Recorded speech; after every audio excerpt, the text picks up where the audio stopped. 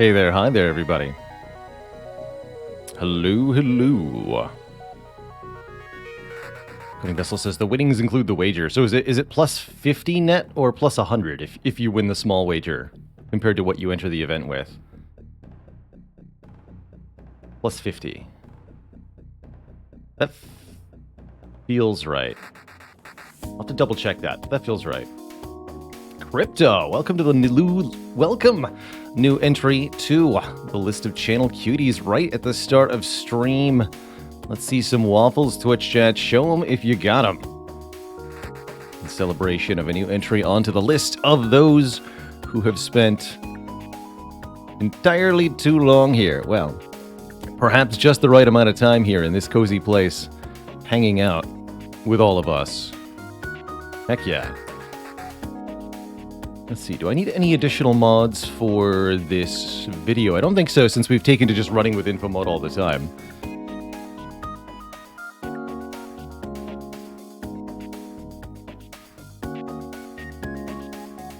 Oh, and time the music perfectly. Got it.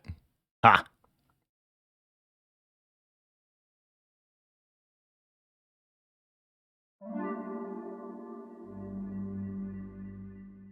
Aren't I here? Well, yeah, I have to be here. Otherwise, there isn't a here to be. So, by definition, I spend all the time here possible. I've watched more hours of my own stream than anybody. Unless somebody has watched the same stream multiple times over and over again. I guess there would be a reason to do that, but I can't imagine anybody's done that to the extent that they've exceeded my own view time. But still, there's tons and tons of people who do watch a ton of my content, and that's something I'm eternally grateful for. So welcome, Crypto, to the list of channel cuties. Let me get you added right now. Let me just get Spire on screen first. Actually. There we go.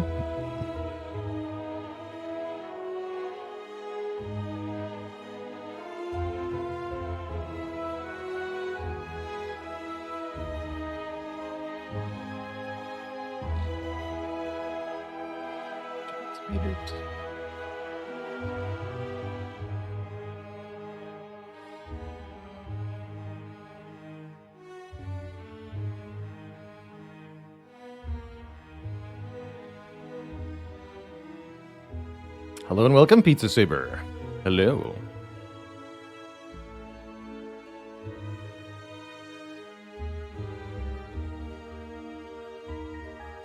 YouTube has no idea how important it is to stretch your water. The valuable information is only available here. I do appreciate that the YouTube is able to snip out the breaks. If only I could just be a robot-powered human and just play non-stop gameplay for 8 hours, but it turns out that actually hurts quite a lot if you try. So I don't recommend it. Do take breaks, do move your body in ways other than sitting in the same position on an uncomfortable office chair for 8 hours. Do walk around and look at other things than a screen occasionally. It's good for you.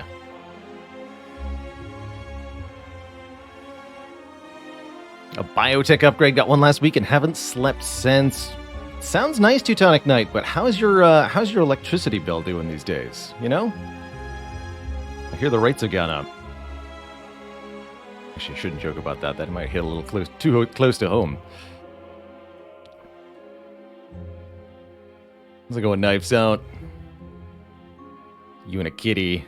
That's your blood. Bailey.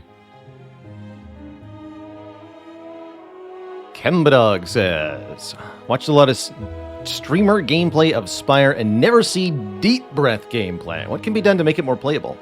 Deep Breath does have a valuable niche. There's two things I'm going to point out. Two relic interactions that are quite useful for it. Let's first just point out the card here. Deep Breath. Deep Breath says, shuffle your discard pile into your draw pile. Draw one. So you shuffle, and then you draw 1. And this can be quite useful for reshuffling the deck while excluding cards that are currently in your hand. This can be a useful way to manipulate the deck. It's also very notably a 0-cost card with a +1 draw upgrade, which is a very important thing because there are very few cards in Slay the Spire that have this criteria. It doesn't exhaust, doesn't cost energy, and upgrades for 1 additional draw. Very, very rare. And with no downside attached to the card either. That means that this can be a useful piece of an infinite combo. Particularly used alongside something like Flash of Steel or another 0-cost draw 1 card. It's also got a couple of interesting relic interactions. There are precisely 2 relics that have useful interactions with the card Deep Breath. And those are the Sundial. Every 3 times you shuffle the draw pile, gain 2 energy. Playing Deep Breath, as long as there is at least 1 card in your discard pile, will activate the Sundial. If you have no cards in your discard pile when you play Deep Breath, this interaction does not occur. Very important to point out. And the other relic that has that interaction is the Abacus, a shop relic that gives you 6 block every time you shuffle the draw pile. Where are you? There it is. And this can be very good with 1 or multiple copies of Deep Breath, actually. Adding 6 block to Deep Breath turns it into a Shrug It Off plus of sorts, with better draw and less block. And that's very cool. That's very cool. So either of those 2 relics can add a lot of value to Deep Breath. A free upgrade can add a lot of value to Deep Breath. Or a very small deck can add a lot of value to Deep Breath. So I'd say that the biggest uses for it are on Ironclad Exhaust builds, as you're trying to combo down to some combination of like Deep Breath, Pommel Strike, Shrug, Dropkick, Flash of Steel. Basically any 2 of those set of cards can form an infinite combo for the Ironclad. If you exhaust all the other cards in the deck with stuff like Burning Pact and True Grit and such. And the other option is Watcher decks that are small or rushdown dependent. You can use Deep Breath to keep cycling the same stance cards more effectively, or just as a useful draw engine on her. For my Mastery Challenge, am I actively trying to make a theme deck out of the cards? Or is it okay to take 2 copies of bad cards and then treat them like curses? It is absolutely okay to take 2 copies of bad cards and treat them like curses, especially since 13 of the cards we're required to master are curses that we'll have to take 2 copies of and treat like curses that are there in the deck, because they are curses. So it's okay to do that for the other cards too, but ideally the cards will do something. And the more I'm able to get the cards to do something, the more cards I'll be able to master in one run, such as this silent run we just had that was gloriously successful. Double Adrenaline, double Corpse Explosion, double Nightmare, and they all kind of enabled each other really well. We even did some truly ridiculous nonsense with the setup. Somebody asked me about the setup use case during the run, and then, well, we got offered an upgraded one, and it became the silly. My only regret is that we didn't have 2 copies of setup. This deck had very notably 2 copies of Quick Slash, which we almost treated like curses. They actually weren't that bad. They were actually very good in Act 1, allowing us to keep drawing cards while attacking. And then later on, mostly we didn't play them. We often discarded them with Acrobatics, but they were still kind of useful. Can I go over the differences of when to take elites in Act 2 with the different characters? Yeah, I think that'll flow into the discussion about Act 2 events, actually, Nerdbusta. I think elites and Act 2 events are pretty intrinsically linked. Because of how some of the events in Act 2 allow you to interact with elites in different ways. Bites and apparitions, specifically, totally change how you interact with elites in Act 2. And so I have to talk a lot about what that lets you do.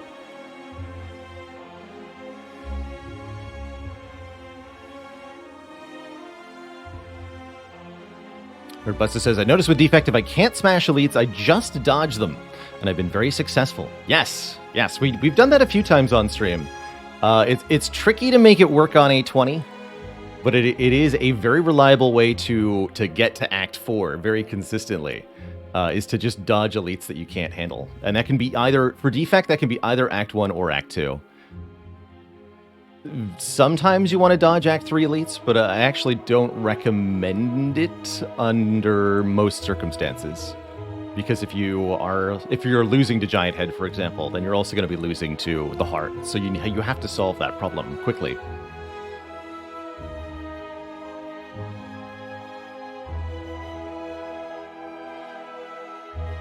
Exactly, Stan Christ. We have to get some of the tricky cards out of the way when the opportunity presents itself. So, for example, I'm going to be taking Ritual Dagger way more often until we get it mastered successfully, because I think it's going to take a long time for that to pan out successfully. Anything to help you not die. That's right, even 2 copies of Masterful Stab. We didn't get the second one, did we? That's also going to be a tricky one to master, is Masterful Stab. How often do I dodge on Silent? I feel like I more often dodge in Act 2.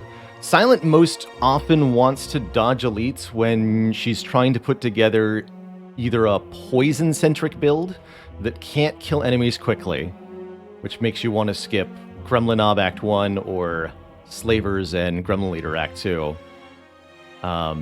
Or she's trying to do a draw-discard infinite engine of some sorts. Like you're trying to put together calculated gambles and tacticians and reflexes together successfully. You can't really do that in Act 2 elite fights very well, but if you can get past the Act 2 elites and have this beautiful draw-discard engine, you can do really, really beautiful things.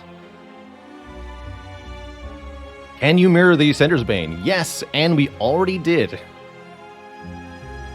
We already have a Sender's Bane crossed off the list.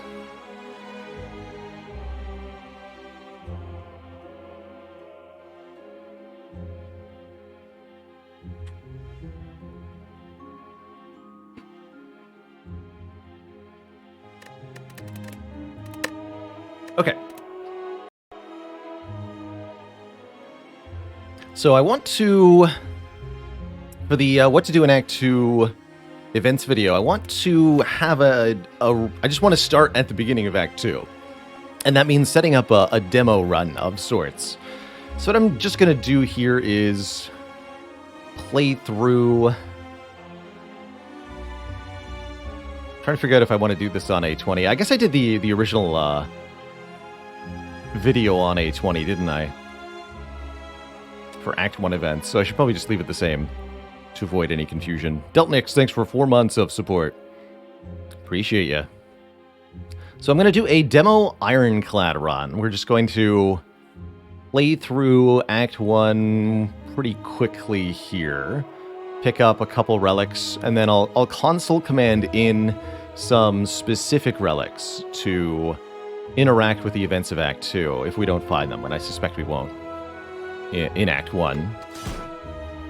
Because I want to show off all the different options and interactions that you could have with the events of Act 2. So I want to have some specific relics for that. All right, let's just get into a demo state then. Perfect.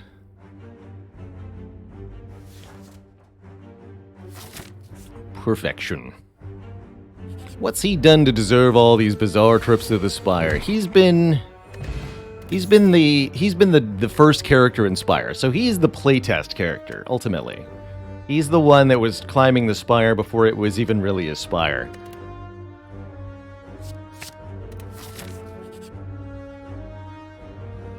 Sure? Sure, we want to have one curse for the thing anyway, I imagine. Could also just remove it. Sure. Oh, don't get a double snipe on this seed? How tragic. We're not yet in YouTube mode. We're setting up for YouTube mode is what we're currently doing here. I can even just use the kill all command if I really want to, but well, I'll give the Spire some gameplay. Why not? Why not? But I'll do a sort of YouTube intro when we actually start here. Looks like we're gonna slaughter Hexagos though. Good. Take that, Hexa.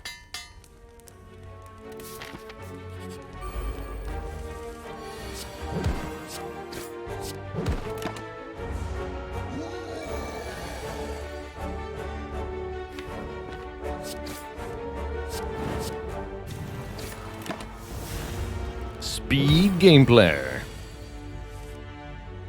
Maximum speed.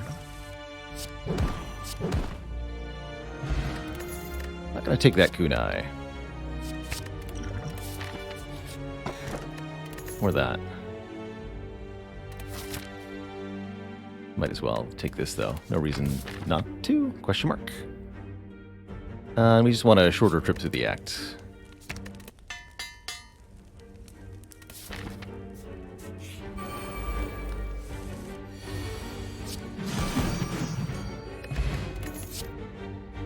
Who's the editor for the YouTube? My editor goes by the name of Riley.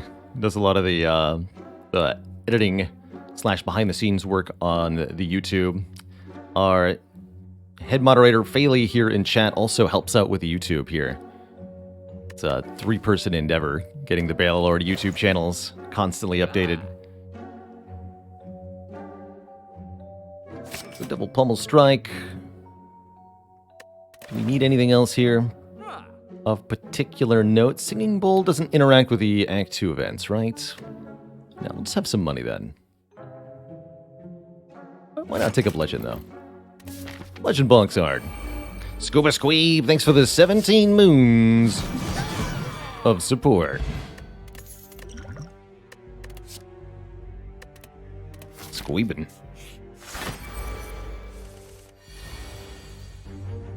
Oh yeah, I'll actually, one of the things I do want to talk about in the video is how to do the expected gold gain math on the Joust event to make sure everybody understands that mathematically speaking, one of the options is higher value on average than the other.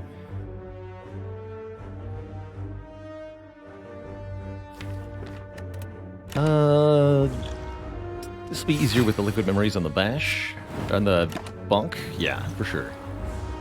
Not that we need full health for Hexagos, but why not, right? Absolutely destroy this creature. Boop.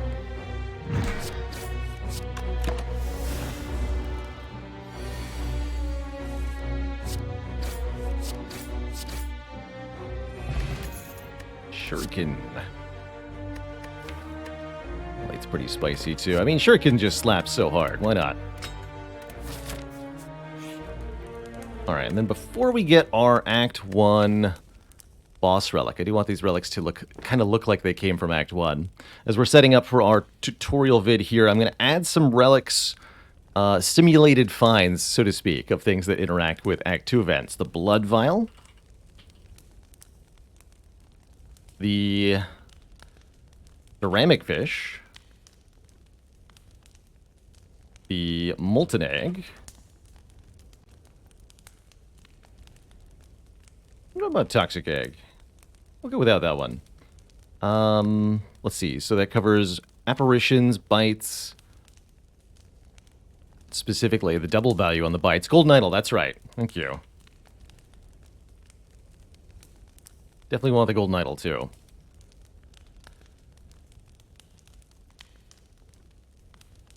Oh, and double value on the Ceramic Fish then, too, because I can talk about the Ceramic Fish Bloody Idol interaction. That's kind of cool. Why is it Molten Egg 2? Because that's not the original incarnation of what the Molten Egg Relic did.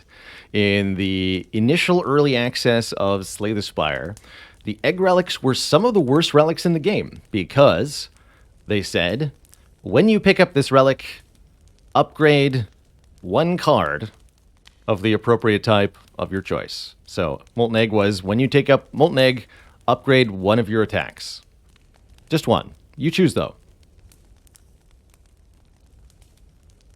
And then eventually the egg relics were changed to what they are now, which is way better. They're much cooler relics now because they can give many free upgrades. Black Star to show that it doesn't work for Thwack. Oh, actually, an elite, just an elite specific relic, like the Sling of Courage. Just Sling? Yeah, Sling of Courage will work. And maybe we do want to have a curse. Decad Rive. Actually, we'll get a curse from one of the Act 2 events, and then we can look at transform stuff.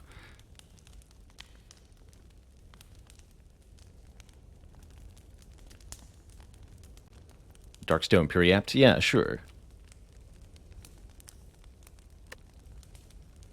All right, that gives us a whole bunch of fun nonsense that we can show off. And there's several events in Act 2 that would give us curses, too. Okay, that should be plenty. We're going to bonk Hexaghost really hard now, just for funsies. We'll load up the map for Act 2. I'm going to look at the event list. Just kind of think a little bit about each of them. And then we're going to quit out to the menu and do our video intro.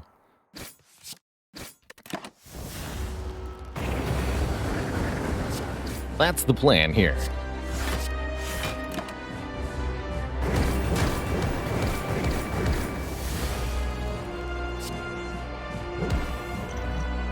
Squish.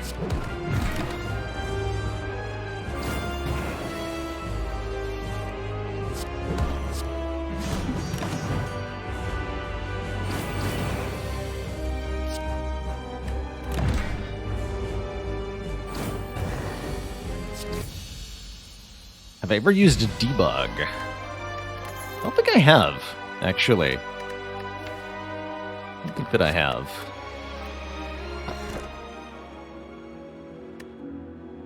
Coffee Tripper is actually a really good demo for why you might want to take these things, too.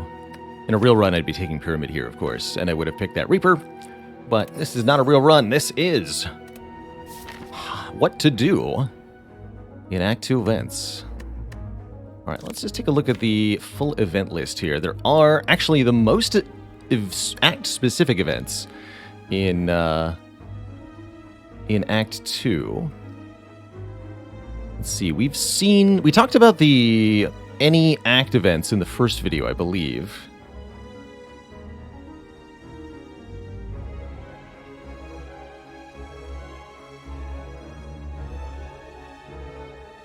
Wondering if I should revisit some of these. Some of them have different context in later parts of the run. But for the most part, they're similar to what we've done so far. Yeah, we talked about all the shrines in the first video. That's what I thought. I don't think I need to talk about, like, Ranwid and the Spin the Wheel again. But we do have a couple new ones to talk about. The Joust is going to be exclusive to Act 2. Secret Portal we can't see. Inloth is exclusive to Act 2. Knowing Skull. Oh, we get to talk about Knowing Skull? Wait, I have... Yeah, we're actually gonna have perfect setup for me to showcase Ceramic Fish, Bloody Idol, Knowing Skull interaction. That's pretty cool. Neat. Very neat.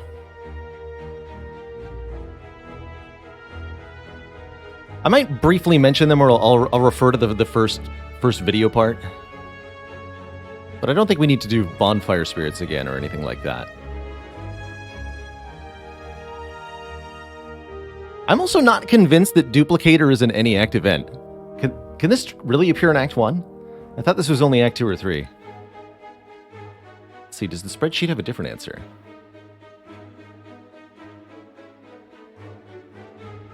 Duplicator. Seems to say... Wait.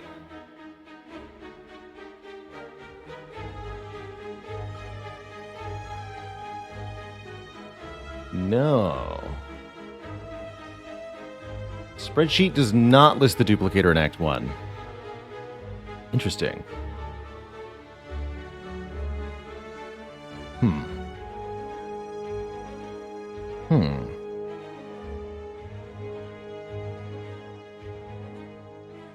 Suspicious glare. I actually don't know. I'm not convinced. Not until I see it actually happen. Anyway, I might talk about that one again. But overall, we've got 13 specific events, which are what? Ancient Writing, the remove a card, upgrade all, okay. Jax will be fun to talk about. Council of Ghosts, the Cursed Tome. I guess I'll want to talk about all three of the relics that come out of this, because all of them are very cool. Okay. That's probably what I'll do there. Could maybe add also Tungsten Rod to show off some of the damage reduction interactions, but I don't think I'll do that.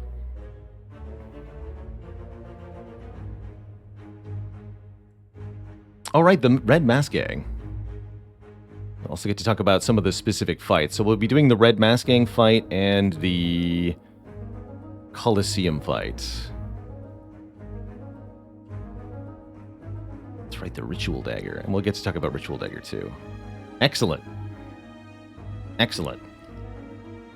Library and Rare Odds might be good to mention. Yeah, if we get... I'll do Inloth before Library, because it also lets me showcase another interaction that you almost never see, which is that Inloth's gift works on the Library and triples your rare card odds. Very cool. So we should be able to get a Library with tons of upgraded rare cards because of the egg. That'll be neat.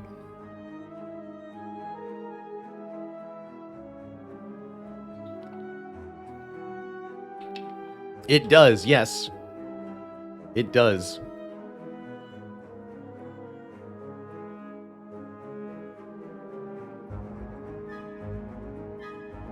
All right, any other prep? I think we're pretty much set here. Okay, so we're going to save and quit here.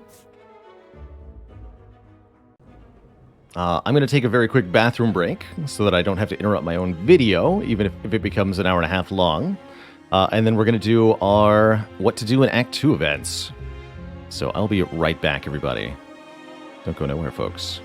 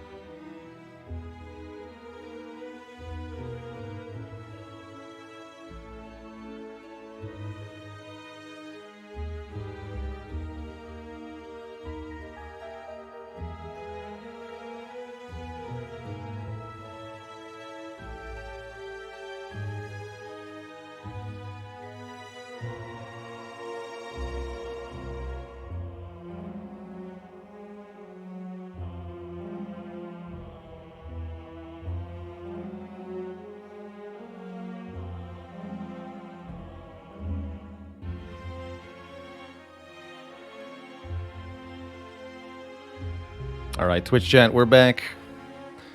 We're back.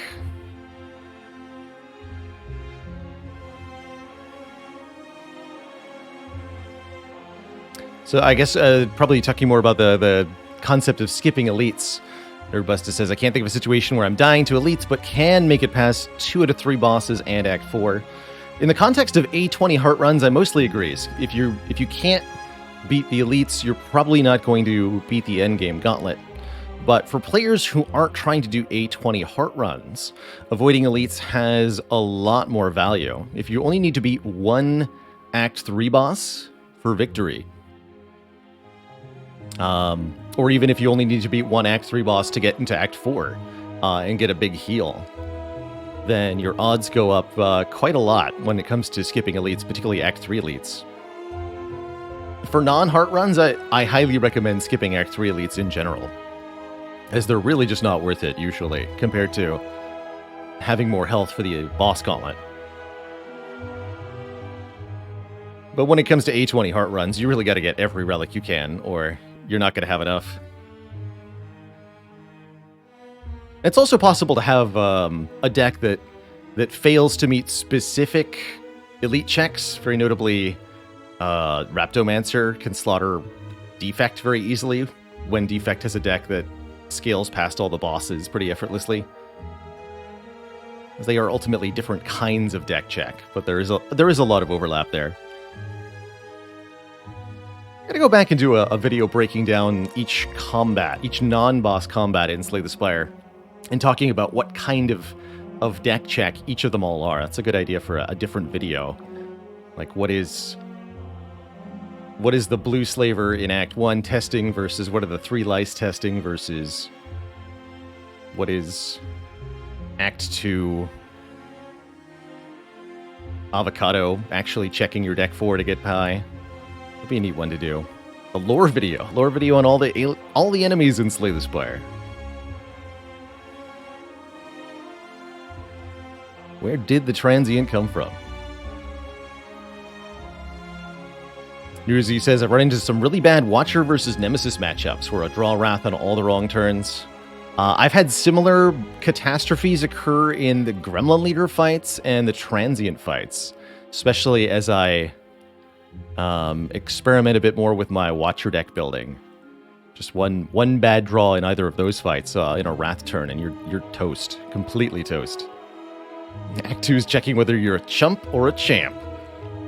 That's right, and I'm going to be using this overlay. That's right, I'm smaller here. Tiny Baylor. Hello. Hello. Charm tests your patience. Jawworm tests us all in that we almost get by the Jawworm, but you're never able to perfectly answer the Jawworm. You must accept that the Jawworm sometimes bites ya, and there's nothing you can do about it, because you drew no defense on turn 1, and you just took the full 12, and then you cried.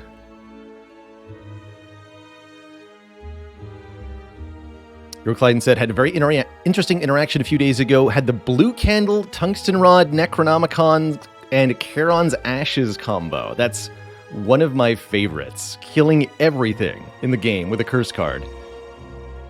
That's pretty amazing. Yeah, Jawworm is a menace. What a run. I love that that's part of the current world record streak. Still held by me. Also fun to say.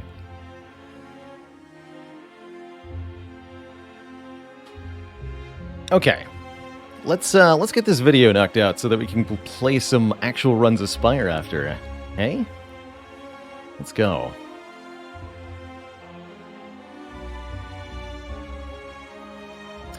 Hey there, YouTube. Baylor here, and today I want to talk about events. Specifically, the events of Act 2 in Slay the Spire, and what to do on your run. Should you be taking events? Should you be taking combats? What do you do in the events of Act 2? And what makes them better? What's the best event? What's the worst event? And which one is the most dependent on what items you have? For the purposes of explaining all of the events here, normally in order to show you every event in Act 2, I would have to play through multiple runs. But I've set up a sort of demo run here in-game, and I'll be using console commands to simply take this run through every single event in Act 2 to showcase each and every one of them and what a whole bunch of the relic interactions of the game are. This should help you decide in your own game if you have the right pieces in place to make the most use of each of the events or if you should opt out, decline, or say no to those spooky ghosts. So let's jump into our demo run here. Oh, it actually does bring me back to the boss chest. We're having a hypothetical ironclad run here who's picked the Coffee Dripper relic going into the second act of Slay the Spire. We load in and the map looks like this. What do you do? Normally you have a difficult decision to make between fighting elites, fighting enemies, and taking events. Particularly in Act 2, the events can look really juicy. There's a lot of possibility here. And in particular, the combats of Act 2 are really, really nasty. If your deck's not prepared, it's very easy to take a ton of damage from the first, second, or third combat that you get into. Some really nasty ones in here, like the Snake Plant, the Shelled Parasite. Oftentimes, you're greeted by 2 thieves at the beginning of Act 2, and that can take a lot of health off of you, which makes it really tempting to avoid those combats by diving into unknown rooms. But are those unknown rooms really worth it? It really depends on what you've got going. So let's take a look at all the different events that you can find in Act 2. I'm using a mod called Info Mod to allow me to display the event overview here. This actually lists all of the events in Act 2. In Act 2, there are 13 regular events. Check my Act 1 events video for a bit of a description between the difference of a regular event and a shrine. But in short, there's 2 rarities of events. Regular events, which have about a 3 times chance compared to a shrine to show up. And shrines, which can appear in multiple acts and are much rarer. So, 13 different events, and we're going to look at these one by one and go through them, take a look at what they actually do, starting with Ancient Writing here. So what I'm going to be doing is using the console command to start each of these events. Is it Ancient Writing? Oh, that's right. I need to refer to...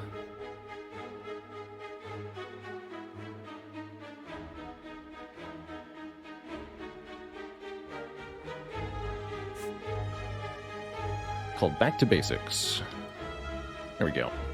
So, this is one of the events you're going to see in Act 2, and one of the better ones, in my opinion. Scaling the city. You notice a wall covered in the writing of ancients. As you try to wrap your head around what the puzzling symbols and glyphs could mean, the writing begins to glow. In this event, you're offered a choice between removing 1 card or upgrading all of your strikes and defense, every single starter card that you have. Most characters start with 8, 9, or 10 starter cards. And my usual rule of thumb for this one is that if you're getting 5 or more upgrades, then it's often worth it to upgrade all the basics. Getting an improvement to your strike and defend cards doesn't necessarily seem like it's all that helpful. Strikes go from 6 to 9, defends go from 5 to 8. But if you have a lot of them in your deck, it's kind of inevitable that you're going to end up playing some of them, just because of how frequently you'll draw them, and you really want the additional numeric output when that happens. If you've been diligent in removing your starter cards, or if you've got a particularly bad card you want to get rid of, like a curse, then it can be worth to take the one remove, the Elegance. This can be really helpful for really small decks of less than 10 cards that are trying to turn into something refined. But my rule of thumb is that if you get 5 or more upgrades here, you should take the upgrade all. The truth is always simple. This event can appear even if you have no strikes and defense, in which case the removal is pretty much always the go-to choice there. Alright, what's next on the event list? Augmenter. This is another common event in Act 2.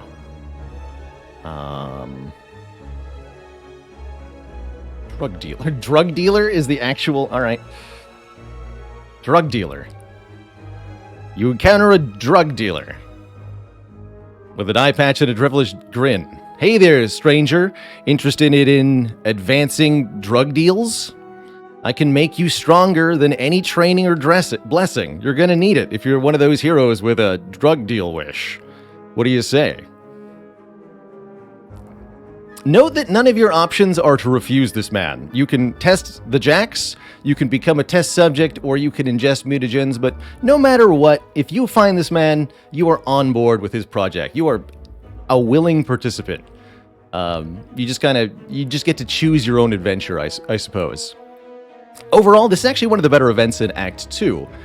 Just like the Ancient Writing event, you get 2 different choices on that one, 3 different choices here, and all of them are vaguely positive, so you get to choose which one is the best for you. And all of these are quite good in different situations. Option A, Jax. Jax is a 0-cost card, which says lose health, gains strength. That's strength for the whole combat. And this card doesn't exhaust, so you can play it multiple times. This card is really nice in decks that can afford the hit point loss and need a bit of strength gain. And since this is strength gain that's accessible to any character, there's lots of possibilities here. On Ironclad, you already have native healing with the Burning Blood starting relic, 6 health per combat. So the Jax is reasonably affordable there. And there's lots of uses for strength on Ironclad. On Silent, Shivs and cards like Finisher can be really, really significantly improved with a couple points of strength. So if you're an attack spam Silent, Jax is worth considering, especially if you haven't found accuracy yet. On Defect, 0-cost attacks like Claw, Beam Cell, and Go for the Eyes all interact really nicely with Jax. Defect also has the ability to get back the Jax with either Hologram or All for One to play it multiple times. And Watcher can deal double or triple or even more than that damage with her stances and the vulnerable status effect, so a little bit of strength goes a very long way on the Watcher. And because this card is 0-cost, you can use it to do a ton of damage very, very quickly if you're willing to lose a little bit of health. So I'd say you should consider this top option for any character with a bit of a healing surplus. If you've got meat on the bone or some other way to heal lots, then it's worth a thought if you do attack damage. The second option, Transform 2, is probably the option I find myself taking about 80% of the time. You turn 2 cards into 2 new random cards, and this is a really good way to get rid of starter cards. Interactions here to note are that when you transform a card, this counts as removing the card that you transformed and then adding a new copy of a random card. And that has a couple of purposes. First of all, if you have the egg of the same type as the card, Molten Egg for attacks, Toxic Egg for skills, Frozen Egg for powers, then the card gets upgraded. And if you have the Ceramic Fish Relic, whenever you add a card to the deck, gain 9 gold, you get 9 gold per card you transform with Ceramic Fish. So there's an extra little interaction there if you happen to have this otherwise fairly underwhelming common relic. More on that in a bit. The Ceramic Fish has some fun interactions in Act 2. Last option, Mutagenic Strength, gives you 3 strength on turn 1. It's implemented as 3 strength and then 3 of the debuff strength down, which can be blocked by an artifact charge. So this works really nicely with the Clockwork Souvenir Shop Relic. And in general, I like Mutagenic Strength on decks that draw a lot of cards on turn 1. Any deck that has Bag of Preparation, any silent deck that has a lot of attack cards can really benefit from Mutagenic Strength. So I find myself taking this most often on Silent, but can be very good on Ironclad and Watcher as well, to have strength on turn 1. Very good also if you have Bag of Marbles to make enemies vulnerable on turn 1, as the combination of bonus strength and vulnerable enemies is enormous turn 1 damage. In this case, I think I would argue for a transform. Let's turn 2 strikes into something else here. Note that our gold goes up as the cards get added because of the Ceramic Fish. And the whirlwind that was transformed into is upgraded because of the molten egg. Transforms can be very, very good, and there's a couple decent transform options that'll appear in Act 2. Alright, our third event. I like that they're grayed out as we see them. The Council of Ghosts, which are also under a different name.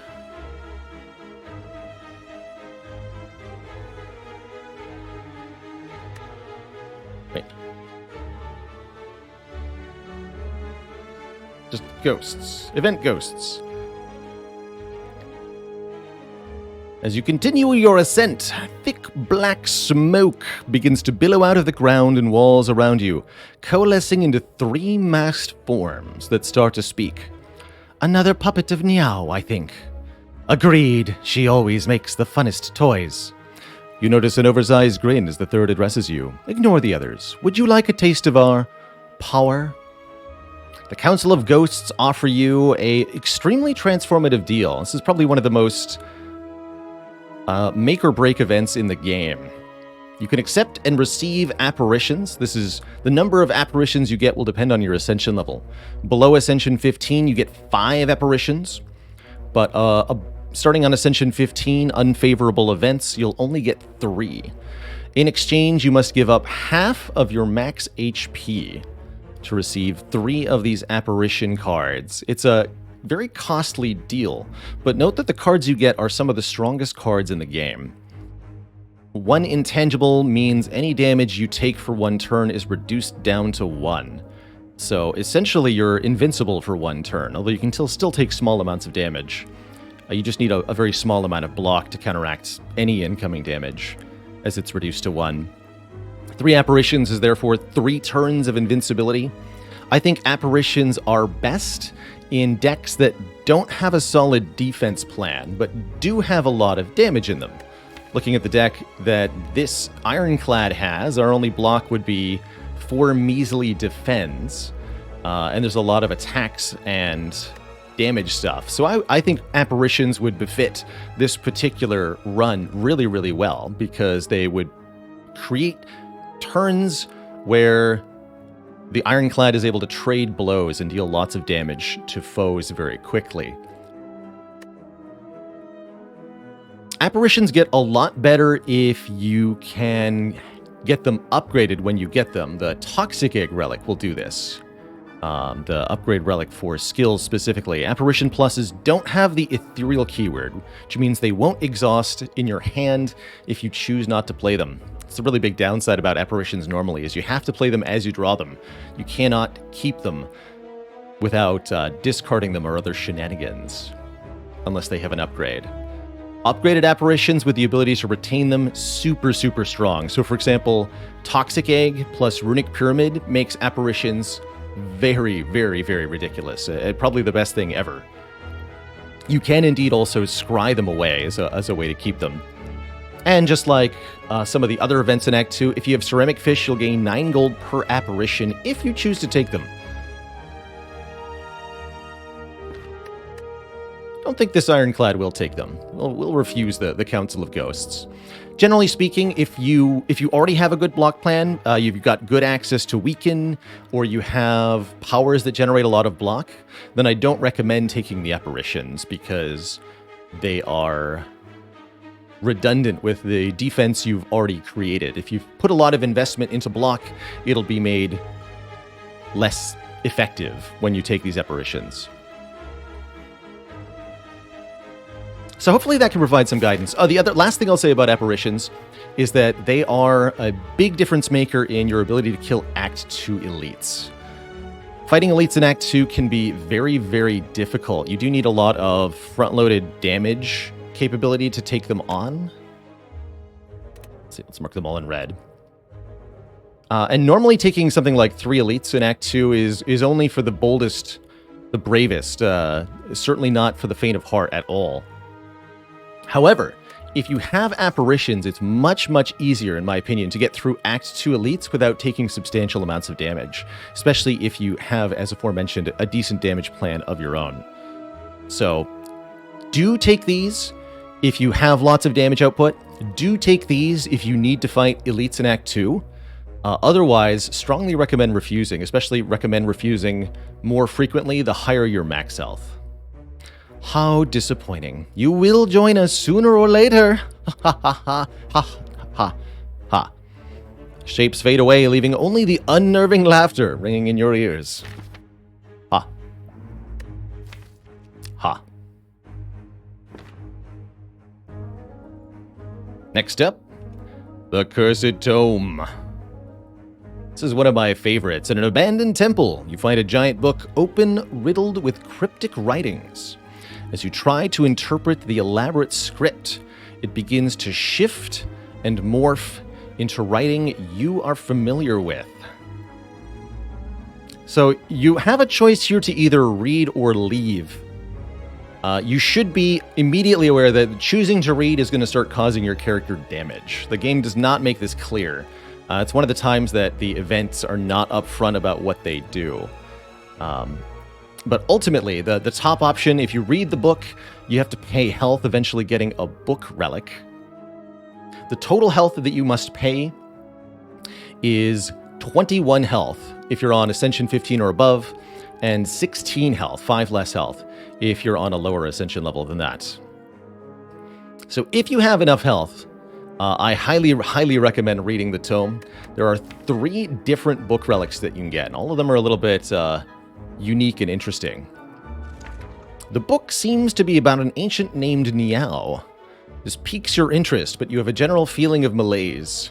Once you choose to read, you can't stop taking damage. The Ancient of Resurrection Niao was exiled to the bottom of the Spire. You feel compelled to read more, but your body begins to ache. Seeking vengeance, Niao blesses outsiders, using them for her own purposes. You're starting to feel very weak and tired. Those resurrected by Niao remember only fragments of their past selves, cursed to fight for eternity. As you near the final page, your old wounds begin to reopen. So, even if you stop, you can lose more health. But you're allowed to leave at the very beginning without taking any damage. So, you gotta either commit or don't, but definitely don't get this far and then don't take the book. Obtain the book, you pay 1 final health price, and then get the relic. This one is the Enchiridion, the legendary journal of an ancient lich.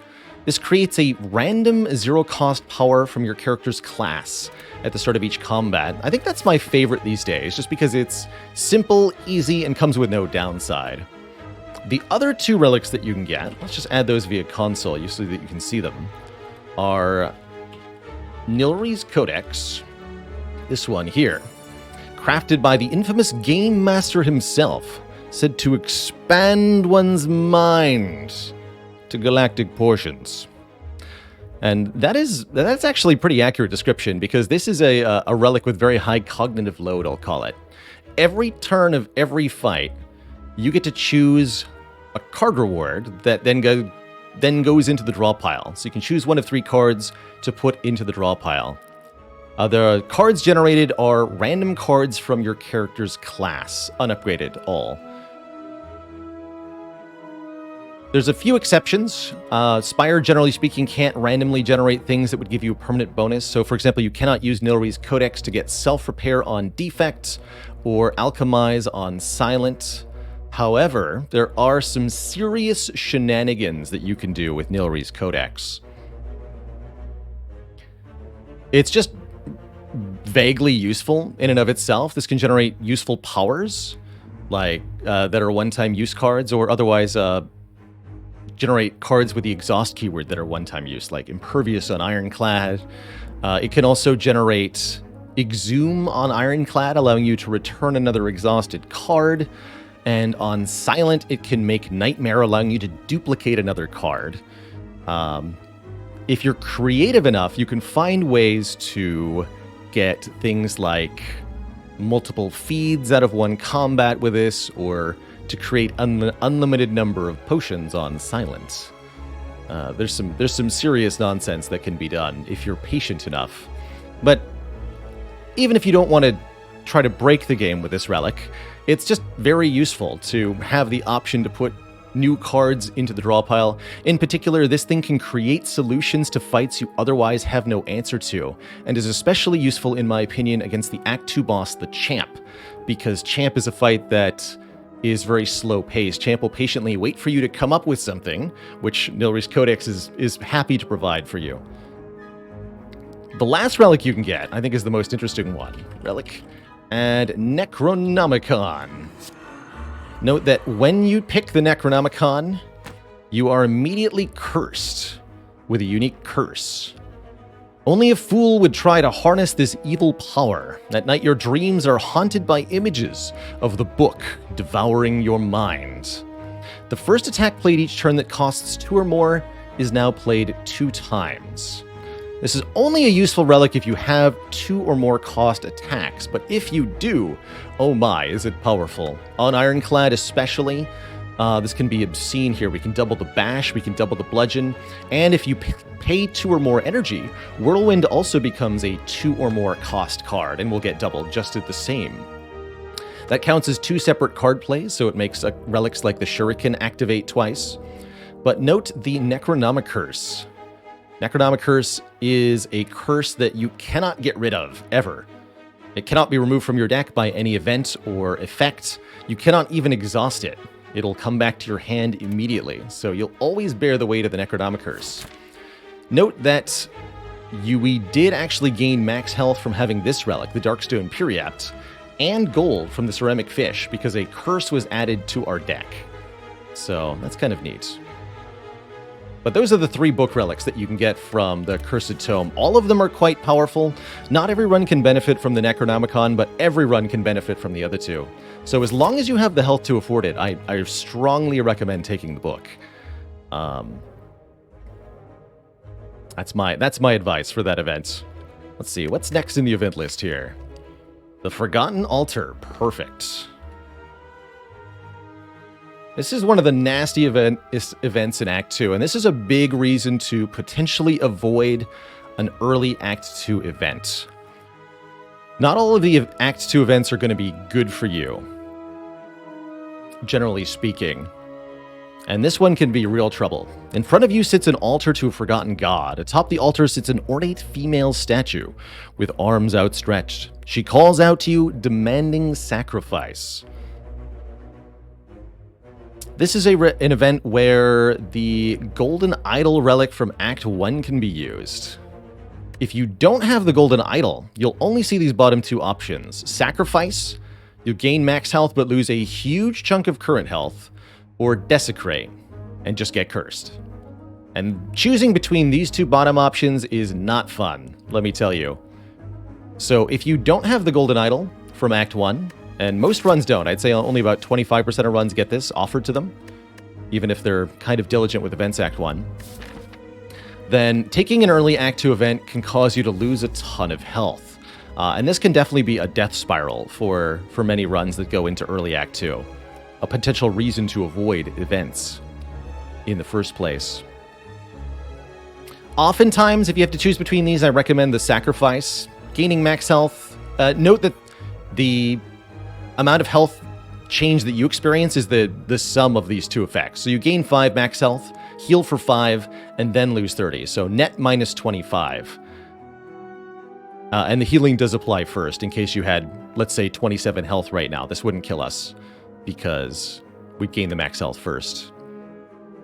Desecrate to get a curse is not too bad if you really need the current health. Or, for example, if you have Darkstone Periapt, this would be gain 5 max health, lose 30 health, or get cursed, gain 6 health. That's not bad. But if you have Golden Idol, I very strongly recommend swapping it for the Bloody Idol, which is a special empowered version of the Golden Idol. As you gently set the idol onto the altar, a cold wind swirls throughout the room. The arms of the statue begin to discolor and crumble. Your golden idol begins to dull in color and begins bleeding from its eyes. The bleeding never ceases. The idol now weeps a constant stream of blood and says, whenever you gain gold, heal 5 HP.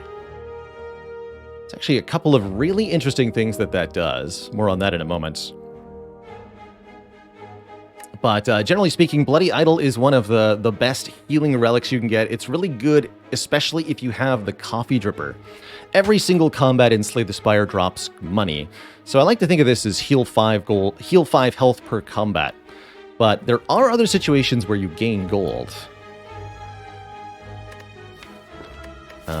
Next event. The Masked Bandits. Another common event.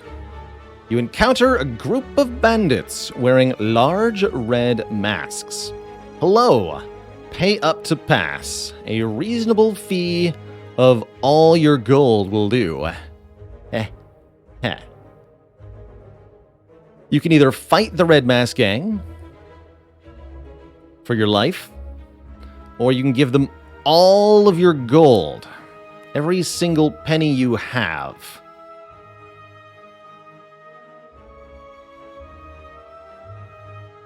Generally speaking, I strongly recommend taking the fight here. It's a pretty rewarding fight. You'll get a substantial amount of money, and they drop a special relic that's quite nice. However, note that this fight is no joke. These three are quite dangerous and will definitely test you, especially if it's very early in the act. The less damage output your deck has, the worse this fight is. You really have to do a lot of damage very quickly, or you'll get overwhelmed. I also want to showcase the text here. So what I'm going to do here is we're going to pay out, just to show something off, first and foremost. If you choose to pay them to avoid the fight, you lose all your money. Hee, thanks for the gold. Oh, I love gold. It's so nice. Shiny, shiny chits they are. Hey, Bear, hey. This guy gave us all his gold. What a sucker, right? Get this, I just had to ask nicely. Who knew? I certainly didn't. What a chump. Gang, let's all have a laugh for this wondrous occasion. Ha ha! Ho, ho, ho. Ho. And then you leave. Fun fact, if you look at the map and then click this button, Return, they'll mock you even more. It's one of only a couple events in Slay the Spire with extra secret text if you come back from the map. Oh, you're still here? Did you overhear something? Didn't think so, loser. Ha ha ha. Oh. Well,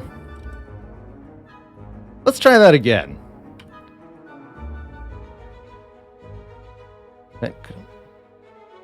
Oops. That one. Ah! There we go. You encounter a group of bandits wearing large red masks. Hello! Pay up to pass. No.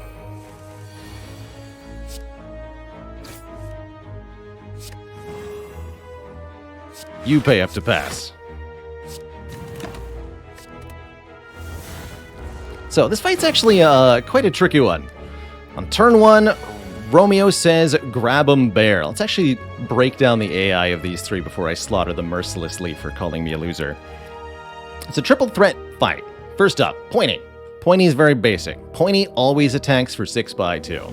He's a constant annoyance. But the real threat is Romeo and Bear, who give you a free turn 1, so to speak. On turn 1, Romeo mocks you, and Bear grabs you, giving the player a dexterity penalty, -4 on the highest ascensions, only -2 on lower ascensions.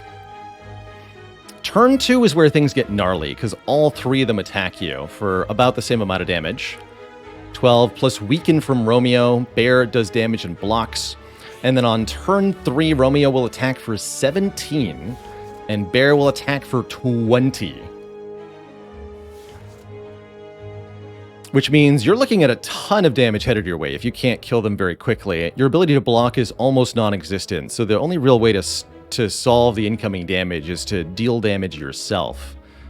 We do that plentifully here, but if you cannot get them all easily, my recommended order of operations is this. If you can kill Bear on turn 1 and block the dex debuff, do it. That's a good idea. If you can't kill Bear on turn 1, then you should start doing damage to Romeo, because you want to prevent Romeo weakening you on turn 2.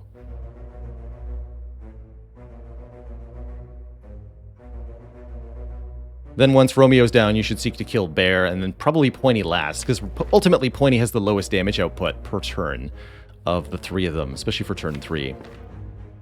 But ideally, you use some kind of AoE or something and just kill them all immediately. It's a much easier fight that way. You get more than average gold for beating them. A normal fight drops between 10 and 20 gold. We got 34 here, which does also heal us because of the Bloody Idol. You also get the Red Mask. This very stylish looking mask belongs to the leader of the Red Mask Bandits.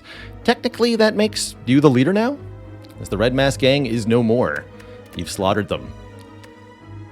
You also get a card reward, and card rewards are pretty nice too. Fun interaction to point out between the Bloody Idol here and the Ceramic Fish. Pretty rare to get both of these together. But if you are gaining health whenever you gain gold, and you're getting gold whenever you add a card to the deck, then you heal whenever you add a card to the deck. That's pretty cool.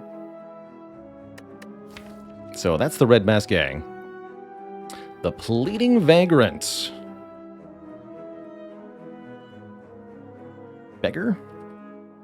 No, Beggar's Cleric, right? What is the Vagrants? Addict.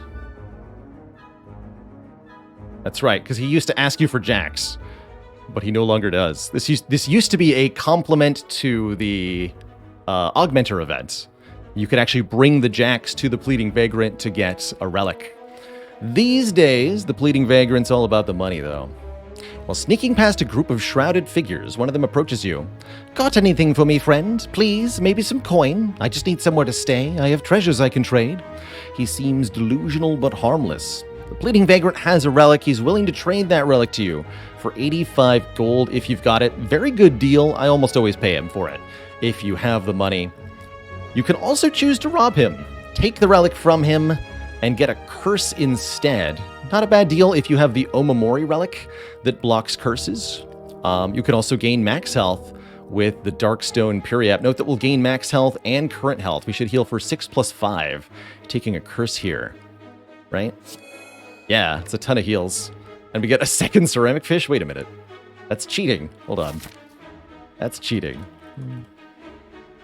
You can't have two of the same relic. You have some shame. Wait, I didn't read that. You snatch the precious relic from his clutches and walk away. From behind you here, have you no shame? Have you no shame? You have some shame. A shame curse, that is. Usually a bad thing can be a good thing with something like the Darkstone Periapt. So that happened because the Ceramic Fish that we had earlier was acquired in some of the same ways that the events we were seeing are. A little bit of a glimpse behind the curtain for this video, but that's okay. That's okay. But yeah, usually I recommend paying the Pleading Vagrant. In most cases, you're going to want that relic, though. So, do consider. I'd say I'd probably rob him about 10% of the time and pay him 90%.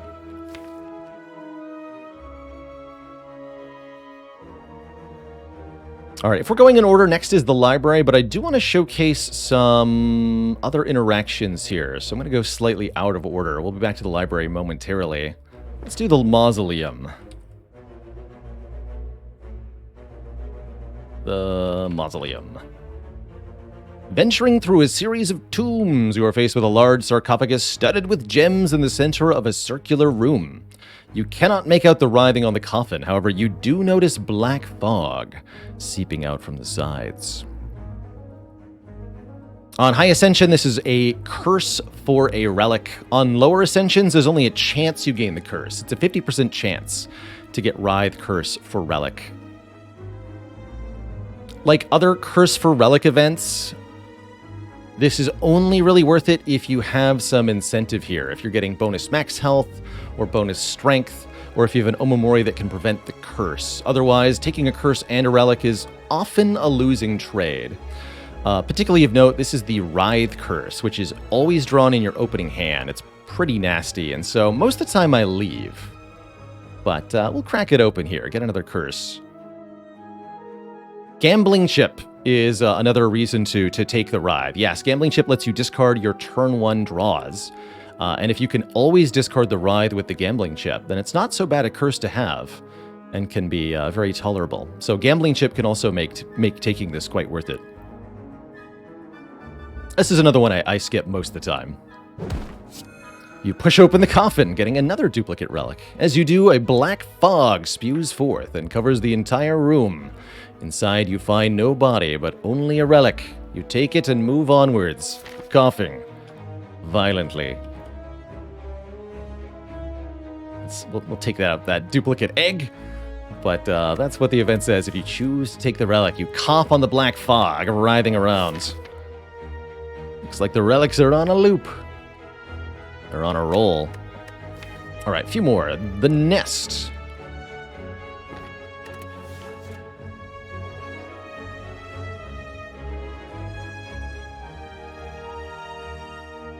A long line of hooded figures can be seen entering an unassuming cathedral. Naturally, you join the line and are quickly surrounded by cultists. They ignore you as they gleefully chant and wave their weapons around. Murder, murder, murder. Caw, caw, caw. Murder, murder, murder. Caw, caw, caw. You eye a donation box. You can either smash and grab, getting some money, 99 gold on lower ascensions, or you can stay in line, take some damage, and obtain a card called the Ritual Dagger. This is the only way to get this card, is this event, and you can only get one copy per run. You can only encounter the event once per run. The Ritual Dagger is an attack that says deal 15 damage. If fatal, if this card kills a non-minion enemy, permanently increase this card's damage by 3. Ritual Dagger is one of the more unusual and very fun cards in Slay the Spire. Every time you kill an enemy with it, it gets stronger permanently. The earlier in Act 2 you see this event, the better it is, generally speaking, because the more opportunities you'll have to improve it with combats. This is also a much better event if you happen to have that Molten Egg relic, because the Molten Egg upgrades the Ritual Dagger. Ritual Dagger Plus says permanently increased by 5 each combat. The average run of Slay the Spire will do probably 15 to 20 combats after Act 2. So you can level this up quite a bit. The highest I've personally scaled Ritual Dagger to is actually almost 200 damage, using Exhume on Ironclad to return it to my hand and kill multiple enemies per combat with it.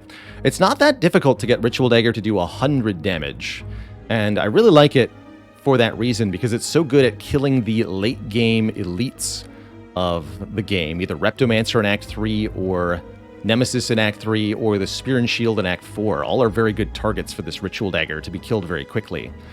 Just a card you can carry around to just instantly end some fights once it's strong enough, and it keeps getting stronger once it kills things. All the better if you can multiply its damage. If you've got a pen nib to make it do double damage, or you can apply Vulnerable consistently, or if on Watcher you have Wrath Stance, all of these make it a lot better. You decide to stay in line out of fear to see what will happen. Eventually, you are face to face with the leader. A well-dressed cultist hands you an ornate dagger. Like the others before you, you slash your forearm, hence the damage, and let blood drip into the misshapen bowl. The cultists chant and holler for you. Caw, caw, caw! You chant too. Why not? Why not, Twitch chat? YouTube chat. Why not?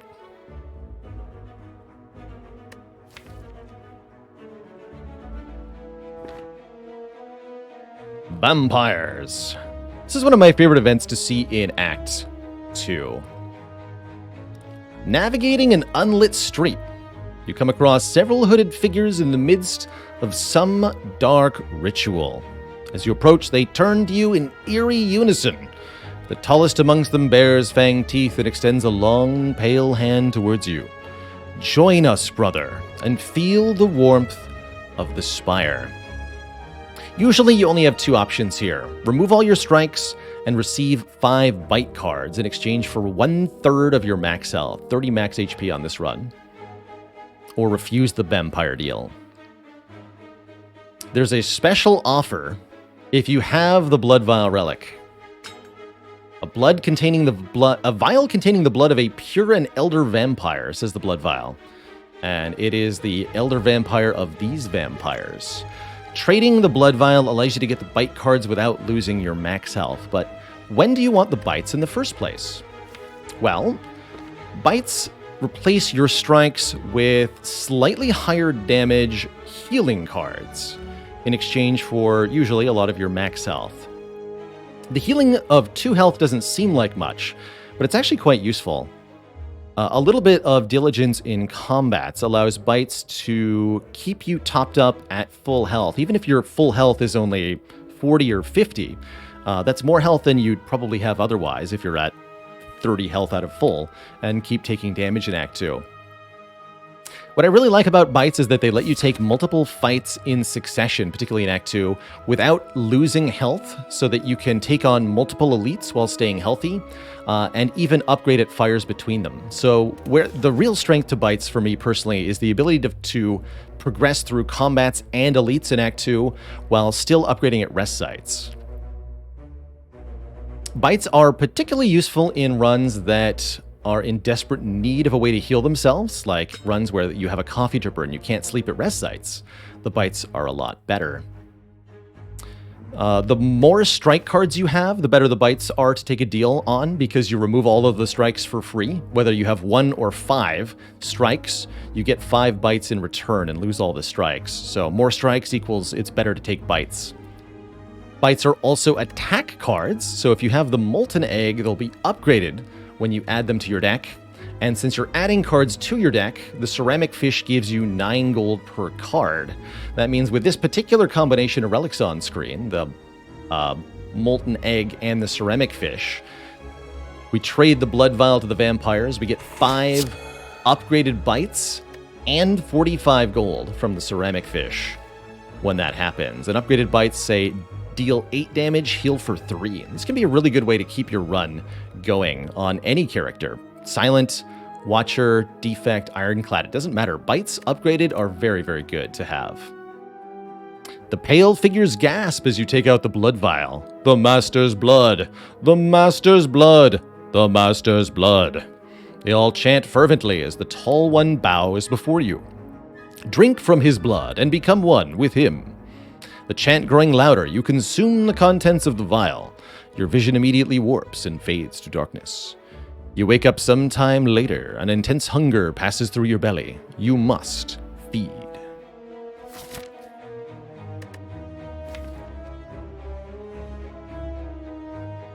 Would I ever turn down bites if I have Blood Vial? Yes, if you don't want to add 5 attack cards to your deck in exchange for your strikes, it may not be a good deal. For example, if you're a poison-based Silent, you might not want to add a whole bunch of bites. Or if you're a deck that's already removed all the strikes successfully, adding 5 bites could really, really bloat your deck very quickly and make it difficult to draw important cards. So you don't always want bites, even if they're offered to you with upgrades or for no max health, just because of the card count. The Old Beggar. Oh, that's right, we didn't visit Cleric. We have to do Cleric. Is it just regular beggar? Yes. An old beggar, cloaked in fur, reaches his hands out towards you as you pass. Spare some coin, child, asks the beggar. You can either give the beggar some money to get a card removal, or you can leave. Spoiler alert, this is secretly Cleric in disguise. There's no other interactions to be had. It's just pay 75 gold for remove or don't. If you've got a card you want to get rid of, it's generally a good deal. It's the same price or better as the shop, and it won't increase your future remove price. So you might as well take the deal if you get it. But it's definitely not a great event overall. The beggar takes off its cloak to reveal that he is Cleric. You are a kind soul. Receive my purification, he screams. You are unsure if he is grateful or mad. And then a card is removed. We'll take out the bash, just for funsies here. This is another event with secret text if you return to the event from the map now. I hope you do better this time, friend, he shouts. Wondering what was implied by this, you push forward. And there's actually different secret text if you don't give him the money. I'll leave you to discover that in your own games. But I wanted to point out the secret text there on the Act 2 events. Okay, we'll look at the library momentarily, but there's a shrine event I want to cover before we do that one. So those are most of the common events you can encounter in Act 2. All told, there's several curses, a couple of add a whole bunch of cards to your deck options that you may or may not necessarily want to take, and a couple events, the Ancient Writing and the Augmenter, that are almost unequivocally good. Otherwise, it's a bit of a mixed bag here. And Act 2 events are not going to be very consistently good for you unless you have certain relics, the ones depicted at the top of the screen here in particular. As far as special events that you can get in Act 2, some of these we've already talked about in our Act 1 video, events that can appear in any act like the Bonfire Spirits, the Duplicator, the Face Trader, the Ominous Forge. But there are some events that are rare that only start appearing here in Act 2. And the Knowing Skull is one of them.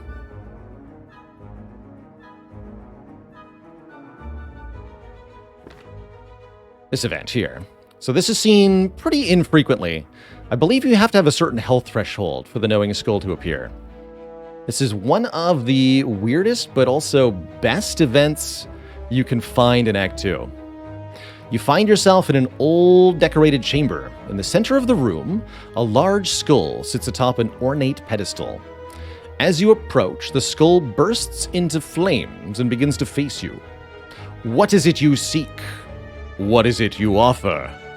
What are you buying? In sync with its final words, the door behind you slams shut. So all of the options cost health here. Important thing to note is that this is not a simple choose one of 4, but rather the top 3 options can be picked repeatedly, and then the last option leaves the event. And all of the options cost health. So if I want to pick me up, we pay 6 health, and we get a potion. You can pick that top option again, but now it costs more health. I can pick Riches, gain 90 gold for 6 health. That actually heals us, in this case with the Bloody Idol. So you could get a lot of money for very cheap here. Although, since the price goes up every time, you can't get unlimited money this way. But if you're so lucky as to run into this event with Bloody Idol, you can get a ton of money for very cheap. Generally speaking, clicking on Riches at least a couple of times, I strongly, strongly recommend, because the exchange ratio of health to money, even if you're not getting any heal back, is huge here. You can just get a ton of money from the Knowing Skull if you're willing to go down to half health or something. Success! Get a colorless card. This is an option I strongly recommend you never click on. Why? Because you get a random, uncommon colorless card. You cannot get a rare colorless card, and you cannot refuse the card. So we click, we get a Dark Shackles. That's actually a pretty good card. Let's click again. Note that we're also healing 5 back here because of the Ceramic Fish and the Bloody Idol. When we add a card to the deck, we heal 5. Normally you have to pay the full price here. Second card added was Swift Strike with an upgrade from Molten Egg. Let's do one more. Discovery. Actually, that's a really good set of 3, quite frankly. Again, I don't recommend this. You're not going to get cards that you want, I assure you. My usual recommendation here is if you have empty potion slots, it's often worth trading 5 or 6 health for a potion. And then it's really a game of figuring out just how much free health you have to trade into money. Try to figure out how much health you need to survive until the next rest site or the next shop, and trade away pretty much as you can afford. I usually like to click 3 or 4 times on money and then try to limp to a shop. But it really is a question of how much health you can afford to lose. If you find this event and you can't afford to lose any health, then you still have to pay the 6 health to leave. Behind you, mortal. Surely enough, there is a door. And you can leave the event, but you're still down some health, and that's tough. That's tough. Overall, one of the best events you can find. As long as you have health to bargain, the Knowing Skull lets you do all sorts of really good stuff.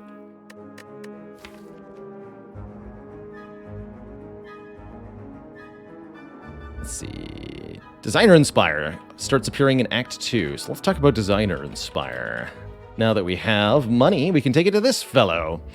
You discover a colorful shop with the banner Inspire and walk in to see what's inside.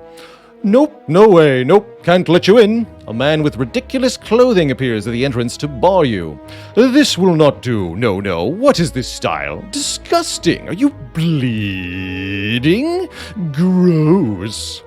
Business? You a customer? Fine. Whatever. He leads out an exaggerated sigh and points at a list of services.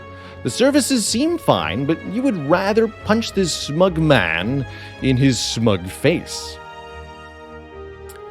Designer Inspire always gives you 3 options. I believe the first 2 are random. It'll either be upgrade 2 random cards,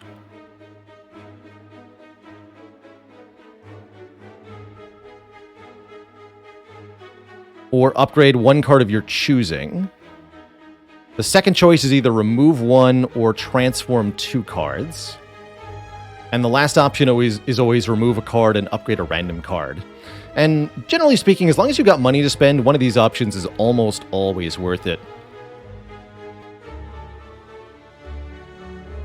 Just kind of a question of whether you want upgrades or removals more. In this situation, since most of the cards are upgraded, random upgrades would actually hit pretty good stuff. So I'd probably take 2 random upgrades here for the cheapest discount. But the most satisfying outcome by far is punch. You might ask, why does punching this creature lose you health? Well, the answer is, boop. You punch him so hard, your fist hurts. My face! Now I'll have to... blah. He fainted. Who's gross and bleeding now? And the art even changes with a giant swollen lip. Look at that. So satisfying. So satisfying. Who's gross and bleeding now? No text for returning to that. Okay. A beautiful event. Strongly recommend punching at least once. All right. Another very rare event in Act 2 is Inloth. An odd creature with a hunched back sprouting several tentacles is scrounging through a pile of trash and debris in front of you. As you approach, he shuffles forward in a non-threatening manner. Inloth hungry. Feed Inloth. Inloth is a weird gargoyle thing. 2 of your relics are chosen at random. Know that you need 2 relics to encounter Inloth in the first place, so if you're doing a 1 relic challenge run, you can't get this event. Picks 2 relics at random from what you have, and you can choose one of them or none of them to give to Inloth. You lose that relic forever, and get a new special relic called Inloth's Gift, which increases your chance of finding rare cards in combat rewards. It's actually quite useful. Finding more rare cards, particularly a lot more rare cards, is really nice, and you can do some very fun runs with tons of rares if you take this. Note that Inloth can ask for relics that have a one-time effect. For example, a used-up Niao's Lament can still be given to Inloth.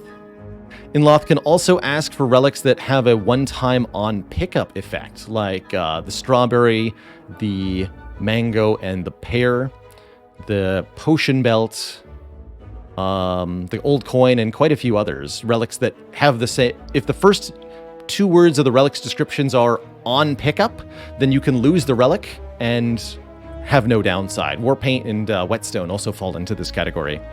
You can give them to Inloth and lose nothing at all. So we'll offer the Niao's Lament, why wouldn't we? Holding the relic out towards him, Inloth snatches it out of your hand with his tentacles, dislocates his jaw, and slurps down your offer in one quick gulp.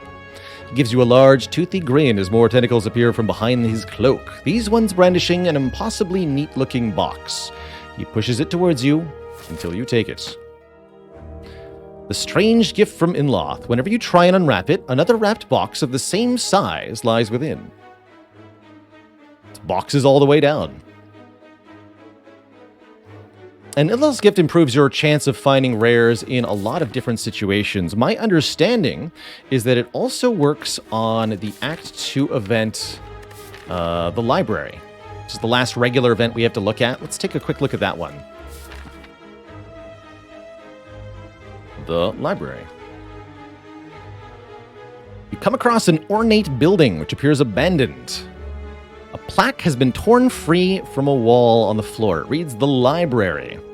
Inside, you find countless rows of scrolls, manuscripts, and books. You pick one out and cozy yourself into a chair for some quiet time. You can either read the book to look at 20 different cards, or sleep. Reading is very, very nice here. It gives you a lot of different cards to look at that can really help define your build a lot. Note that the library must show you 20 different cards of random rarity. So you're going to see most of the commons that your character has access to, probably plus a bunch of uncommons, and potentially a rare or two. With In-Lost Gift tripling our chance of rare cards, we should be able to see more than one rare. I'm hoping we'll generate more than one. We'll see. It's all up to the RNG here. Or you can heal for 20. This is, I think, 20% of your maximum health, so it's a moderate heal. Not quite as much as you'd get from a rest site. Generally speaking, I recommend looking at cards. Couple things to note, though, is that these cards have a 0% chance of being upgraded normally, so they'll only be upgraded if you have the appropriate egg relic. And once you choose to read, you must take one of the 20 cards offered to you. You are not allowed to skip. However, that said, reading is great. I recommend reading. And yes, In-Lost Gift flashes and it says we got 5 extra rare cards. So let's count. 1, 2, 3, 4. Wait, where's the 5th one?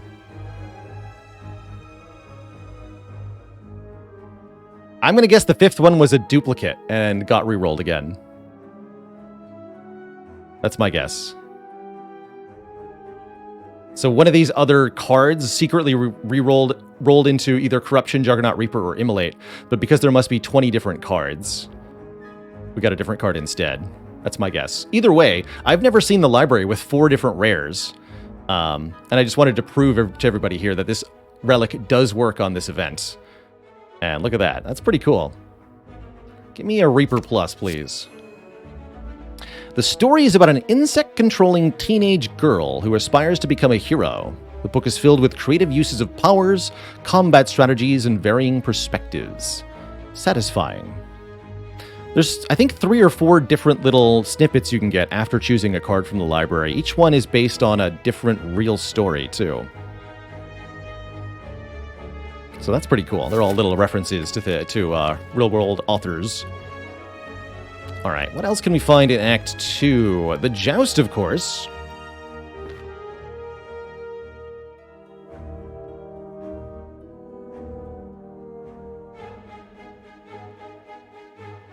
As you make your way through the large buildings, you come across a long, narrow bridge and spot knights on either side facing one another. You approach. Halt! A knight forcefully gestures you to stop with its giant lance. Today is the day I must settle the score with the murderer of my beloved pet Noodles. Until then, you may not pass. Fellow witness, why don't you bet on who you think will emerge victorious? You have to bet here. Again, just like the drug dealer, your character is seemingly really gung-ho on the whole betting thing. And none of your options are to decline. You must wager either the murderer, who is overwhelmingly likely to prevail, or the owner, who has a higher payout if they win. This one's a really fun event for me, personally. I really like the numbers that the devs settled on for this event, because you can look at the average expected gold from each of these choices and calculate that one option is on average better than the other.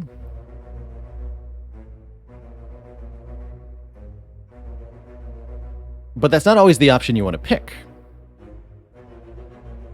So let's do some math. You always lose 50 gold. If you bet on the murderer, then there is a 30% chance that you don't get your money back, and a 70% chance that you get 100 gold back.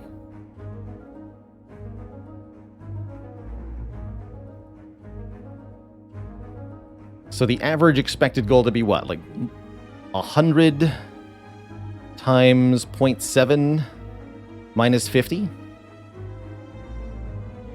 I think is how you do that. So you, on average, gain 20 gold from the murderer option.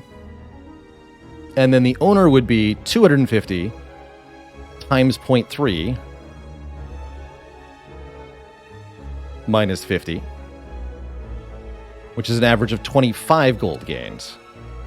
So slightly higher gold gain. Essentially, another way of phrasing that is that the magnitude of gold gain for the owner bet is disproportionate to the probability difference here. So mathematically speaking, the owner bet has a slightly higher payout. However, you're more likely to lose outright if you bet on the owner. So if you go owner, you're either going to win big or you're going to come out with nothing. With murderer, you're more likely to come out with something. Greater risk, greater reward. Personally, I'm a noodles believer. Give me strength, noodles. Clash, clang, pow. The owner died, you lost the bet, but at least you weren't gouged by a lance. Generally speaking, when it comes to that event, which one you bet on, in my opinion, should be based on how close you are to the nearest shop and how much current money you have. You really want to hit that shop with 300 or so gold. So if you're already above that threshold, go for the owner. But if winning the murderer bet brings you above the amount you need for a relic at the store, I'd bet on the murderer, personally. If you're not a noodles lover, that is. Alright, there's only a couple Act 2 events left to talk about here. Or actually, was that the last of them? Divine Fountain, Woman in Blue... Oh no, we need to do the Colosseum, that's right. There is one more. One more common Act 2 event. The Colosseum, which is still grayed out on the list here. That's because the Colosseum is a special event. Unlike any other event in Act 2, Colosseum is floor restricted to floors 27 and up. And that means you can only get the Colosseum event from events that are after the chest in the middle of the act. These events can generate the Colosseum event, and none others. And this is particularly important to be aware of because the Colosseum is very rewarding. Just Colosseum? Yeah, Event Colosseum. Or sometimes called thwack, because that's the sound the game makes when you enter the Colosseum. Thwack! You are knocked unconscious. Groggy and with a throbbing head, you awaken to find yourself thrown into the center of a massive stadium with an overflowing audience of slavers, cultists, and other denizens of the city. An armored giant with a golden crown, that's the champ, bellows at you from atop. We now begin the 4200th combat. A gate on the opposite side opens, and a fight begins. You get no choice. You must fight one blue slaver and one red slaver. It's kind of like the three slavers elite fight from this act, except there's no middle guy, which makes it quite a bit easier. That said, these two can still hit pretty hard on turn 1 and turn 2. The red slaver can still make you vulnerable, and if you're not doing enough damage, this fight can be pretty gnarly. But just like other fights, if you've got good immediate damage, it's no problem. There's no reward for winning that fight. You're just thrown into the Colosseum again. Well done, weakling. The giant mock claps while he riles up the crowd with exaggerated gestures. Time for the real challenge. The last battle left a small opening in the Colosseum's wall. You could easily escape while everyone's distracted. Do you stay and fight? You can choose cowardice and leave the event at this time, or I strongly recommend pressing onwards towards victory. You'll have to do another fight, a more challenging fight, against one Gremlin Knob and one Taskmaster. This counts as an elite fight, so any relics you have that give you bonuses in elite combats, like the Sling of Courage here, or the Preserved Insect, or the Slaver's Collar, will all have an effect. The Taskmaster here just adds wounds. Let's take a look at the AI here. Taskmaster always does damage and adds wounds every turn. Depending on your Ascension level, it'll be a varying number of wounds, up to 3 here at Ascension 20. And then Gremlin Knob is your usual Act 1 Elite Nightmare. Enrages on turn 1, makes you vulnerable on turn 2, and then absolutely slaps you on turn 3, all the while getting strength for every skill you play. That said, if you made it through Act 1, where you have to deal with the Gremlin Knob, then Gremlin Knob plus Taskmaster really isn't that much worse. All you need is some upfront damage to deal with this. I do strongly recommend killing the Gremlin Knob first. Tanking the damage from the Taskmaster isn't that bad. And for this deck, the Whirlwind can, of course, just kill them both very easily. We're more than prepared for this fight. Because this fight shows up so late, generally speaking, it's pretty easy to win without too much damage taken. But if you're, again, of a slow, low-damage deck type, then you may struggle with this just like every other fight in Act 2. If you win the fight against the Colosseum, you get probably the best rewards of any event or fight in the whole game. 2 relics. 1 rare and 1 uncommon, specifically. Stone Calendar here is a rare relic. Mercury Hourglass is an uncommon relic. You always get 1 of each of those rarities. 100 gold. Potentially a potion. And lastly, a card reward. For the demon form, in this case. Just ridiculously rewarding. Getting 2 more relics and 100 gold can really put a run that was struggling back on par, or help a run that's doing well surge ahead of the power curve of the game and become obscenely powerful. Some of my best runs of Slay the Spire ever get the double relics from the Colosseum Knob fight.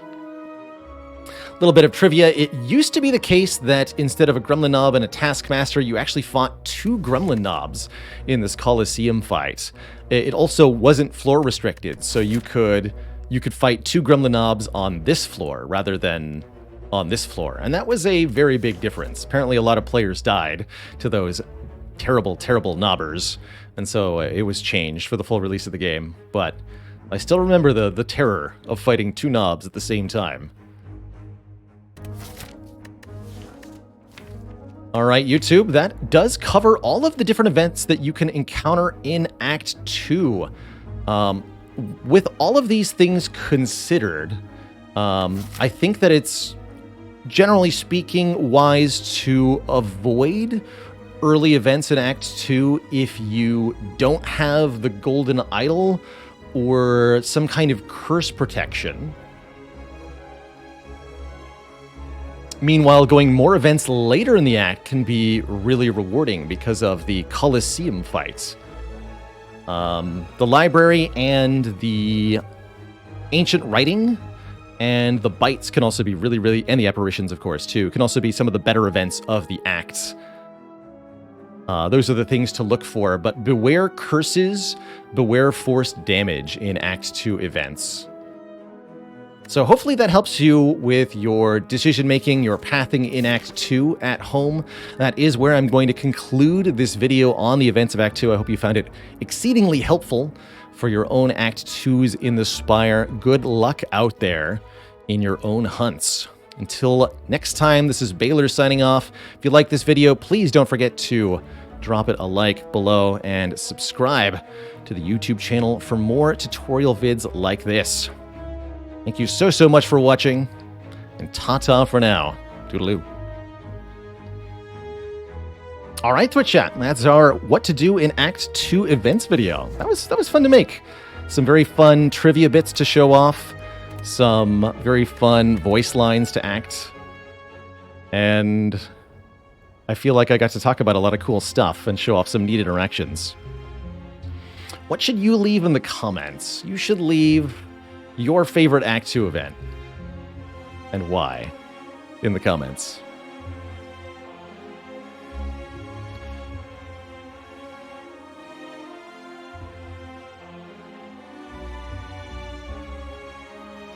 The All Relics achievement. There's no achievement for getting every relic, especially not all in the same run.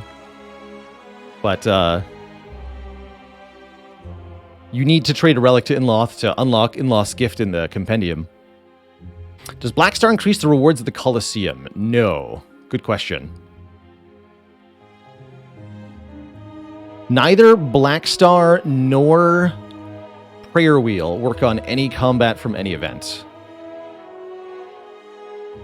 They're all special type.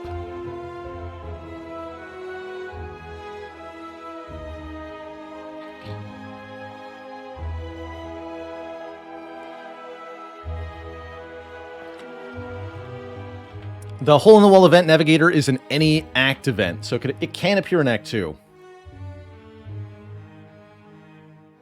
What about Slaver's Color? Slaver's Color does work in some event combats. The Knob plus Slaver and the Dead Adventurer. The Slaver's Color will work in. And yes, it is weird that Slaver's Color, but not Black Star, work in one room. The same room. Does betting against the owner change your D&D alignment to evil? Could count as breaking an oath for a paladin. Because 3 relics is too many. That's why. Alright, Twitch chat. We're going to jump into some real runs now. I'm going to abandon this fake run on our video creating file. We're going to switch back to our overlay form here. We last played on Defect and didn't win, which means we'll be starting on Watcher. Trying to master some more Watcher rare cards. That's right, the Sling also works in any fight where the Preserved Insect works. The Sling of Courage also works. But you can tell that the devs had to manually code in these elite relics working in the event fights because Preserved Insect reduces the health of elites found in event rooms, but does not shrink their visual size like it does for the regular elites. Because it's a janky coded exception and not normal functionality of the relic.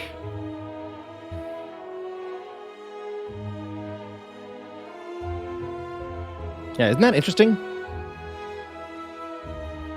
There's a lot of jank under the hood in Slay the Spire. It's a miracle the game works at all, really. It's usually very smooth, but there's secret jank hidden deep within.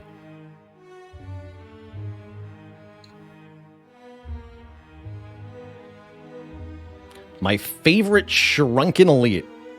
The tiny gremlins from Gremlin Leader. They're so small.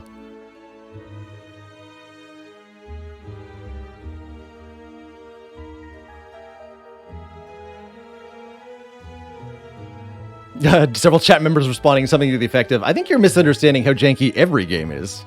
Well, you're probably not wrong, Twitch chat. You're probably not wrong.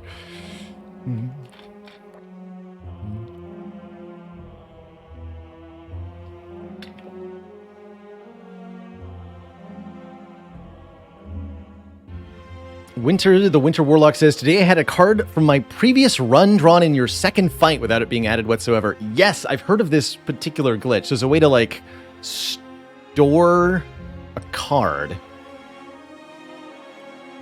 and have it reappear under a later condition. I can't remember if that's specific to some of the non-PC versions. Some of the speedrunners might know more about that particular one, but I've definitely heard of that glitch occurring before.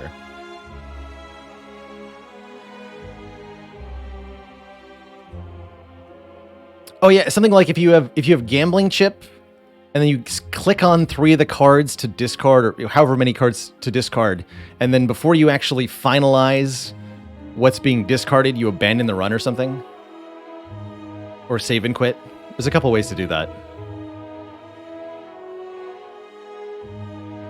People says the glitch is due to queuing up cards with Gambler's Brew, etc., but then abandoning the screen somehow. Yeah, anything with the choice grid can make some jank. The way I like to describe it is that Slay the Spire mechanically is mostly bug-free, but then the interface is exceedingly breakable. And so a lot of the Spire glitches revolve around telling the interface to do something that it really ought not to let you do.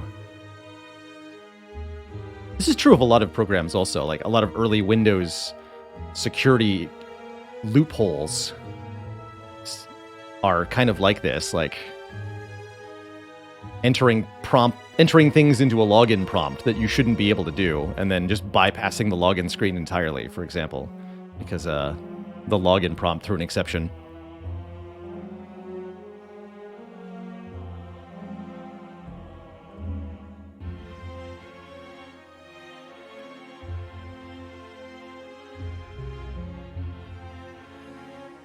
Yeah, you can escape Shield and Spear with a smoke bomb if you just throw it before you become surrounded. I love that it works that way. I love that it works that way. Anywho, before we jump into our first actual run today, I'm going to take a quick break here. I've been talking for almost 2 hours. I'm going to need some more water, some tea, and then some gameplay. So back in a few, and we'll get started.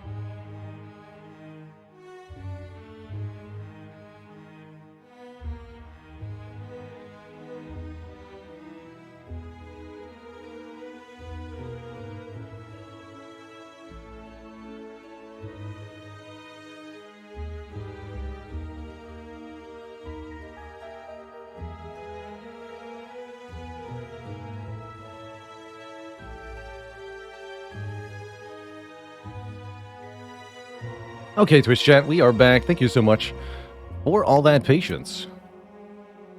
I will not make you wait any further for some actual gameplay here. Unmodified, uncheated, uncompromised. Just us fighting way too many elites in Act 1 as the Watcher. Can I actually do that? I'm not sure, but I really want to. Ooh, we do get a snipe. Hold on. So I'm allowed to... Ooh. Is that even halfway intelligent? Not really, but I really want to do it.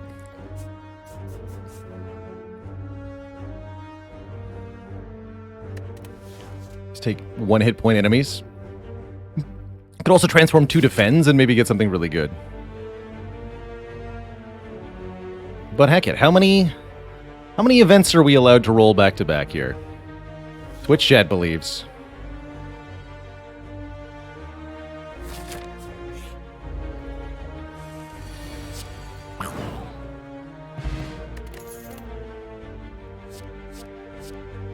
Can't go wrong with this first card pick. Although my personal feeling is that Flurry of Blows prior to any relics is wrong, at least compared to the other 2 options here. I still wouldn't call you wrong necessarily for taking it. I just don't like it. Well, so much for that. Double. Cut through fate. Minus a defend. Plus Golden Idol. For max health. 1 more? Come on, at least 1. 1 snipe. Please, 1 snipe. Yes, 1 snipe. 1 snipe. 1 snipe. Ow. Ow! Ouch. Ouch! I'll keep clicking. Ouch! Lose 11 health, 85% find a relic. Ouch! We got to 95%. All right, now we just have to win from here. Let's go. Let's go. So that's why you're supposed to decide how many clicks you want to do before you start clicking. Otherwise, that can happen to you.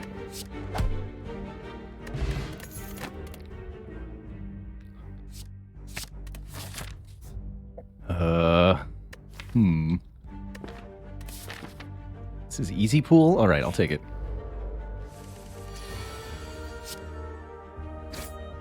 Never seen 95%, right? Like, what the heck? I don't think I've personally seen... I've seen screenshots of 95. Feel free to do the cumulative chance calculation on that. It's a truly absurd percentage.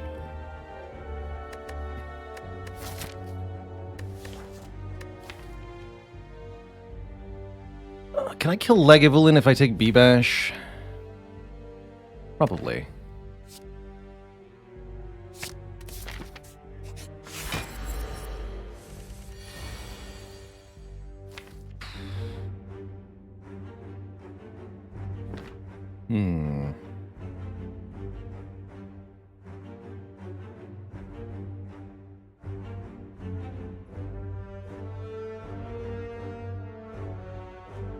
If I were to dupe the follow-up, we'd have 3 energy to spend. So I could do cut, strike, strike, strike, strike, cut. Math time, then. 9 plus 14, 14, 14... 12?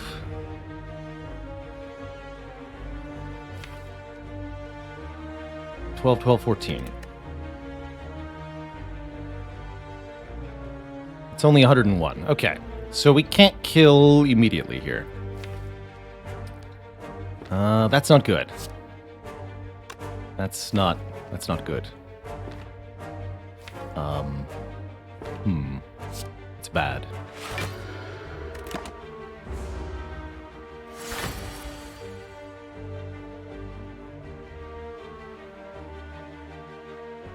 Twitch says, my favorite was when it killed the Scrappoos killed you, but gave you a fruit, so you were dead with non-zero health. I was actually wondering what happens if you die and get a fruit relic. What happens if you die and get a lizard tail from that? That's my question.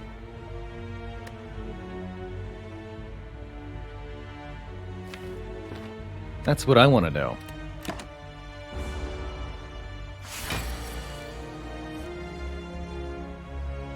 Okay, this can still go well if I can find Eruption, maybe. No, we're pretty much instantly dead here. Alright, well, we'll just do a new washer run. No problem there. What a funny way to go. I could also dupe Vigilance this turn.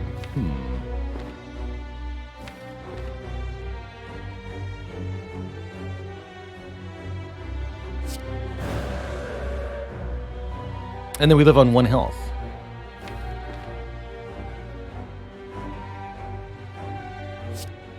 Keep the Miracle? Yes, keep the Miracle for now.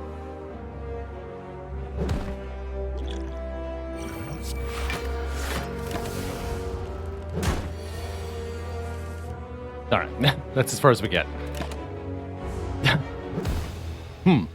Watcher's really hard to play when you only have 5 health. Interesting. Wonder what went wrong on that run. What decision could we possibly have made differently that might have led to a different outcome?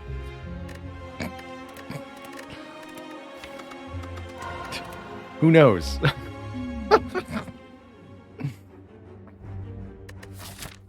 Who knows?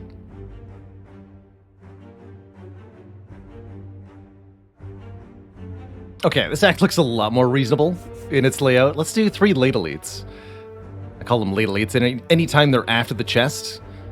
This kind of formation is especially juicy, because it lets you get a relic from the chest and then start fighting the difficult fights. And we can even go 5 elites this time. Oh my goodness. But there's no way to get a snipe involved. Probably more sane to do this.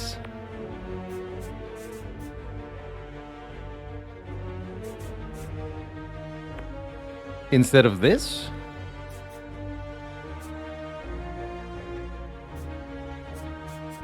But we do actually get a couple of floors to decide. We get to take the first 2 floors, and then we can choose. That's optionality. Since there's no decent snipe, I'll just take 6 max health. I think Watcher does pretty well in most of the starting fights. Although a lot better without 1 defend. So that you can draw a kill.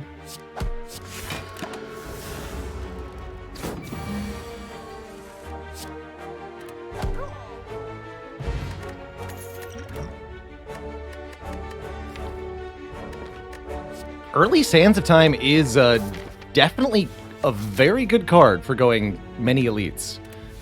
And so is a Gambler's Brew, actually. That's a good start. I'm definitely happy with this Sands here. It hits like a truck. And the fact that it retains means you can always line it up with your Wrath card. I like it more than I like Windmill Strike, because you can just pay extra energy up front to play Windmill Strike immediately. To play Sands of Time immediately for the full damage. You can't do that with Windmill Strike. Believe it or not, we actually get a relic here. A Gremlin Horn? What?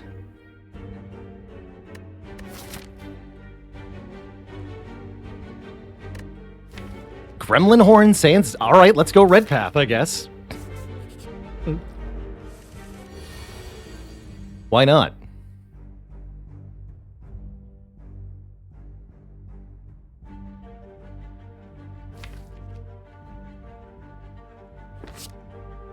Alright, all we have to do is redraw the Eruption to win this fight.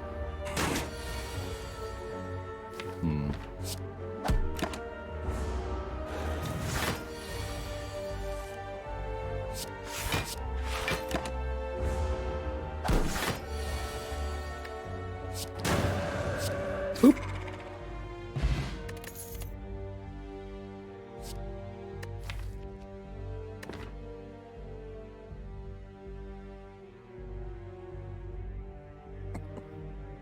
This would not be the time to take pressure points.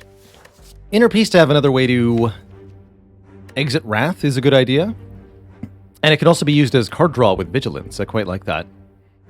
Perseverance actually not the worst card in the world here, but we want less block cards, not more. Take an Inner Peace. I guess we'll have to do a double Perseverance run at some point. Gremlin Horn, let's go.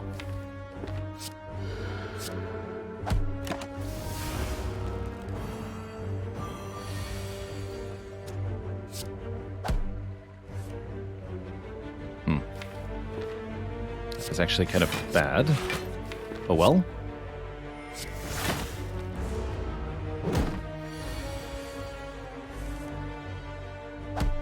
Wow. Draws are doing their best to kill me here, actually. Amazing. I think we still have it, though, right? If I play Inner Peace, we draw Eruption. I play Eruption, I get 2 energy back. We can do 2 strikes. Yes, that's good. All right, Inner Peace already proved its worth. Cultist Potion, incredible. Going into these elites here. That's an amazing solve for Lagavulin especially.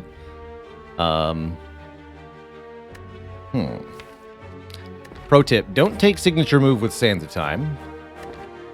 Flurry of Blows is definitely better now that we have Inner Peace. Crescendo is somewhat tempting.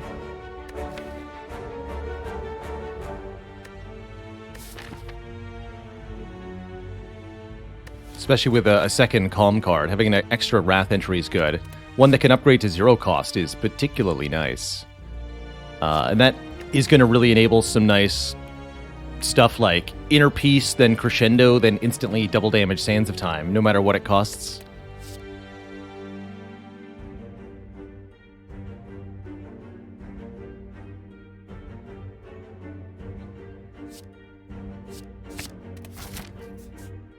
I'll take that Crescendo. Once taken it thinking it was Tantrum. They say many things are Tantrum. Gremlin Horn is here to save the day. Good lord. Crescendo is too, actually, because it lets me double the damage of Eruption. So that I can outright kill a sneaky Gremlin with one. That's enough damage to kill both sneakies right now. And then I even draw a card to deal with the Chonker. There's a Wizard in the back. I barely noticed the Wizard, though. Wizard is kind of irrelevant here. But we definitely just want to kill as many as we can this turn. Keep drawing cards. Good Gambler's Brew, but what for? All the good stuff's already here. Gremlin Horn going to work. 1 defend. Okay, that's not bad. So we take at most 5 here? Yes. I think I'd rather stay in Wrath. Yes. Even weak, 2 strikes will kill the Fat Gremlin.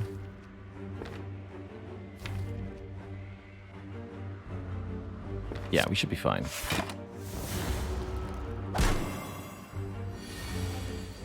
Yeah. And then next turn, Sands of Time will kill. And we can afford to play it. Perfect. Only 5 damage from that set of gremlins is truly absurd here. A real testament to the power of the Gremlin Horn. What an amazing start to a run. This was floor 5? Wow.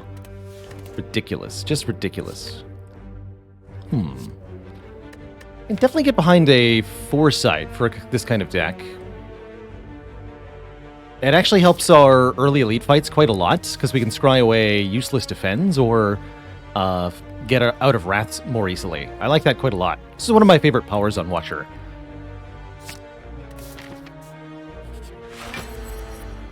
And we're extremely happy to see Lagavulin as the first elite. We have plenty of time to set up our power to get a cheap Sands of Time, and I think I'll even throw in the Cultist Potion for good measure, as we're relatively likely to find a new potion from either this fight or the next. So let's use this here. Keep the Gambler's Brew and whatever else we find. Should be a very easy fight.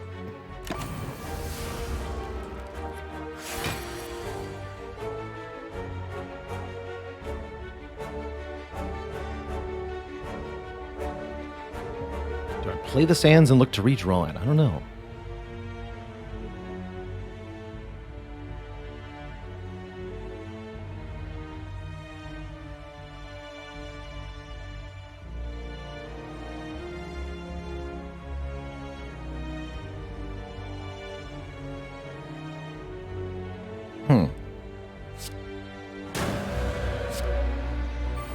Let's try this approach here. Actually, don't want to enter Wrath on this turn. We'd like to just get block here.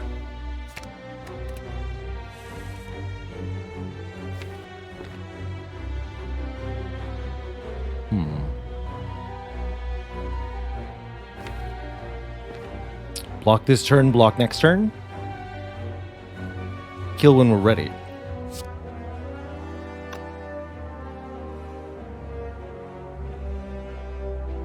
I could use Crescendo for more energy this turn, but then I won't have it for actually doing damage. Although we could go Crescendo, Sands of Time, Vigilance, Defend, right? That sounds like a good turn to me. Sure.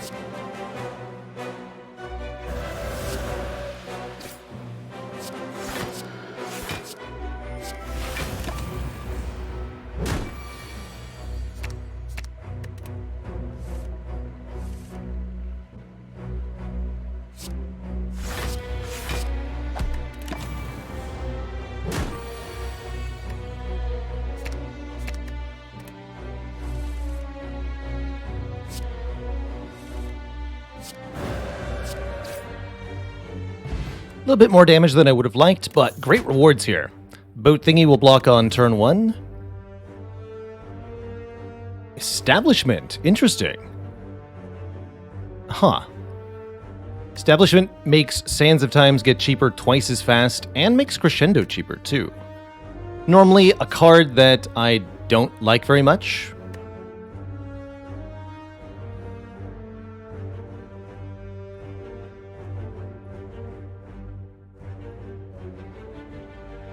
But I think it's not bad here.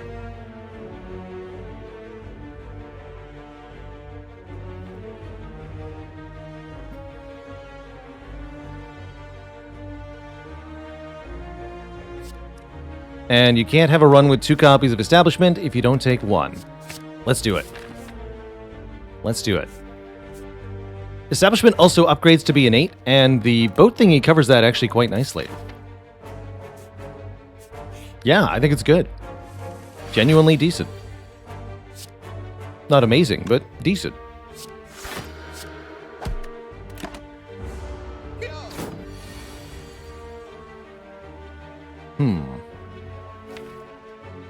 Well, that's a sad sight. The cost of Establishment would have liked to draw Sands of Time here. Or a block card. Take the 13 or try to use a potion? Tough choice.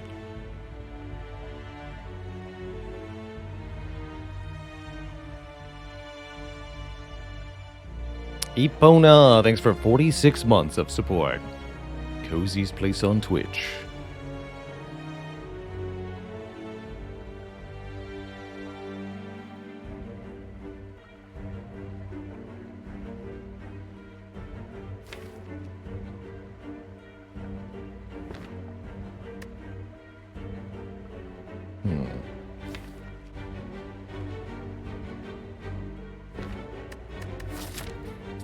Leave Elite as the next 2 fights. Only 30% potion chance, and I don't even necessarily feel like we can guarantee anything. Actually, if I gamble all 6, we do guaranteed get out of here, right? With Crescendo Sands of Time. Crescendo Sands of Time Strike. Am I allowed to do that? No, that's not enough energy. So I can't even do that. But I would save the full 10, because we play Defend Defend. So, Gambler Potion saves 10.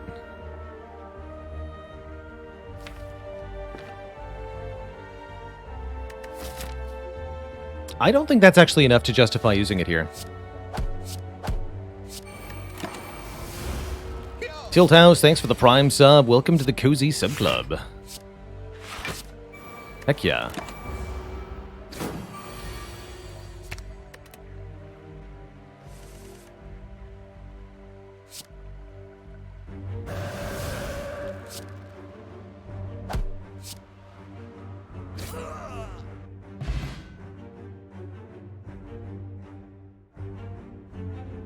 Undertaker, what do you call a mortician who doesn't have a real degree? An underfaker.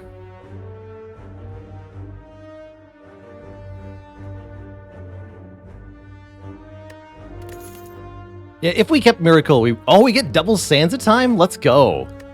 Actually, this is amazing. Heck yeah. Could have had 2 pressure points, by the way. But double Sands a time with the Anchor and the Establishment, I think is actually very cool.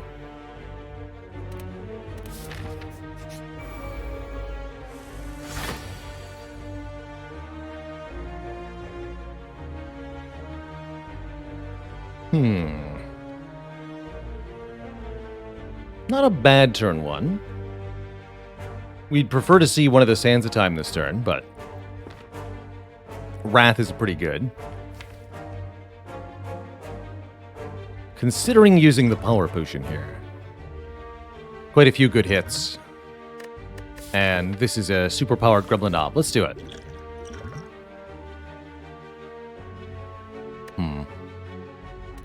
Second Establishment. So we could turn them very cheap, very quickly. That would actually justify going Vigilance Inner Peace, perhaps? But then I can't play the Eruption. We have to get to the Crescendo.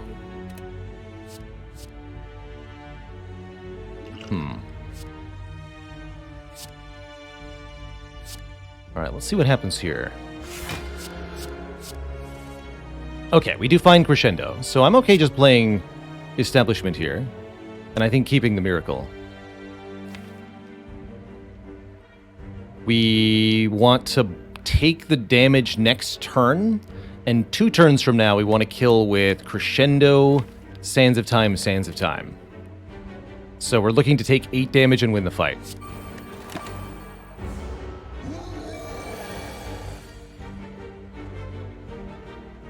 Which is going to require the Gambler's Brew.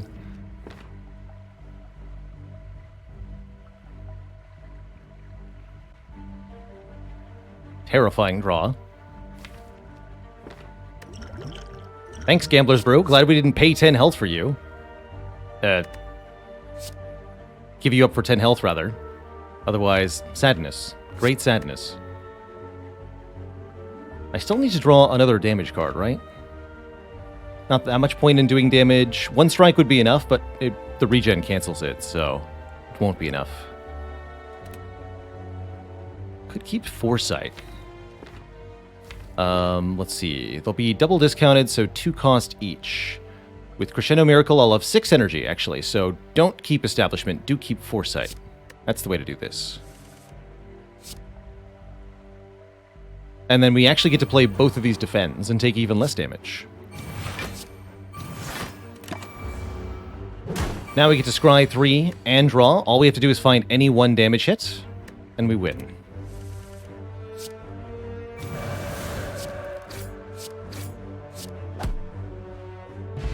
Very good fight. Unfortunately, we had to use both potions, but now we have lots of money and another potion. And this says retain on it. Somewhat tempting. I do like Deceive Reality quite a bit.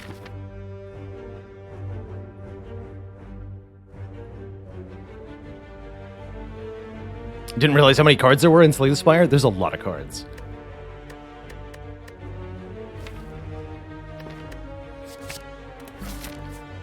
There's a lot of cards. And Smooth Stone, okay.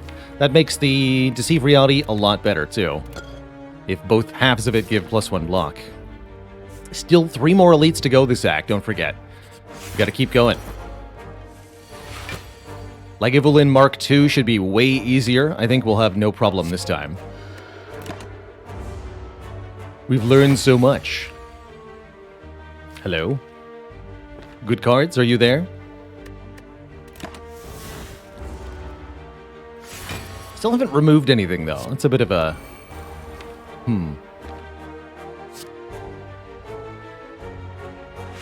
Alright, don't play this eruption. Hello! Should have played the eruption. Alright, this is a good crescendo turn, though. Get lots of energy. Play Sands of Time, play... Heck it, Sands of Time again. Why not?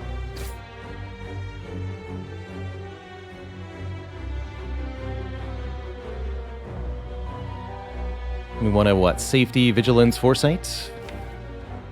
Might as well sneak in the strike with the Miracle so that we can kill next turn. Seems pretty good to me.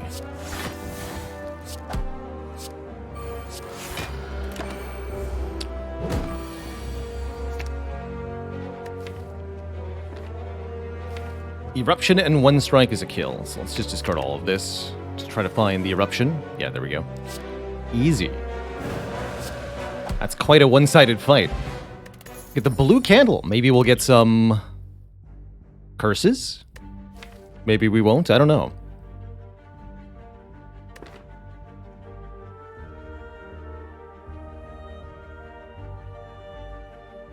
Don't think I want a Brilliance. Flying Sleeves is another retain card, but I don't think that's good enough to add it here. Skip. Alright, we can do it. 2 more elites. Banana. More health would definitely be more comfortable. Taking max health here is the ultimate greed take. Well, actually, taking regret here is even greedier. Don't do that. But probably taking the current health is the real comfortable way to ensure continued survival of this run.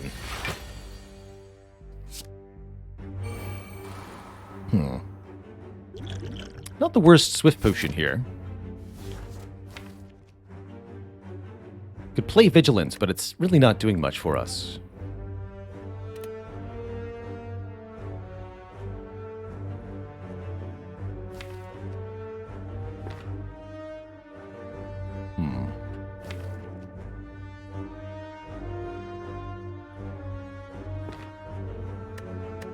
Let's use it. Okay, that gets a safety into our hand. And Calm Stance. I'll take that. Not thrilled with that, but I'll take it. And then we can just full block this turn. Works for me.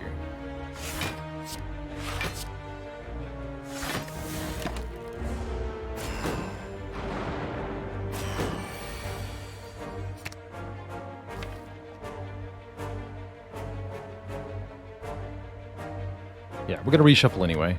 Might as well.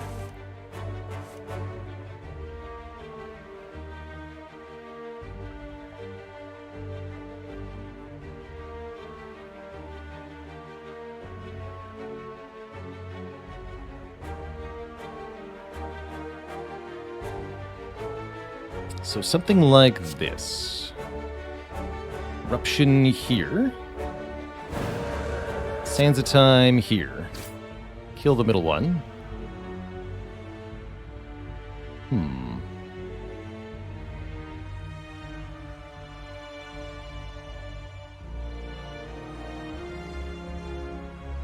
And I want to play the Establishment to get both of these to be free next turn. But it's tempting to just want to actually strike or something.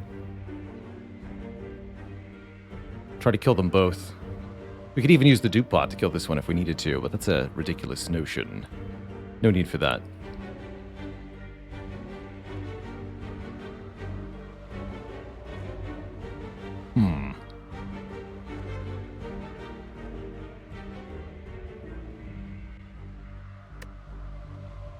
Could also enter Calm, use the Miracle to get Establishment in play, have both of these, and then not be in Wrath.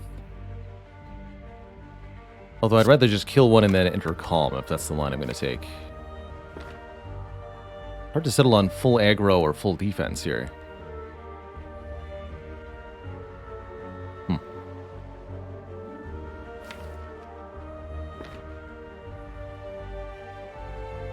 There's probably a line where we take no damage, but there's also a next turn where we draw 5 days. No, we have Scry 3. So that's actually a lot better than it looks. Our draw odds next turn. That makes me want to stay in Wrath, actually. Let's do it.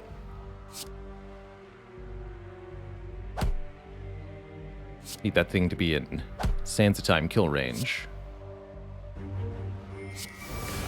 Alright, let's do this. Because we also draw one more when we kill. That's more like it.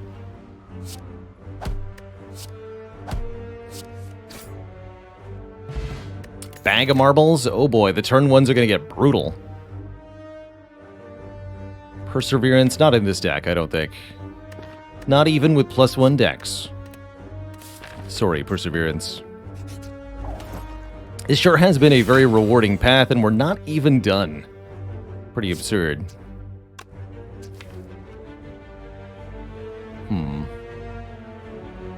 Going full aggro here doesn't seem like a good idea, because I can't actually play the Sands of Time immediately. Let's just block for a turn.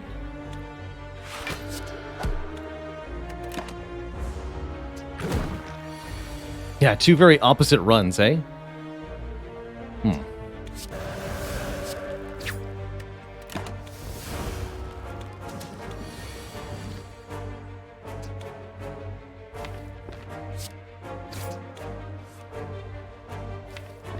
This is fun.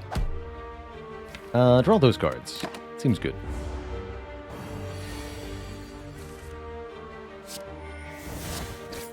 Alright, that went well. Cultist Potion for Hexaghost. Excellent. Another Crescendo. Unnecessary. Conclude slaps pretty hard. We don't have any AoE, although Conclude Gremlin Horn seems kind of bad. I don't want the card that kills the minions to also end my turn. No, thank you.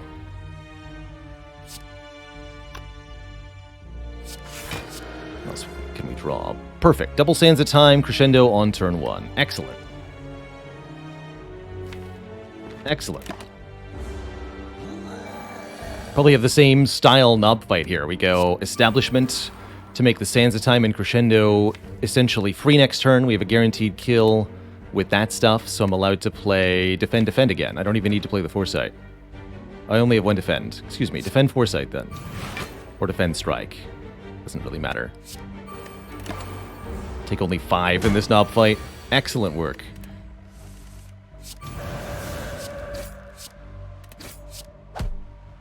Kerblam. I've seen the Watcher will be a playable character in the crossover game Framemakers. Yeah. And you can also play the Ironclad in Dead Cells now.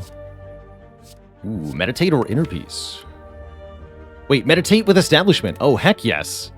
Put a card from the discard pile into your hand and retain it, making it cheaper.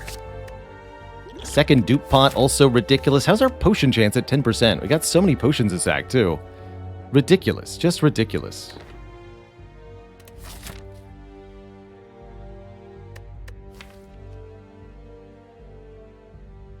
Somewhat makes me want to go double dupe pot and don't use the cultist pot on Hexaghost. Not like we're going to need the cultist pot against Hexaghost. But I'll stick with the original plan.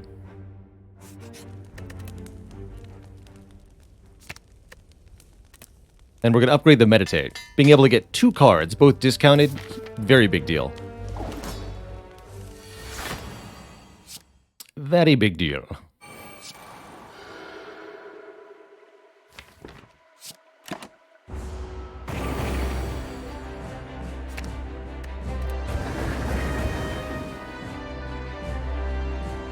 Very big damage. We'll have to lose a lot of health here. Oh, I meant to use this. Turn 1. I'll still use it here. Why not?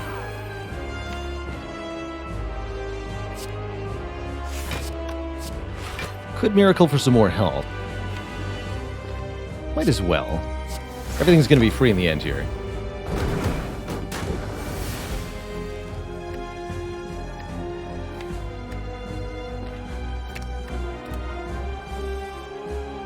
Hello?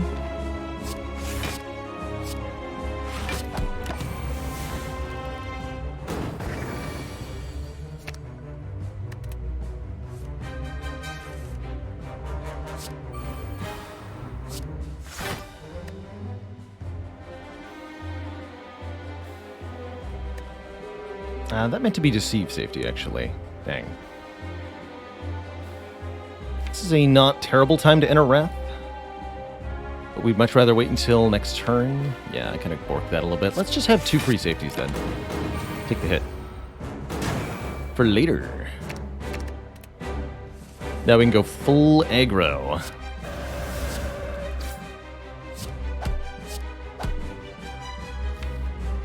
And stay that way.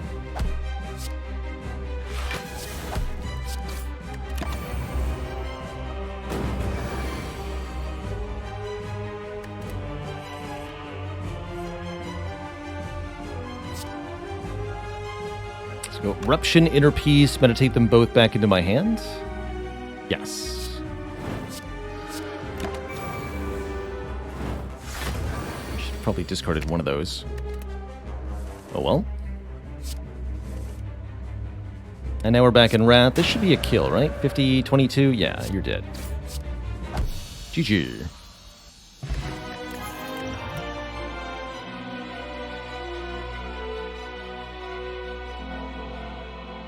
All right, well, there it is. Normally, it would be complete insanity to take 2 copies of Establishment here, but if we want to master the card... We got a potion, by the way. Hello? The second time this week, we have naturally achieved 0% potion chance.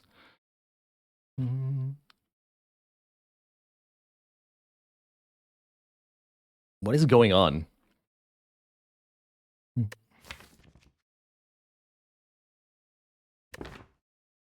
Yeah, we need 2 copies, and we've seen on previous runs just how difficult it is. You're never guaranteed to see a rare card again once you pass on it.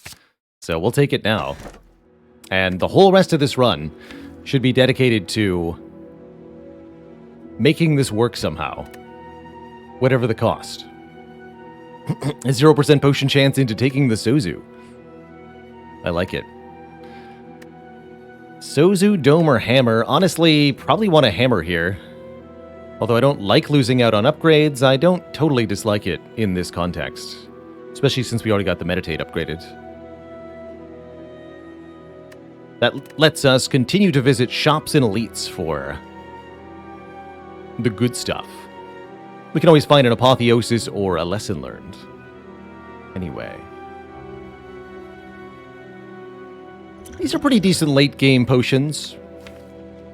I do, generally speaking, dislike not having access to potions for panic situations. I'm not willing to give up the potions here.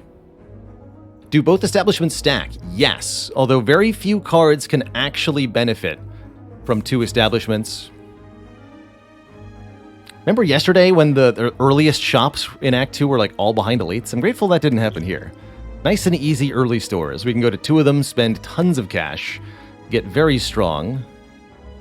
Can only fight 3 elites, but that's alright.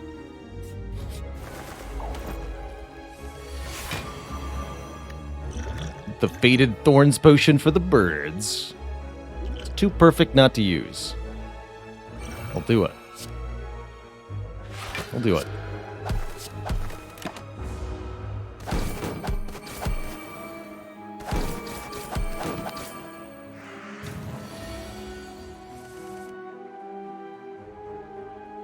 And I'll be glad I did, because ouch.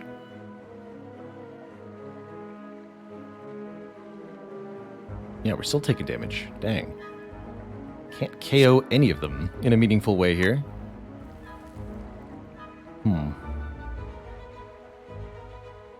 Bummer. But that's what happens when you have 2 establishments. We're going to have a lot of turns like this if we can improve our card draw or get some cards removed quickly. At least 2 shops are going to help. 2 shops are definitely going to help.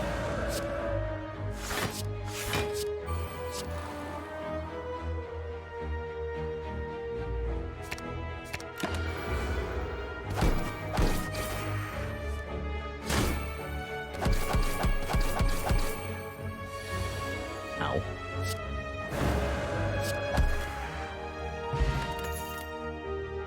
Empty Mind. Okay, that's pretty good. Empty Mind is an amazing card to combo with the Meditate Establishment stuff and his card draw.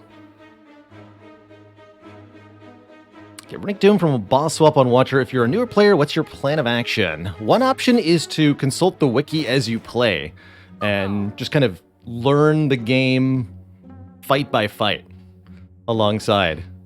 Another option is to try to assemble a deck that doesn't particularly care what the enemy's doing, either by blocking and attacking at the same time or just KOing all the enemies immediately with damage. So I'd say those are your 2 options. Consult the wiki or Glass Cannon.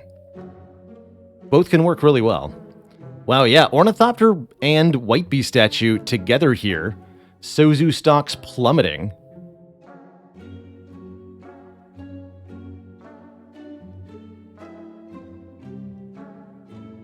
We have enough access to Calm that Like Water is worth considering as a block source between Vigilance, Inner Peace, and Meditate. That said, I think adding more powers to the deck might be a bad idea. Second copy of Deceive Reality looks good. Again, the Smooth Stone makes that a nice block card. And we are getting block on Retain. I also see that Deep Breath and the Abacus are being sold together. Somebody asked me about Deep Breath earlier, and I pointed out the Abacus interaction. Them being presented in the same shop is also an opportunity for synergy. What an amazing shop overall. Really, really incredible offerings. I don't believe we've mastered Deceive Reality yet, so having a second copy of that is quite appealing here. The mod letting you see enemy patterns is called Bestiary. That's also an option. Then you can have an in-game wiki of sorts. Yes, the Bestiary mod. Highly recommend for Runic Dome play if you're learning. Yeah, not being able to upgrade the Deep Breath is kind of sad. I'm going to go Ornithopter statue, definitely. That costs a lot. We're going to remove a card. Is it going to be a defend? It might be. Might need to be. It should be an establishment. That's what I should remove, but that's not what I'm going to remove. Zorak Boss. Collector. Okay. Glad we have Gremlin Horn. Might remove a strike next. If I buy Deceive Reality, I'll have just enough money to remove a card here, if I wish.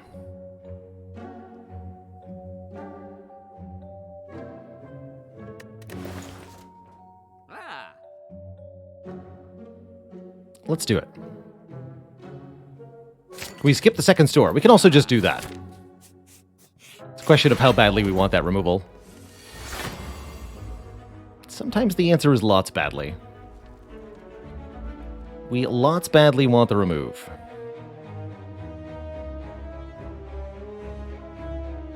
Man.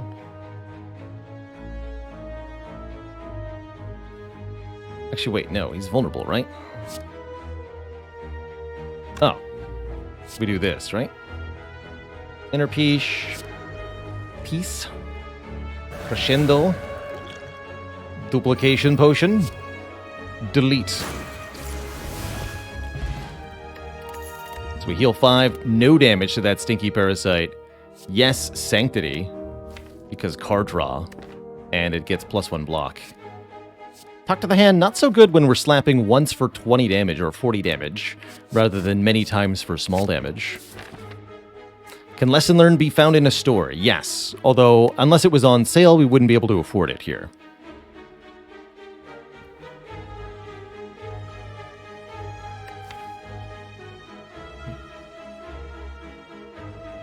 Would I take bites? No. I think I'd like to remove a strike. No, it's expansive. Second Sanctity is here. Windmill Strike is here. Don't be fooled by Protect. Even with 2 establishments, I wouldn't trust it.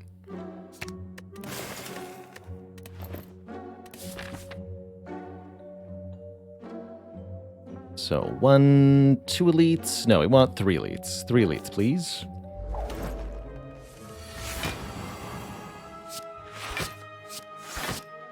How much safety is too much? That is the question.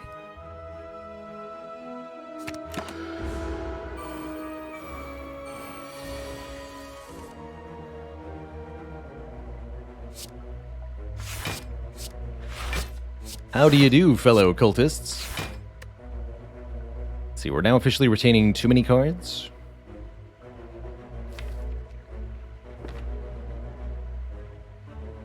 Could use Miracle to play a strike, but that's a bad use of energy, so I won't. But we are going to find that the damage escalates real fast, so... sorting ourselves out might be a good idea here. By killing at least one of them early. I think Eruption Sands of Time is going to want to do that here. Yeah, Establishment would be nice to have drawn earlier in this fight. Not something I say often, but here we are. Here we are. There you are. Am I willing to take damage to get this Establishment in play? I mean, it's going to make all the safeties free next turn. Seems kind of important. If I draw another one next turn.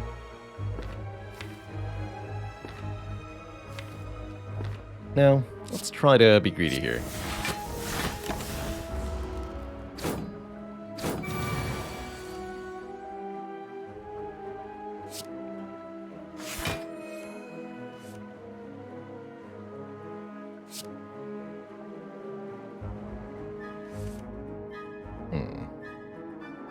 No other block options, huh? 32 incoming. Easy.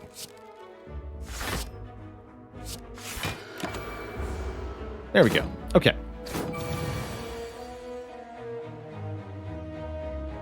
Now we can... Eruption Sands of Time. This one...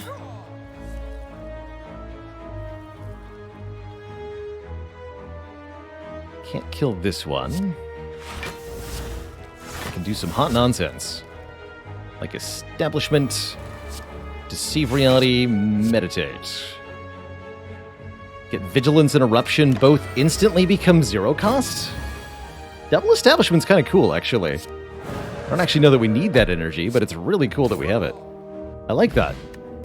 That was a good fight. Perfect fight, no potion use there. Here's the rushdown, finally. Enter Wrath equals draw 2. Very big deal. Wallop's also pretty cool. The 3 slavers. They are here.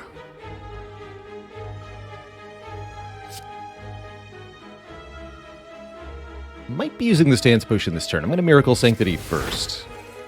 Okay, we do find Crescendo. Strikes are going to do 18. So 18, 18, 18 is 50-something. That'll do. That'll do. So I actually don't need to use a potion yet. That's what I see.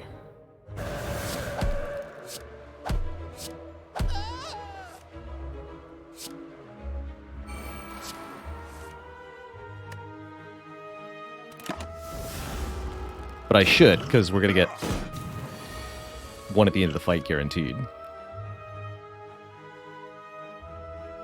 Probably use the fire pot here. In this fight, that is.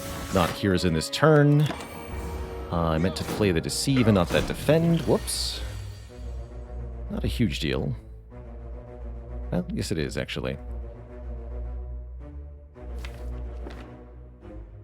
I have Rushdown, though, yeah? Could use the Stance Potion instead of the Fire Potion. Maybe fix this. Let's do that.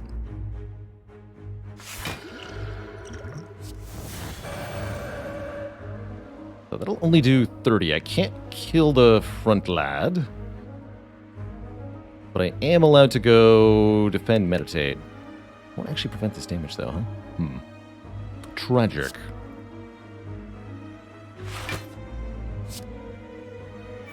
We shall do it this way, then. Get back Eruption and the Sanctity, I suppose. Give me some card draw. Sinjir, welcome to the list of channel cuties. Holy heck, that's another 500,000 channel points just spent like nothing. I have become a channel point millionaire these last couple streams. So many redemptions, so much glory.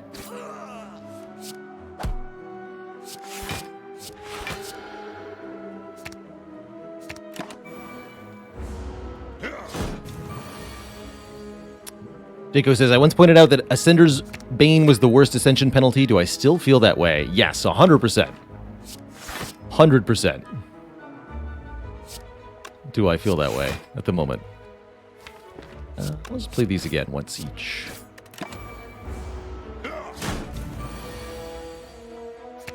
So that we can redraw them. With the kill. And a Toxic Egg. Oh my goodness. How many swivels can we get? Swivel's actually kind of nice with Sansa Time. But I think we have enough block cards for the moment.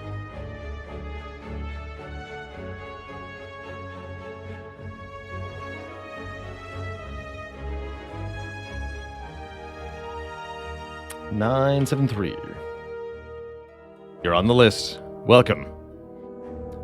Who needs to upgrade your cards when they'll be upgraded for you? Actually, I hadn't noticed. Yes, with Fusion Hammer especially, Toxic Egg is great. Further justified in not taking Sozu here. I don't want to swivel, and I don't think we want a Deviform. We already have a way to make the entire deck free over time. We don't need to also generate more energy. Having too many cards that do the same thing will result in redundancy. How many cuties are on the list now? I think almost 50. I haven't actually counted. There's a lot. There's a lot of cuties.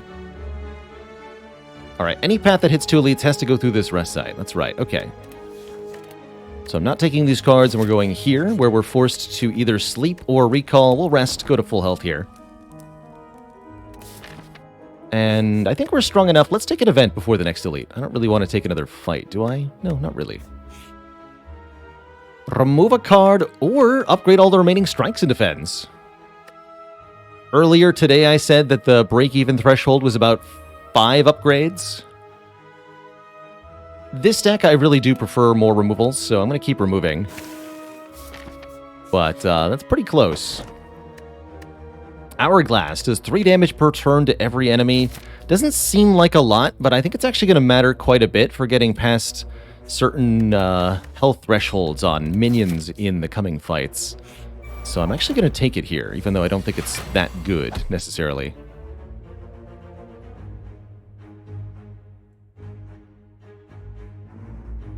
Vigilance, Eruption, Empty Mind? Don't have to play the Eruption. Could just do Vigilance, Empty Mind, but let's do the damage.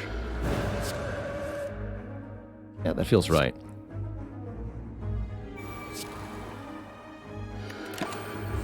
That'll do. Polari Remixes, thanks for the 300 bits. Polari says, keep up the good content, learning so much from watching the vids. You keep watching, I'll keep streaming.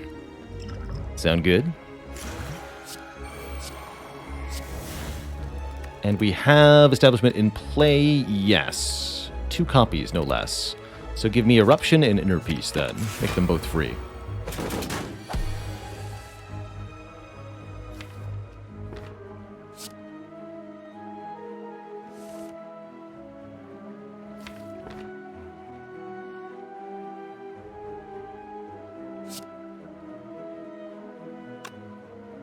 Do I want a Sanctity next? No, I don't have enough room in hand. We actually might end up playing Ascender's Bane to make room here. But I think we start with Rushdown, then Eruption. If I do that, I could end up stuck in Wrath. I'm not afraid.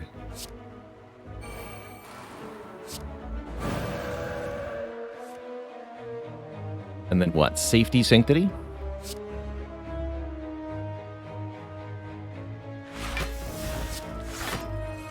And there's the Vigilance. Okay, we're not stuck in Wrath. Good. So these Sands of Time will be one cost next turn. So we want to set up for that. Play Vigilance, play Foresight, play Deceive.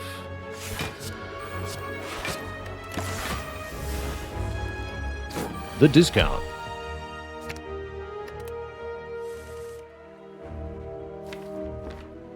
And there's Eruption again.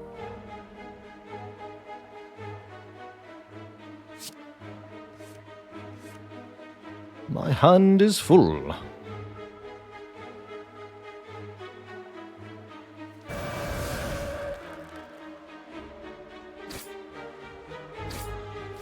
Could use that for more draw. Pretty close to just killing.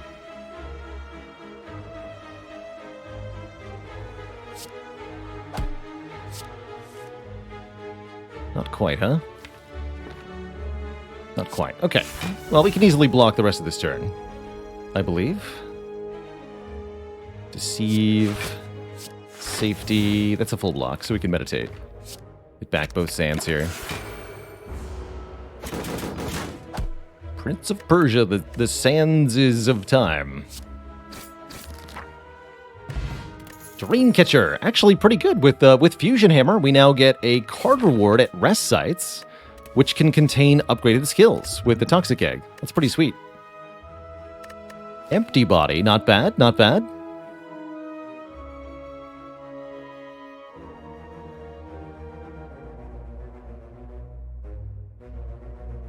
I feel like we have too many block cards, though. We actually want more attack cards. But better attack cards than Windmill Strike Minus. Am I planning to play the Vampire Survivors DLC? We did check it out briefly on stream. We've played it. We checked out the new map. Unlocked a secret thing of some kind. Don't remember exactly what. Don't have any plans to visit it beyond that. So we've already seen what I'm going to check out on stream. Death Boredom, thanks for the tier 1 sub. Welcome to the Cozy Sub Club. Awakens the warrior within.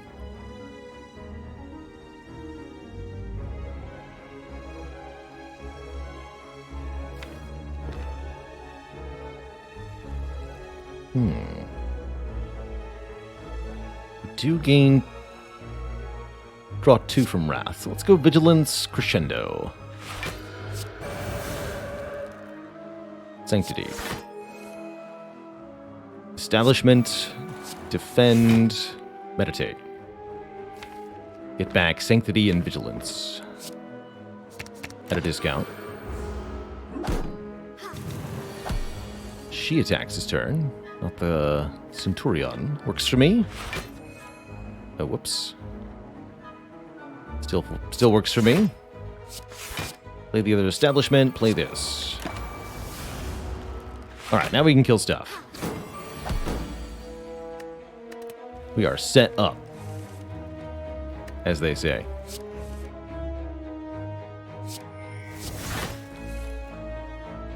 To draw Wrath.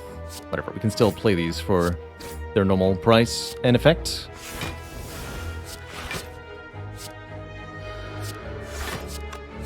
Something seems to be lacking here. It's almost like we need more ways to make the enemies disappear. Bowling Bash would actually fit in really well. That's a card I should add.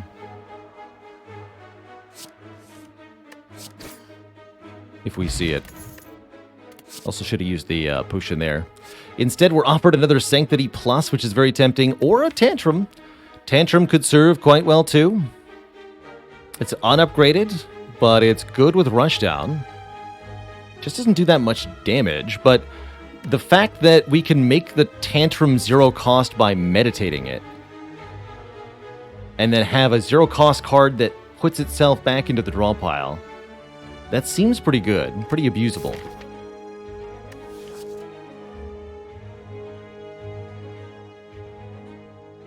Yeah, let's do that. And we'll take a flex spot to go with, of course. Let's get another card reward. There's Bowling Bash. Unupgraded, I'm still willing to add this card, actually, because it fills a key niche. Let's do it.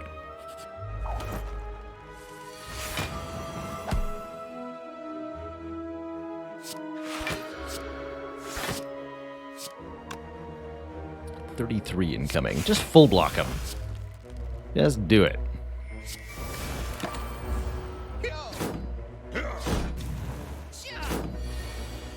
You show him, Hourglass. You tell him. Here we go. Bowling Bash to the rescue. How mean do I want to get this turn? Let's be really mean. So we'll just KO the middle guy, huh? Easy. Boop.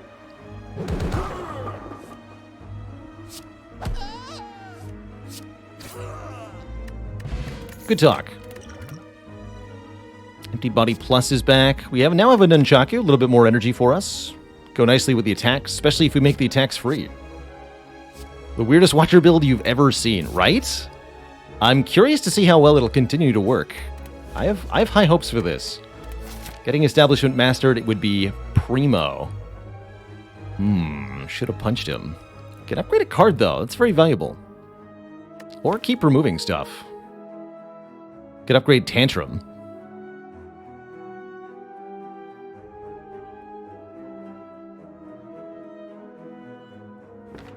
Or we could go for the random upgrade, which is not that helpful. I might as well. If I'm going to remove, I might as well, right? Sure. Upgrade Defend. Oh yeah, glad I paid the extra money for that.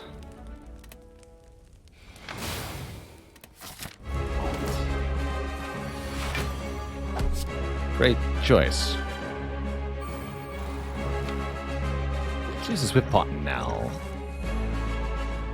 Never gonna be better than now. Yeah, get all this stuff in hand turn 1 to be establishmented. Sounds good to me. Look at that. What a turn 1 hand. Amazing. And we actually want Tantrum to be discarded the first time we see it anyway. Good.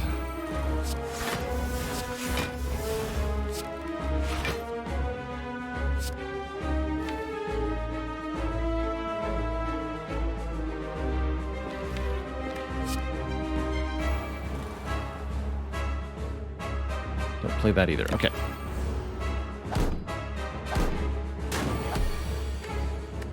Note how Sands of Time kills a minion now only because of the Mercury Hourglass, which we chose to take.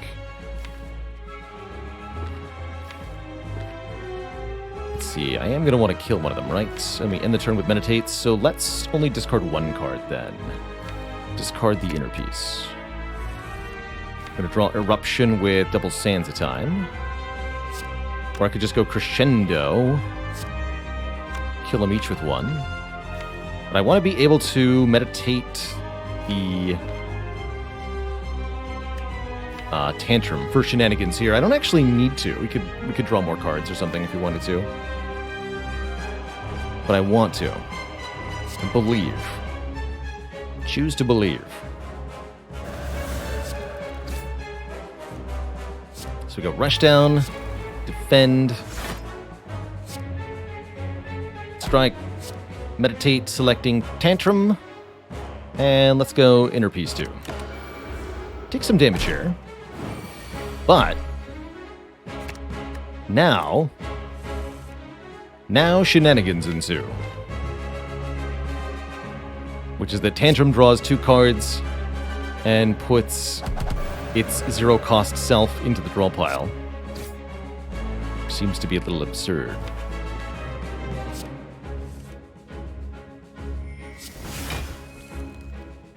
Of course, it might be a little hard to find sometimes.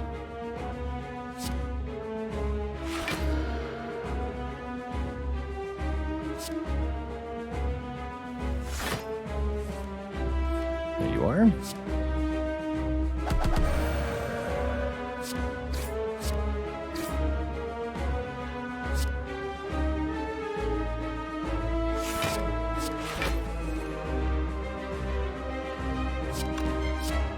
Bash here, strike here. Hey, Tantrum's back. Play it again. Play Eruption and meditate the 2 Sands of Time. Apparently we belong to the Collector now. I think I might disagree with that.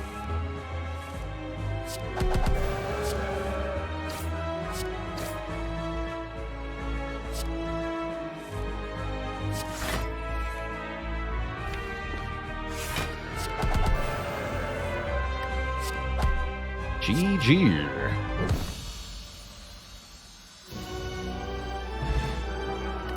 That's a great collector fight. And I think this deck is shaping up actually oddly beautifully. Had we seen it earlier, I actually would have argued for Judgment in this deck as a really good way to do what Bowling Bash is doing, killing low health enemies and proccing Gremlin Horn. But with the other cards we have, we don't need it. We'll skip all of these. Does the deck just want to scale into some weird establishment-induced infinite? Kind of, yeah, I think so. We definitely want to get more cards removed, if possible, the starter cards. And just cycling stuff like the Sanctity and the Empty Mind could be really nice. Establishment upgrades to an 8. We might upgrade one of our 2 establishments. I'm willing to take Cursed Key here because we have the blue candle. I'm also willing to take Slaver's Collar. I'm not willing to take Snecko Eye because we want the 0-cost cards to still be 0 cost when we draw them again. Although this does make Sands of Time pretty good.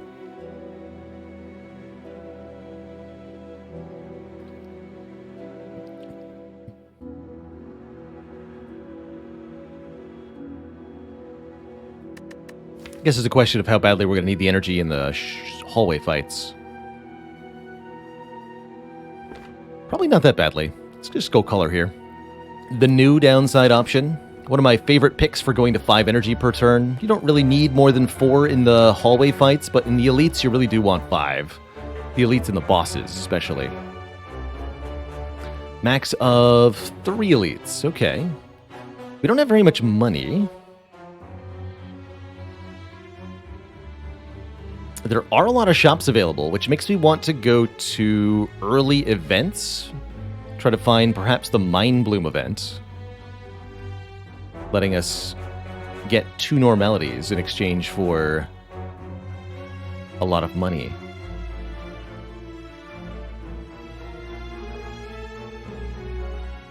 Yeah. Let's start here then, I think. And then we can either go to this elite or this elite. Wait. Oh, I have to go to these 3. I want 3. Oh, so I'd have to do this one. Okay. Start here then.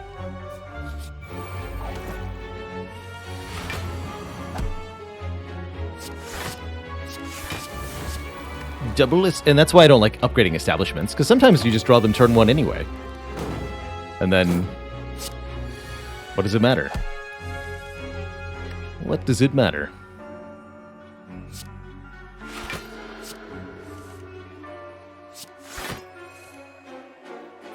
Ooh, Bowling Bash.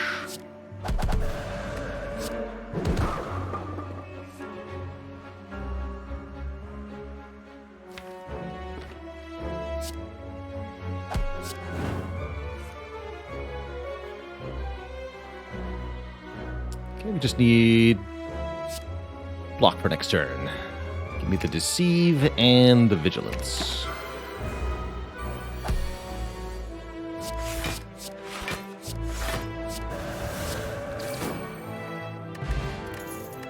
Probably should have used a potion there. Fasting Plus gives us 4 strength and 4 dex. That's actually a pretty good way to scale our block in particular. Currently, we're not blocking very well against the heart. But a fasting would definitely change that. Problem is, a fasting is yet another big unwieldy power. Also makes us weak against the Awakened one. Meanwhile, Fear No Evil Plus is quite nice with the Rushdown and the recurring Tantrum. And the Inner Peace. I'll take this instead. The event is just another fight. Most cards that upgrade to innate are worse in your opening hand. Well, it always depends on the fight, really. But I'll agree. A lot of upgrades to innate are not desirable on turn 1 in many fights, such as this one. It's a good example of don't want innate cards. Because you got to block immediately. Instantaneously.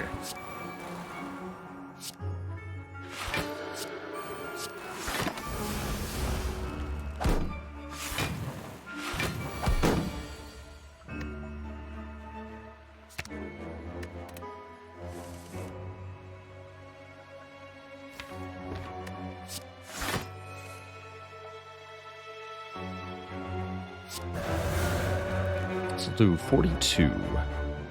Not enough to kill any of them on its own. Likewise, Sands of Time, not enough to kill any of them on its own, but we've got a potion as well. Good. So we'll hit the one hitting hardest. Finish it off with a potion here. Kill this one, too. Then go Deceive, Miracle, Meditate, Get Back, Tantrum, Fear No Evil.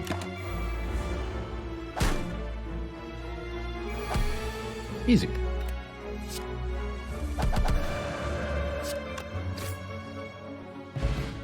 Have I considered noting the character a card was mastered on? I wanted to do that originally, but it got lost in translation, so it didn't happen.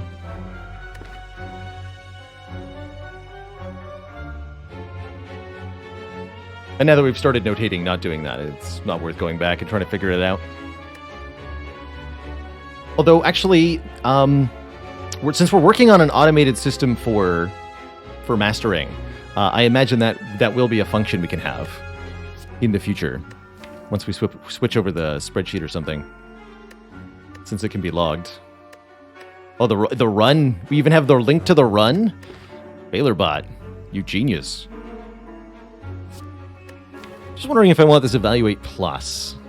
It's a half-decent block card, 11 block with the Smooth Stone. And we do need more late-game block solutions. I think what we need is less total cards, though, so let's not. Let's not. This, and sure. I'll take a free strike. Why not?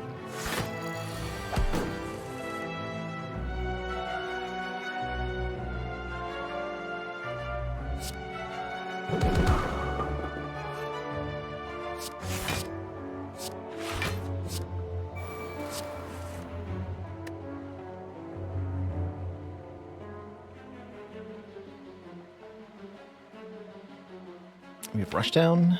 Sure, why not?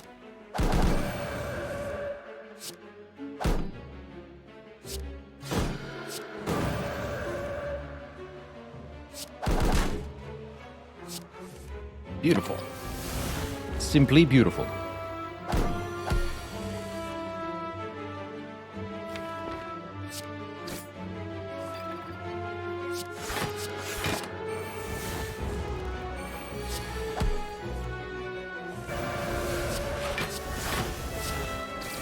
Hourglass, do the honors.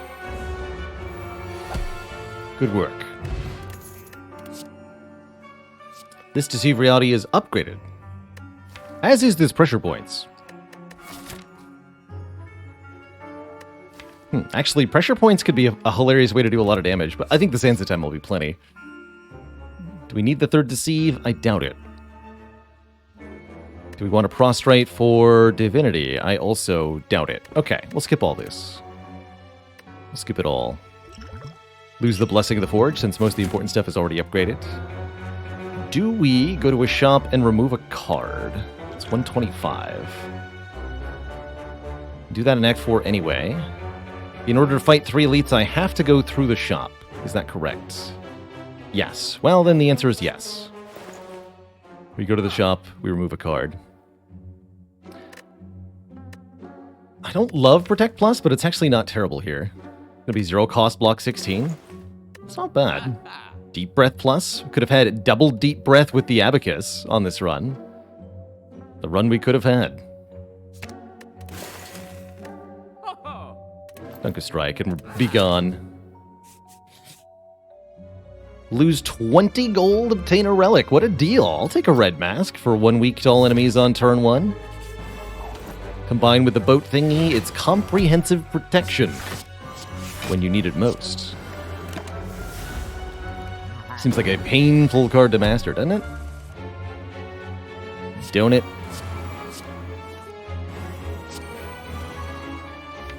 Donut.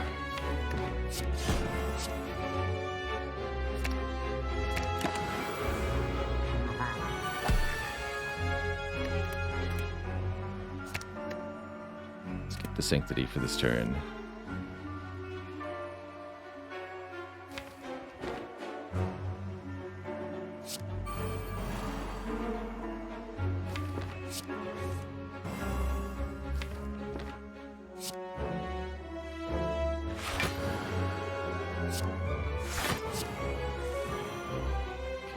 Out of Wrath if I choose to enter it.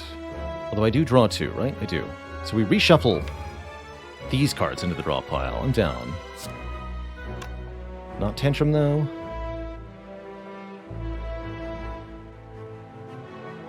No, because then I can put Tantrum into the discard pile, too. Ooh, hand is full. Shoot. Didn't parse that correctly. But we get to Scry, so all should be well here. Still, didn't do that correctly, that's for sure.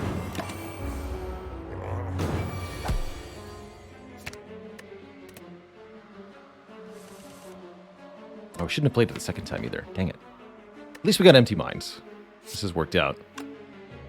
Despite my absolute bungling of what was proper play order there.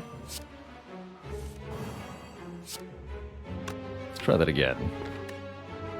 Vigilance, then Crescendo, or Fear No Evil, then Crescendo? No, Vigilance, then Crescendo.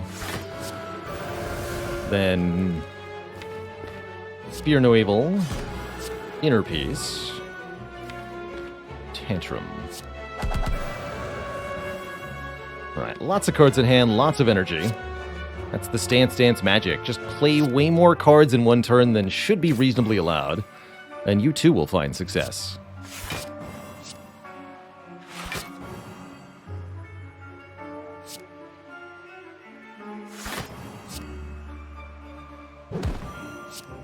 Get me back this, and so the draw pile defend. Give me more draw. Watch your infinite with extra steps and extra turns.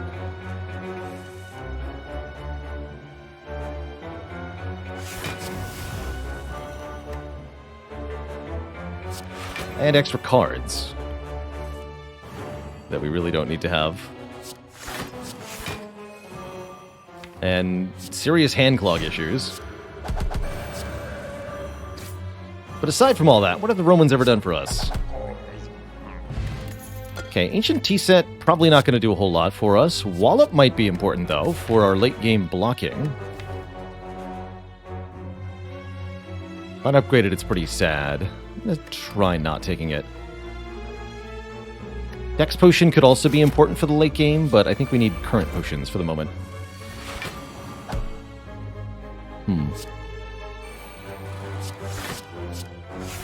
Writhing Mass could end up giving us a curse if we don't carefully play this fight here. We need to make sure we have an attack spare each turn, since each attack changes this enemy's intent. Was I meant to Empty Mind here? Probably, right? Just get that miracle out of here.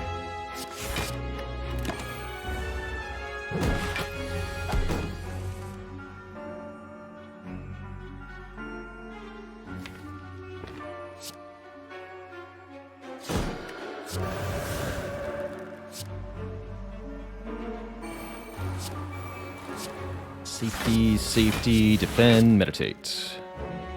Get back this, and sure, this too, why not? Probably wanted to get Tantrum, not Eruption. Although I don't want the multi-hit of Tantrum in this fight, actually. It's rather bad, as it gives the enemy a ton of block.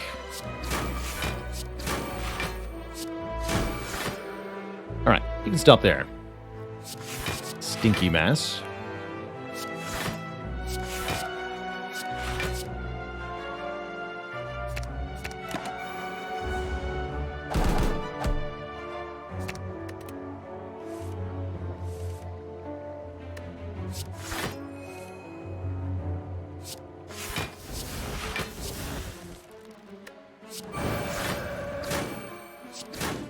Perfect. Second Meditate. Meditate is not mastered, I don't believe, right? We have a command for this now. Meditate. Is mastered. Okay, we've got it done. So I don't need another copy, actually. And probably don't want it done. Good talk. Good talk. This way. To Nemesis. Choose not to attack me. You dare. Somewhat contemplating yeeting the top 3 cards here on this turn. Might be better when I have a better idea what they are. I've got Meditate, though, so no matter what, I can get them back into my hand, and I won't end my turn. Let's do it. Let's just do it. Inner Peace, Eruption, Tantrum. Nice. Very nice.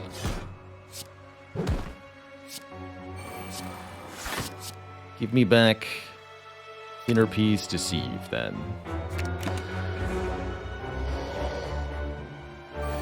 So Mastery is a self-imposed challenge that we're trying on the stream this year. To master a card is to win an Ascension 20 Heart run with 2 copies of that card in the deck. So ultimately, we're challenging ourselves to win, essentially, a theme run for every different type of card in Slay the Spire.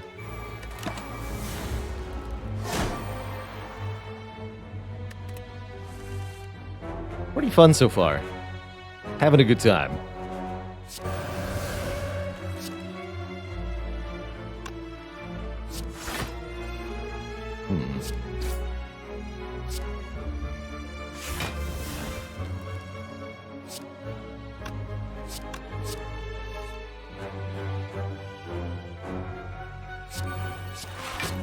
We have to go one more round here. Alright. I figured you might do that. Big stinker. Alright, Meditate won't help me this turn, so discard that one first and foremost. Renewable Inner Peace looks good, though. I'll take it. Not bad, just 5 more. Not bad at all.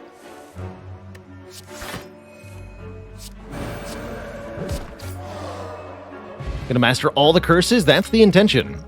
I don't know how reasonable it is, but that's what I'm gonna try to do. This deck would love a Wave of the Hand. We'd have no way to apply Weaken to enemies currently, and we're gonna need a lot of help blocking, so I really think I want this. They're all upgraded. Peace Pipe. Bummer. Actually would have been a really good Peace Pipe. 4 removes from this point. But don't forget, every rest is a card reward, so is it really that bad? I don't think so.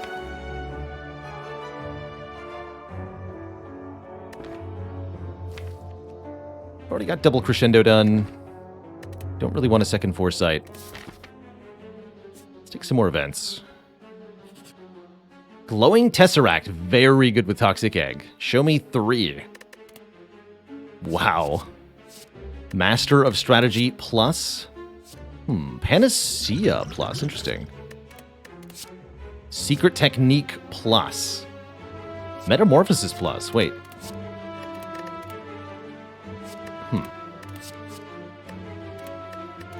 Interesting. That Panacea is really interesting.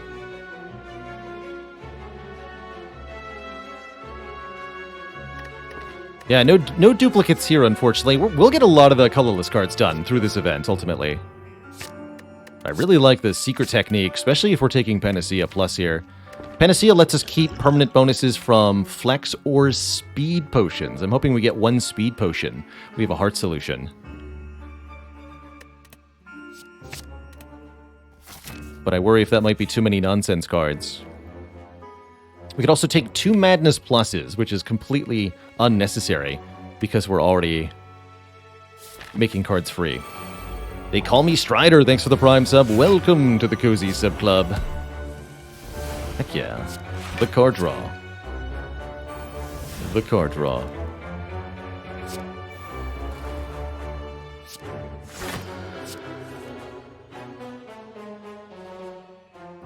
Let's go aggro. Let's go aggro here.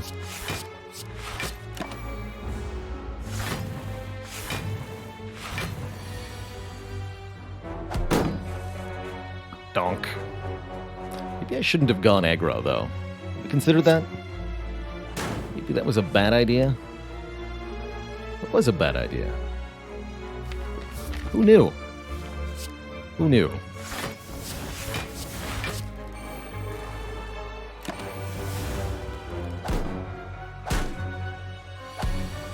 Nothing we can't heal, though. We got Pantograph and Fusion Hammer, so lots of healing headed our way. Kind of a non-issue, really.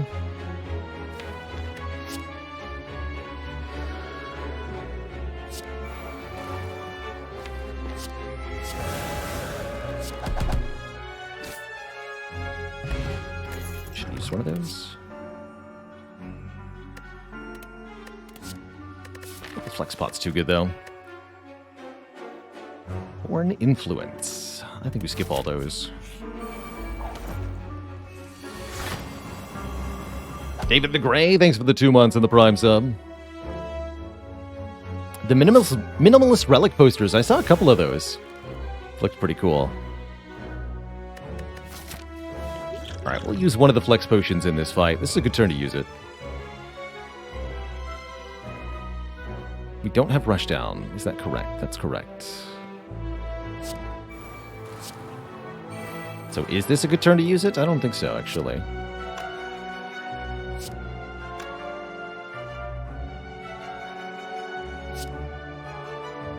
I'll do this. Oh, alright, now it is. We can just keep it.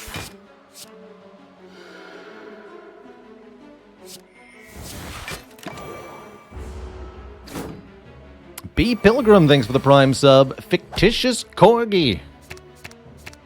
Corgis must be real. Please tell me corgis are real. Thank you so much for the Prime sub. Wireless Wizard, thank you as well for the Prime in the 4 months. So much support today. Heck. Alright, each dagger gives us a draw when we kill it. It's good stuff. And we've got Bowling Bash in hand, so we could actually just hit Reptomancer for tremendous damage. And that's a valid line here, is try to go for the outright kill on the Repto. Bet we can do that pretty well, actually.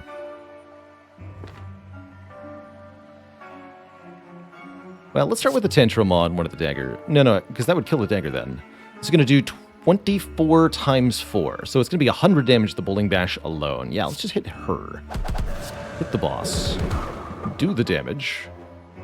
Sands of Time is 50. Can't play both Sands of Time. Or can I? Yes, I can. I have Nunchaku. Just hard cast both Sands of Time for a kill. Easy. Birdface turn, even more healing. 2 healing per potion. Per power that we play, and this deck has quite a few. There's also another Sanctity, and I would like to have a pair of that. Let's go 2 Sanctities here. Someone please remove these Sanctities from my knees. And we already decided not to take second Meditate. Alright, first boss is the Awakened Bird, the nerd who has heard that we like to play powers. We're going to want to be careful with the powers we play. I'll probably want to skip one of the establishments, but we will play Rushdown, Foresight, and the other establishment. That's my guess. If I had to guess. I don't have to guess, but I want to guess. Bonk. Getting rid of the birds, also crucial here. Keeping the boss weak, also crucial. Since when the boss gains strength from our powers, the only reasonable counter to that is to weaken them. Substantially reduce the damage we're taking. Let's go Rushdown, Tantrum.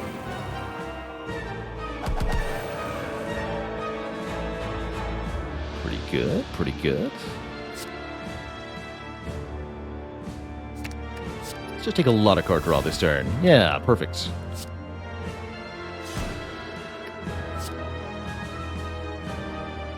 Draw too many cards. Haven't played either establishment? That's correct. Play this one, then. Don't play this one. Presumably.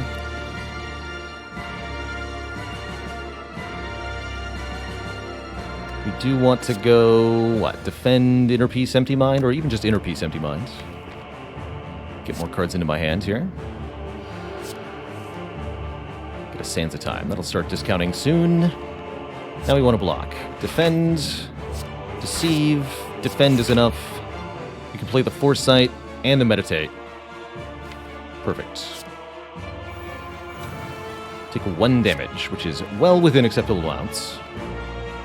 I want a free Empty Mind and presumably the free Sanctity Plus. Let's start with that. Also, my hand is very, very full. I just realized this. Do not approve.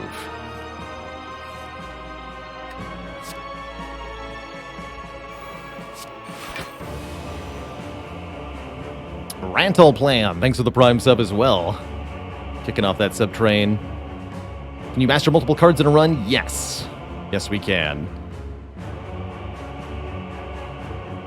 We sure can.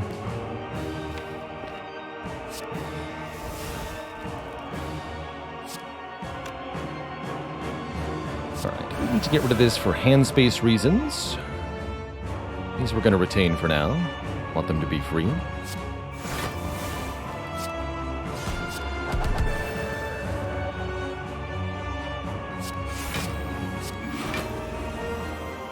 Secret Tech fetches Meditate. Yes, we want to end this turn with Meditate. So I might as well play one of these hands at times then, because we can just meditate it.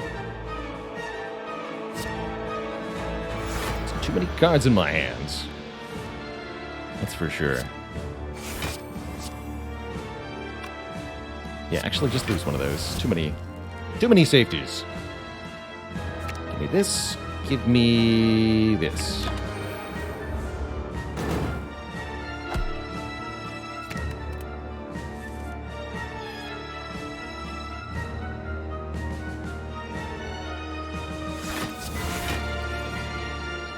Here's our Meditate.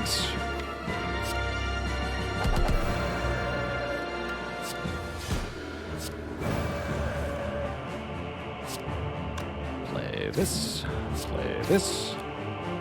Draw more cards. Draw even more cards. No sign of Tantrum yet. Could go Vigilance, Inner Peace if I wanted to. I don't really need to, though.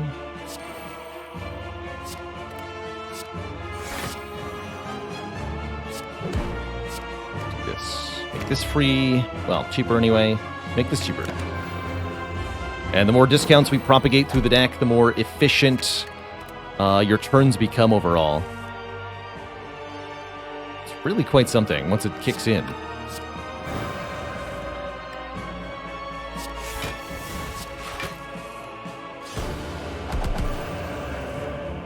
And then you're just playing the Sansa time over and over again. All you need.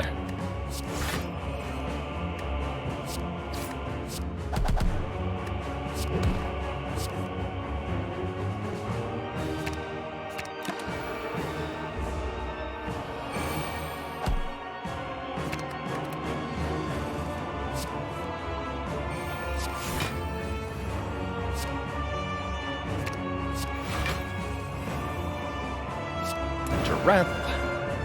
Do damage, enter Calm, enter Wrath. The eternal cycle of Wrath calming. Entering.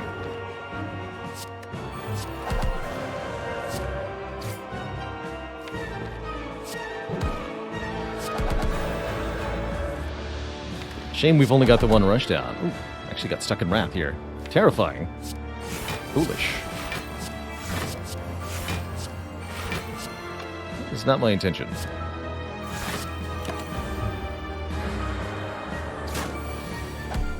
One must pay more attention.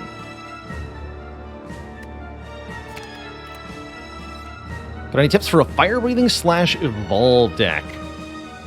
Warcry is the non-obvious synergy. It works really well, actually. Draw a status card, put it back on top, you get to double dip. Headbutt's pretty good, too, for the same reason. In general, you're going to need to pair it with some upfront block. Power-throughs are the best way to get the wounds in the first place. Stuff like Wild Strike, not so effective.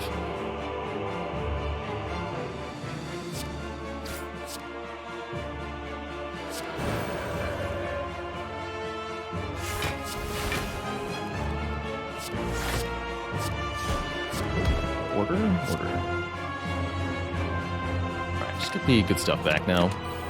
Yeah, Power Through's the best starter card for statuses, because you, no matter what, with a Power Through in your deck, you always draw the powers before the statuses, which is very important. If you're drawing statuses before you have either Fire Breathing or Evolve in play, you're just gonna have a bad time.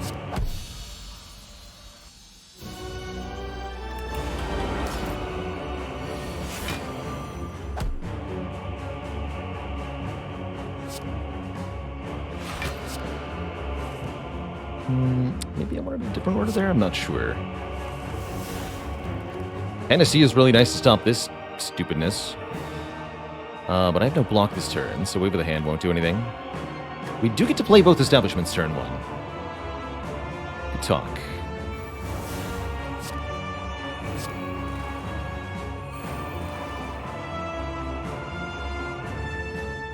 So I could play all 3 of these, then I'd only get 3 cards next turn. That's still fine. Get some damage in. Pretty good damage.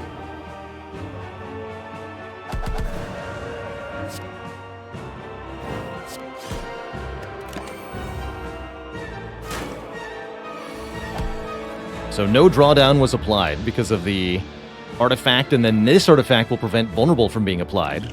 Good job, artifact. You did it.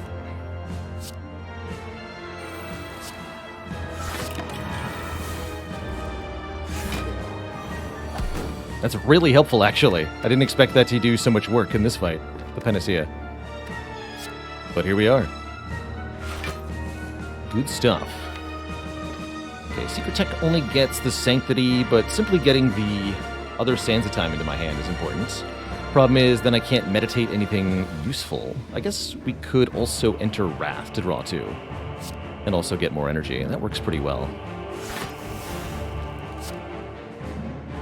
Don't use Tantrum, because Tantrum puts itself in the draw pile, and we actually don't want that this time.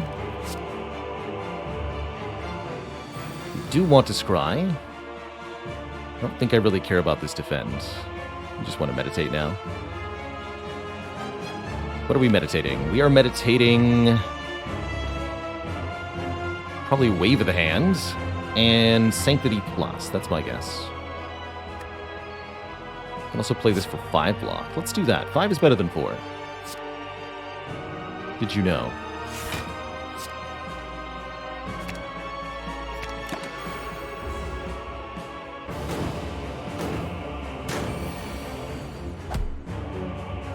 The Time Eater would dare. Of course they would dare.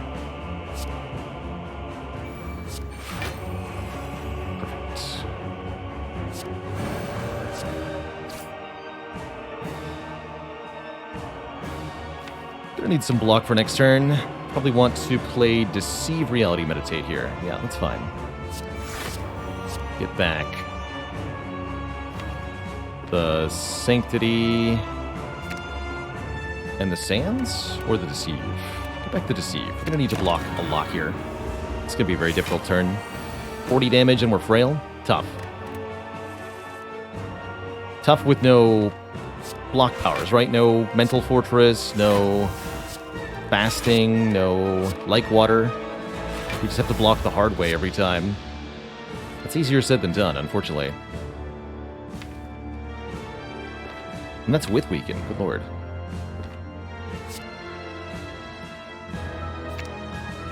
We can get there by playing sufficient cards, but we're only going to make the Time Eater stronger in so doing. So I'm a little concerned about the long-term potential. But as long as we can play a full 12, things ought to be pretty good, actually.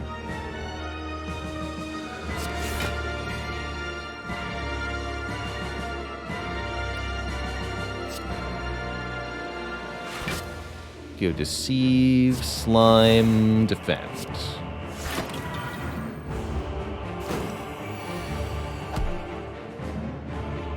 That or that or that.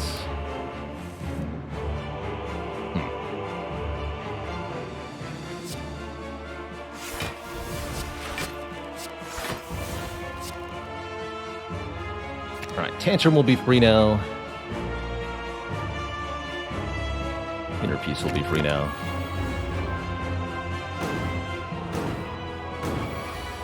Definitely a little worried about our heart fight watching this. We're gonna need a speed potion, or we're gonna be too slow on the blocking for this to work out.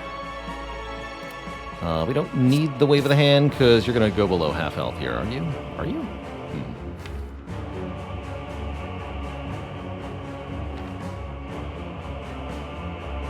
At this rate, I won't.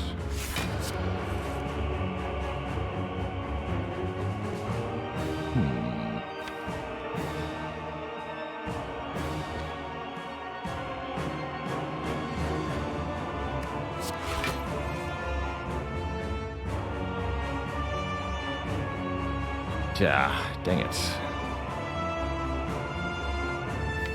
I was really hoping we could get Time Eater to below 240 here. I guess if Eruption draws an attack, we can still do it. We have one more draw. Dang. We did not achieve success. That is quite bad. Means I have to block my heart out again next turn.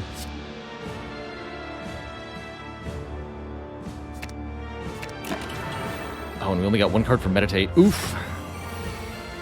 Uh-oh. 24 by 3. Ah, shoot. Probably time to use the colorless code card then. Man. Only we drawn another attack. Heck.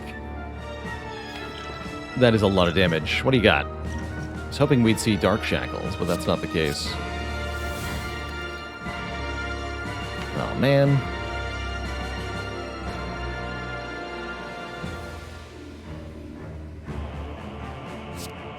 Classic Time Eater. Causing trouble.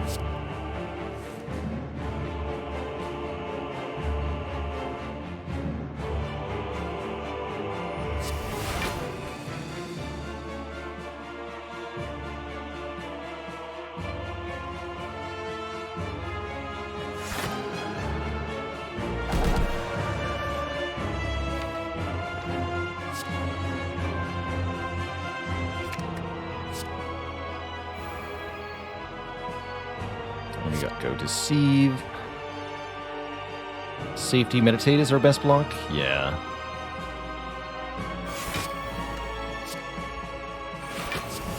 Ouch.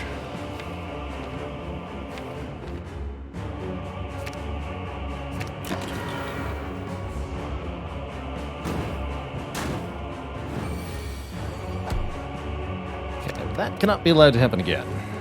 Which means it's time to kill Time Eater before Time Eater knows what happened.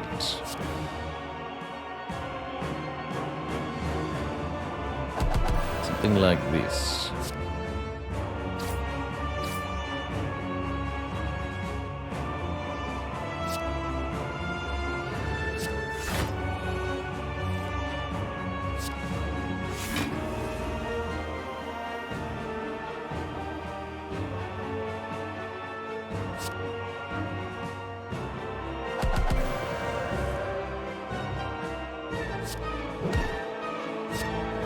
as much damage as possible. We do want to block well here.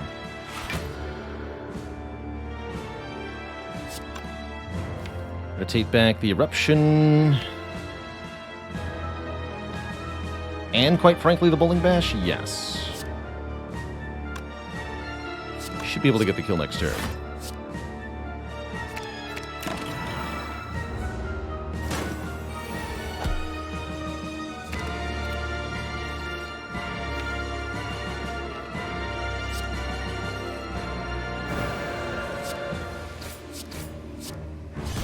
GG. Is there a minimum deck size in Slay the Spire? No, you can go all the way down to 0 cards. And you can load into a fight and you'll just have no cards, and the enemies will kill you unless you can create cards somehow, or otherwise create block or attack. The fact that we're still alive is kind of remarkable. That was a very difficult Time Eater fight. Second chance at fasting may be necessary to survive what's coming. It's even worse than before, though. This one's not upgraded.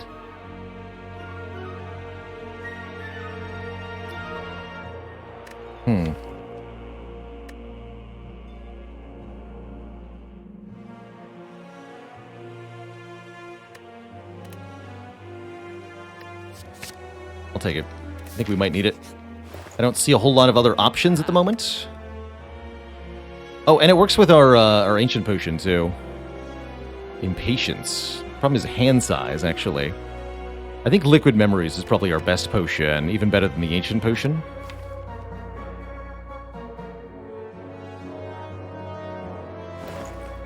Probably.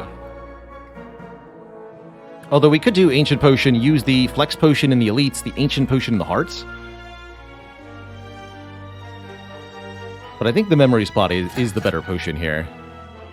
For a lot of reasons. Don't want the Empty Body. Halt's not bad. Especially with this Moonstone. Halt is like 20 block in Wrath stance. We can't afford it alongside the potion, alas. Pretty happy to see the damage split on turn 1 here. We don't have to deal with all the incoming damage next turn. And I even got Eruption, Fear No Evil. What do we got here? No Establishment turn 1, that's okay. So I'm allowed to go Fear No Evil, then Eruption. Fasting, Fear No Evil, Eruption, Defend, Meditate, right? I even get one more energy than I think I have, actually.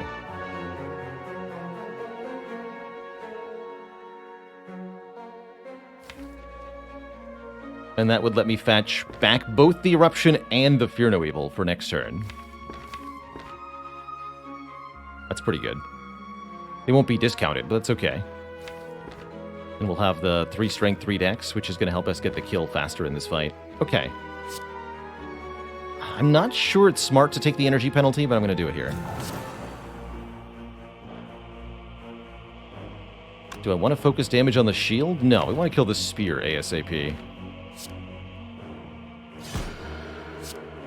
We should be able to block the other one.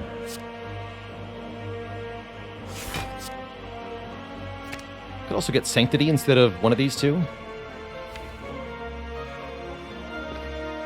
That might be really important, actually.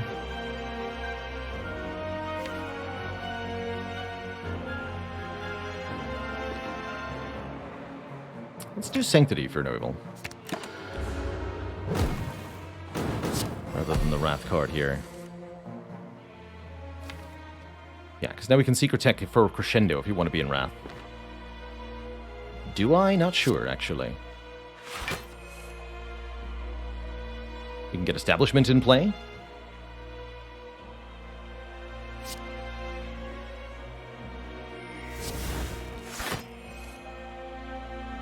We can weaken them both. Let's do that. Take 1. Thank you, Red Mask.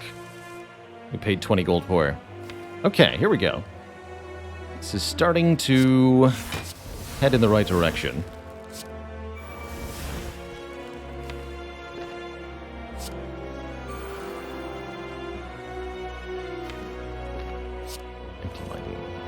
the other establishment. I can only turn around with Sands of Time. That's a curious problem. The other Sands of Time's on the very bottom. Problematic.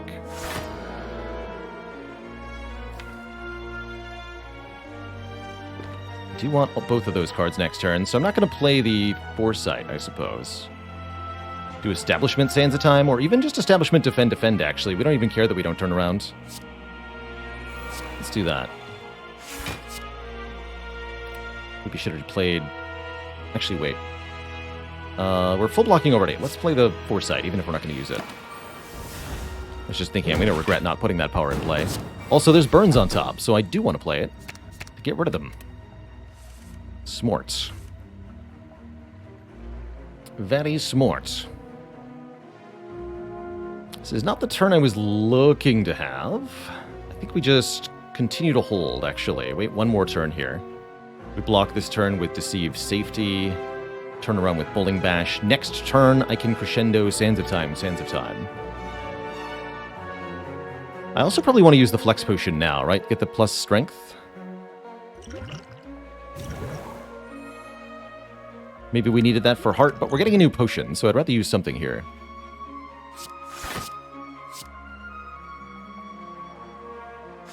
And we're actually full blocking. I don't need to turn around. That means I can play the Bowling Bash on the Spear. Could also Tantrum, but I don't think we're doing that yet.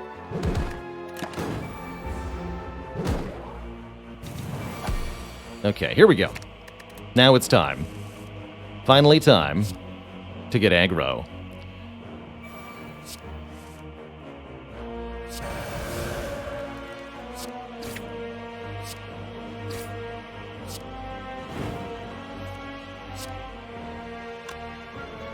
Panagraph, I don't care about chip damage then.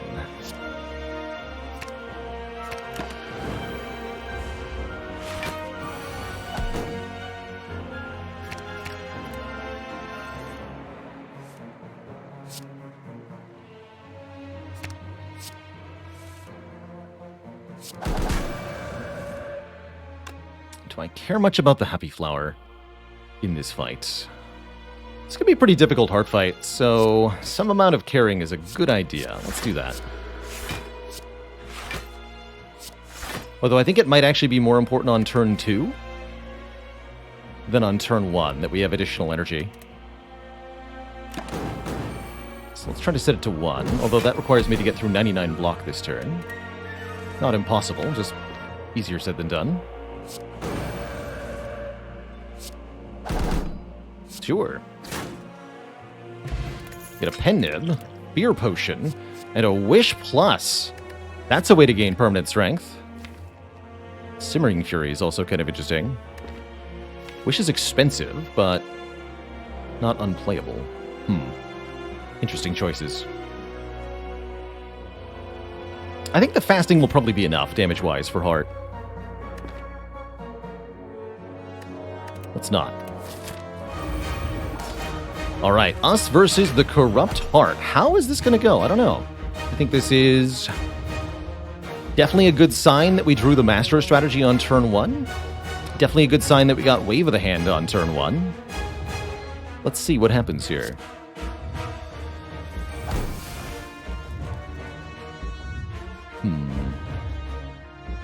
Dead End, huh? Weakness is good. Wave of the Hand, Deceive is a really good start.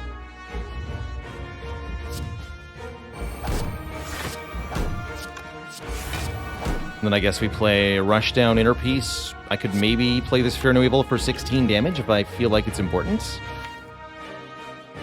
But we are going to get hit with the Vulnerable. Let's take the Inner Peace. I want Empty Mind to give me energy. Yeah. Okay. Iffy turn 1. Not great, not bad.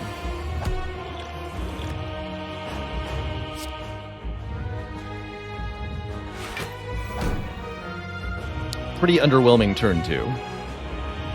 Guess we'll just block as much as we can, but next turn's looking like it's going to hurt a lot. Might even have to use the liquid memories to stay alive, depending on the draw. This does 5 damage. It's not worth taking 2.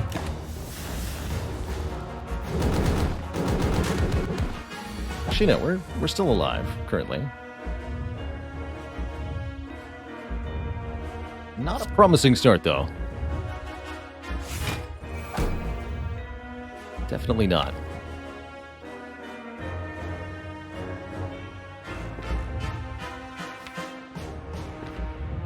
So, what's our liquid memories for, exactly?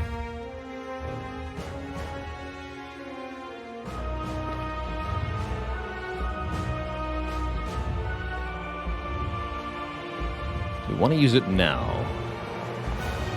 Or is it more important on a later turn, when we can be more efficient block-wise? I think we might want to hold on to it still. This turn we play Establishment, Defend, Slimed, and get 2 important cards with Meditate, and that's going to set us up really nicely. We'll have some stuff discounted.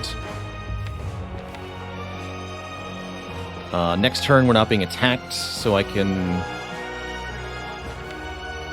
focus on doing some stuff. We probably want to replay the Wave of the Hand next turn, although we don't need to.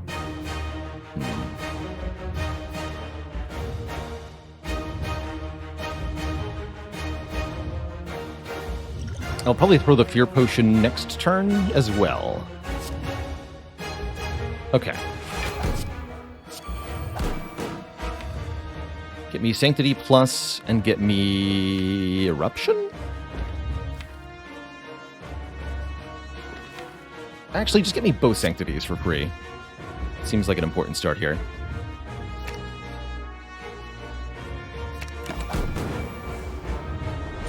Ouch.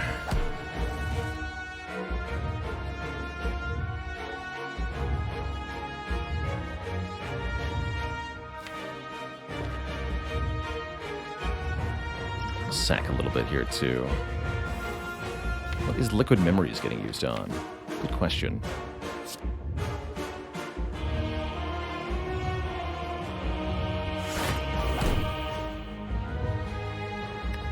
That's helpful. I was wondering when you were going to show up.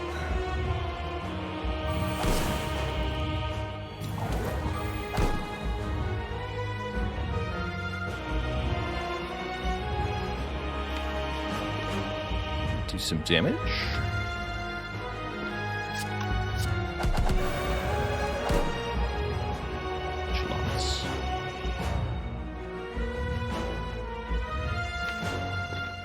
So we're playing Establishment, Foresight, and the Vigilance, or I can stay in Wrath, knowing that Secret Technique is coming.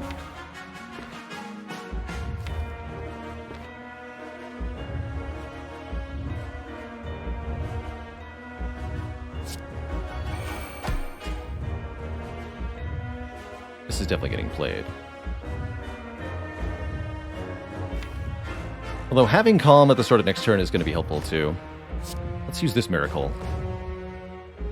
I think Hand Space is also valuable. Oh wait, but that means I played in the wrong order. I can still play Sanctity before I play Vigilance. I'm not drawing off Sanctity. Okay. Sanctity, Sands, Vigilance, Miracle, Establishment. There we go.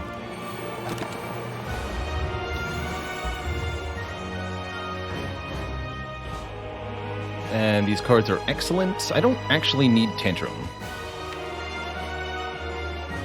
Let's skip that one for now.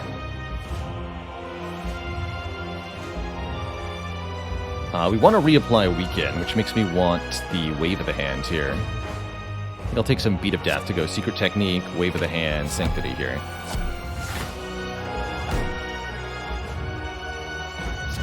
Draw some cards. Enter Wrath. Do the damage. Nice.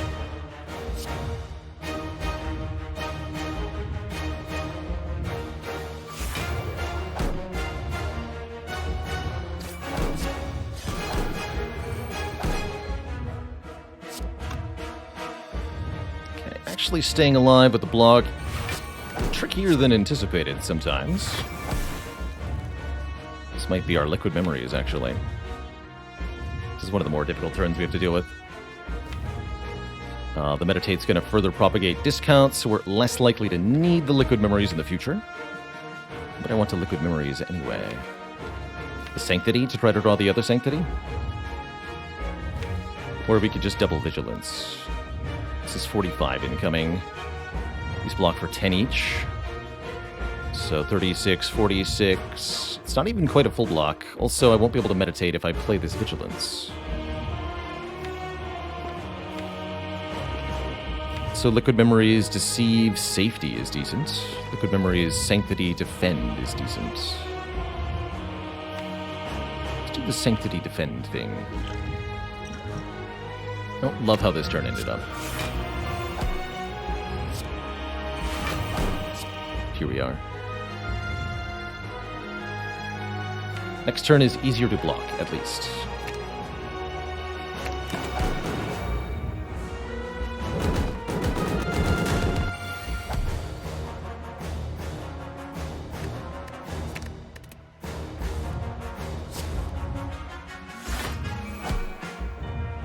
Could wave of the hand again, but there's no need to. The fight's not going to last more than 8 additional turns, that's for sure.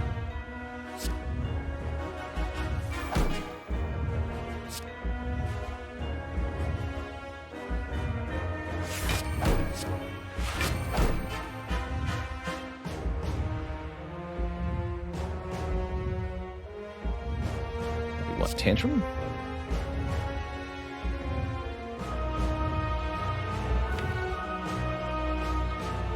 Yes.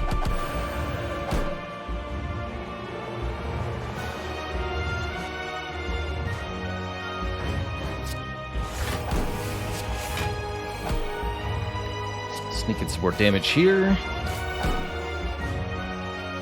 Now let's go Fear No Evil, Empty Mind, get more energy. I can go Vigilance, Tantrum, get even more energy, and do more damage. Here we go.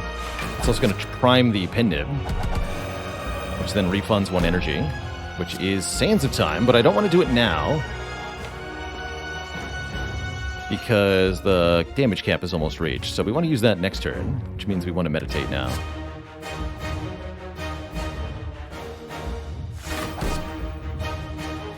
Give me back this and this.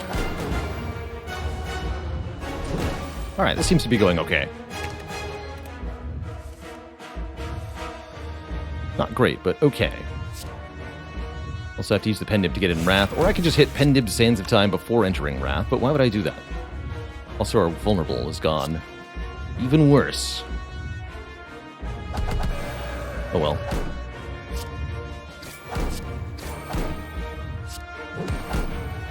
Could go Vigilance, then Eruption. That risks getting stuck in Wrath. I really don't want to do that.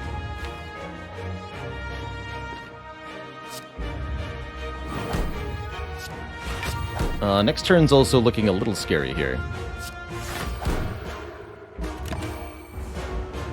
4x15? No, thankfully just the 36. Okay, this we should be able to deal with and kill before any further problems arise. Excellent news. Definitely wouldn't be able to block these turns if we didn't have the extra dexterity from the fasting. The fasting is making all the difference here. It's the only reason we're going to live.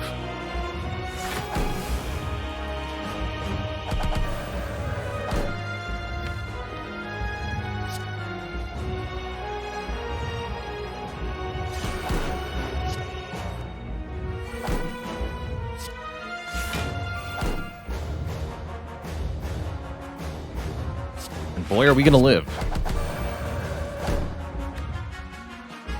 2 more attacks. Defend Sanctity. Easy. Kerpow. GG. GG, Twitch chat. There it is. Double Establishment. Successfully beats the Spire. Good stuff. It's a long run, but totally worth it. GG. GG, Twitch chat. GG. That's a tough fight. That's a really tough fight. Slow but silly can still win the game. GG. You'll love to see it.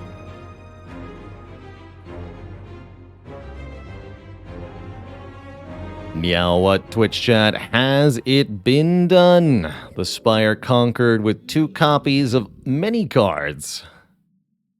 And so shall I. The skin of our teeth and the sands of our time. Double establishment, double deceive reality, double sands of time. Double sanctity. And most importantly, double defend. Starting with our 5 Elite Act 1, 6 Relic Act 1, because we got Gremlin Horn on the 2nd floor for some ridiculous reason. Pretty ridiculous. Pretty ridiculous. GG. What are those eyes? Those are the eyes of Niao, the whale that gives you a boon at the start of each run of Slay the Spire, Gary Caberga. The Ancient of Resurrection, thanking you for breaking the cycle between her and the Spire. Speaking of the cycle, we're going to continue that cycle by doing an Ironclad run in a minute, but first I'm going to take a quick break, refill the water, stretch the legs. Upon my return, there will be more Spire. Be right back, everybody. Don't go nowhere.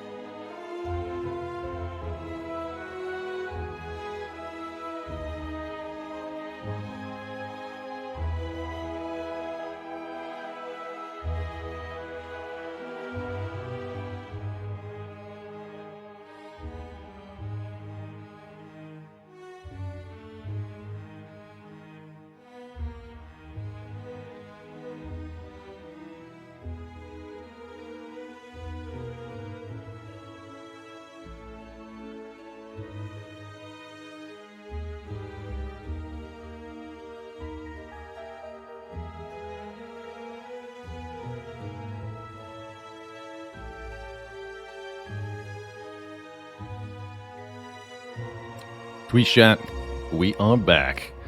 Thank you so much for the patience. Let us embark on one more adventure in the Spire today. Against all sorts of foes with the Clad. Clad being offered 7 max health, 250 gold start, very tempting.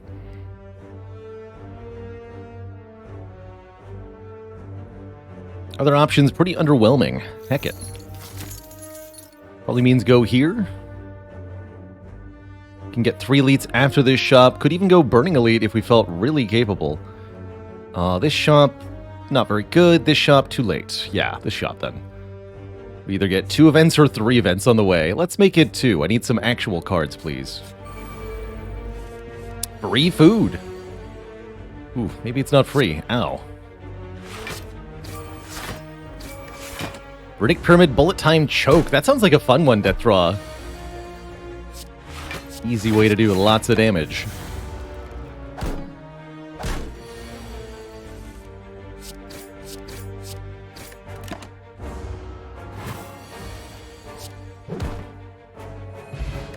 Alright, not too bad.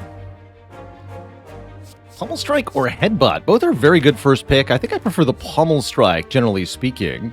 But both are excellent. They both 9 damage for 1 energy, and both have some kind of utility attached.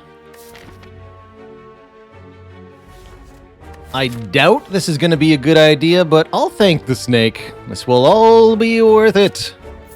Thank you, snake. We have 515 gold, although we also have a doubt curse. And the goal is be rich. Inkbound. Not planning on it, Dark Spades. There's a lot more games that I could play than there are games that I will play, unfortunately.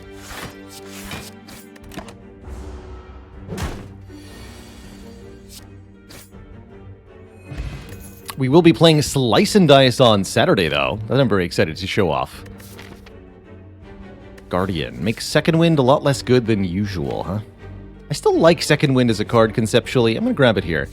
Being able to exhaust stuff in our hand is almost always useful. And these are much better potions. Alright. How... Thank you, Snake. Membership card means we filthy rich now. Very, very wealthy. Exhaust galore. Purity, Burning Pact, True Grit. Could try to do some sort of dropkick thing. Again? Yeah, this has happened more than once, it seems. We want some immediate output. The Whetstone's not bad. Upgrade 2 random attacks. Not amazing, but definitely not bad.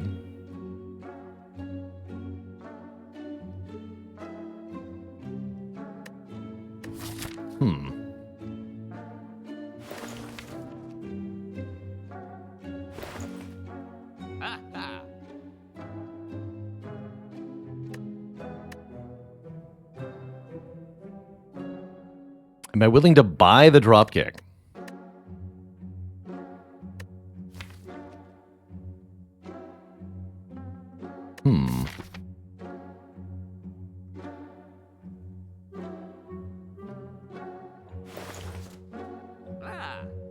Definitely take this. Pretty sure I take Burning Pact. I could go Dropkick, Purity, Whetstone. Or True Grit, Dropkick, Whetstone. Normally I wouldn't think about it. Oh, we gotta remove a card too. Hold on. I think we're losing the doubt. I can still afford Dropkick, Purity, Whetstone. The Whetstone is so that we can kill elites quickly. We might even be able to fight the Burning Elite with the Whetstone.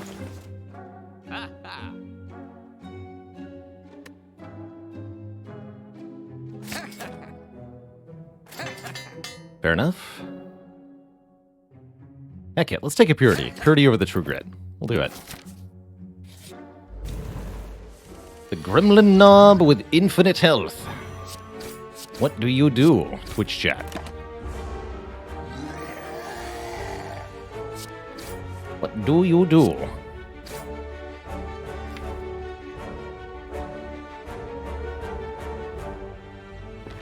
Math time. 9 plus 15 plus 13 plus 20.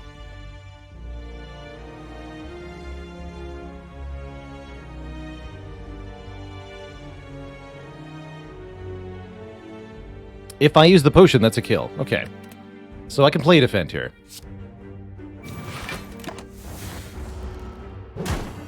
And this turn we go drop kick, strike,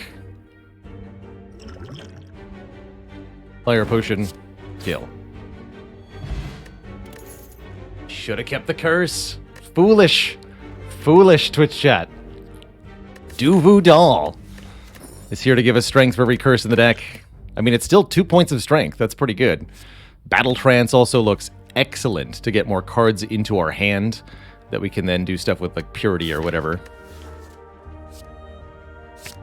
Although Battle Trance prevents you from drawing more cards on the same turn, the idea is that you use Battle Trance to draw the other cards, and then later on destroy the Battle Trance. I considered trying to get 2 out. I didn't think it was going to work, but then immediately stuff happened. But who knows, maybe we'll still get more curses this run. It could definitely happen. Lex True Grit Iron Wave. We don't need any of this. Why don't I usually favor Cleave? Cleave is perfectly fine. I like it more than Whirlwind sometimes, actually. Currently, we're not under huge pressure to take an area damage card, since I'm not fighting Slime Boss. So I'm not as concerned. Feels like upgrading Pommel Strike or Battle Trance is probably the most reasonable thing. Pommel Strike upgrade's actually really important here. Bash upgrade's also important if we're gonna use the dropkick, but I'm not... Oh. Never mind. Forget the dropkick. We have Purity Dead Branch. That's pretty cool.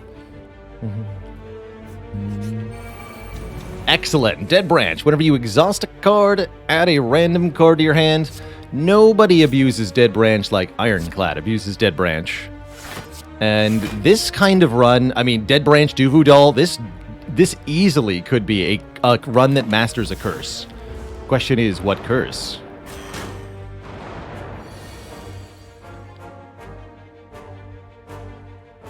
Who needs blood for blood? Not me.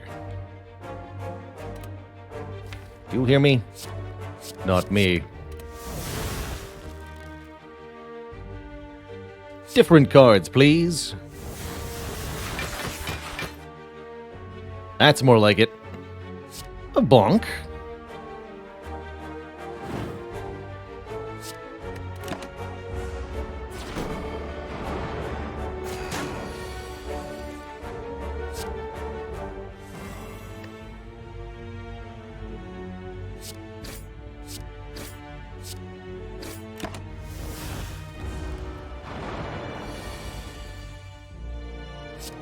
Perfect. Wow, not a single point of damage taken in that fight. Sundial! Wait a minute. Hello? Alright, I'm actually down to take a Berserk Twitch chat. Berserk gives us more energy every turn, and you know what loves energy? Dead Branch loves energy. So, if the run is looking too easy, it's time to, for the sake of our own self-imposed challenge, try to pick up some difficult-to-use cards. Starting with Berserk. You can also just delete Berserk with Second Wind if we don't actually want to play it. Which will be probably pretty often. That's my guess.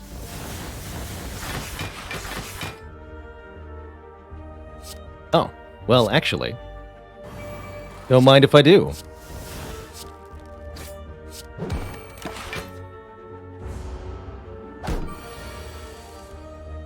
Set up Sundial for value or something. Meh. Nothing exciting here.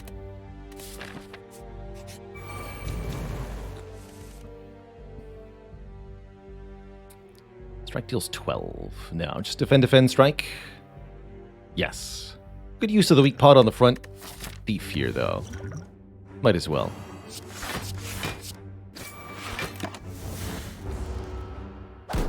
Have we actually not won with Sundial yet?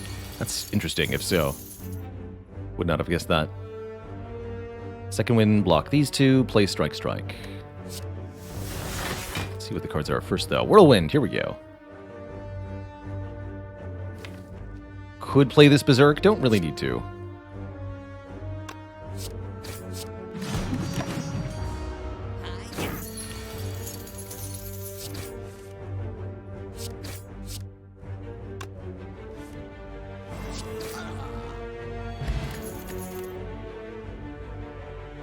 Flame Barrier is a nice card in general. Second Pommel Strike is kind of nice, especially with Sundial, but again, Dead Branch makes this not a thing. So,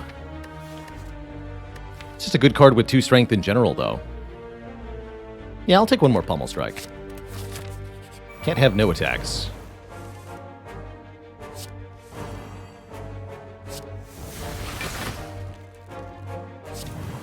Bonk.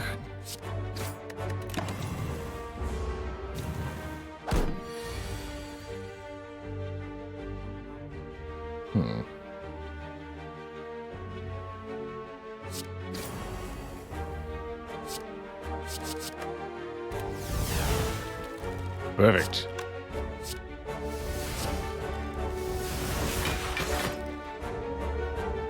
Actually had a kill with the Inflame Heavy Blade. This works too, though.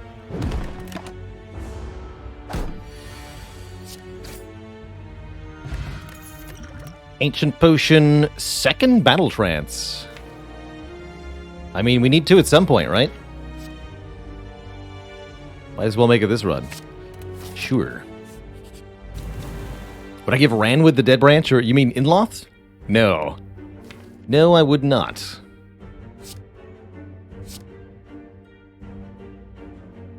Just that. I actually do want this Berserk, believe it or not. I could even use the Ancient Potion and not become vulnerable here, but I don't think it matters much. Maybe in the Guardian fight we'll do that.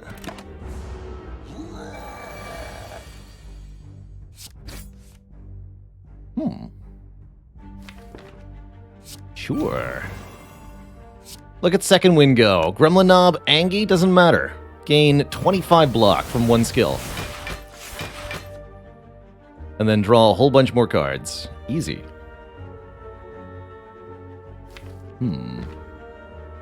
51 health. I guess it's a question of do I need to play the Offering or not? Might as well, because 6 health, right? Might as well.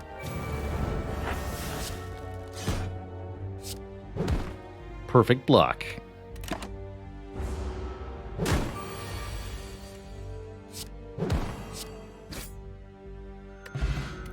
Mango. Lots of max health. Very nice. And there it is. Wow. We already have the second Berserk.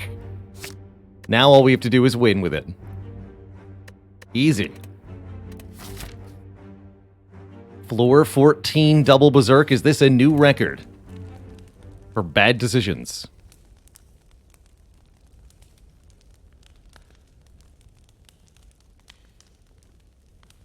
No idea what I'm supposed to upgrade now. Is it one of the Berserks, or is it like the card draw cards? It's deeply unclear. I don't think it's Purity. I think it's either Burning Pact, or the other Pommel Strike, or one of the Battle Trances, if it's not a Berserk. But I think ultimately they both should be upgraded, probably. I'll upgrade one of them.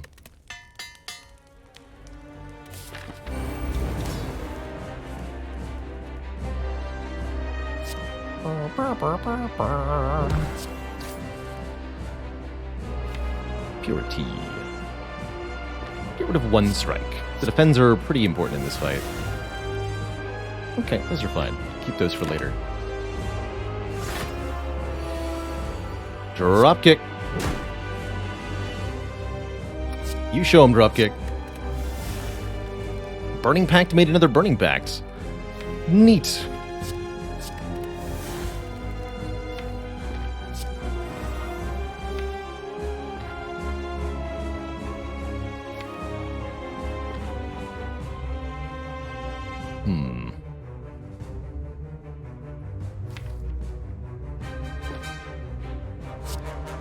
I could just Ancient Potion that.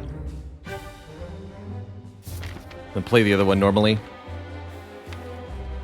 We're at half chance to get a new potion? Sure, I'll just use this.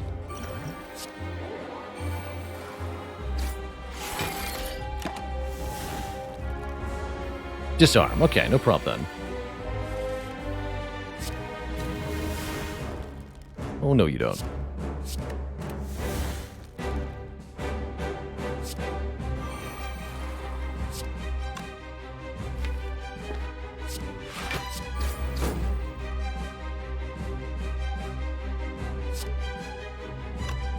I have 1 energy left if I do that. Now, we would need to Battle Trance here. Perfect.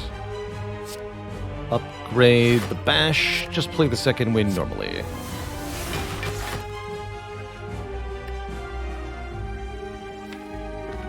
Put the Bash on top. Cool. Actually, wait. I forgot what turn it was. Never mind. Didn't want to do that.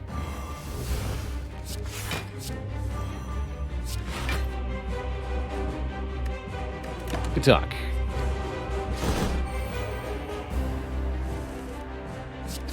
Sure is nice to have 5 energy per turn, though.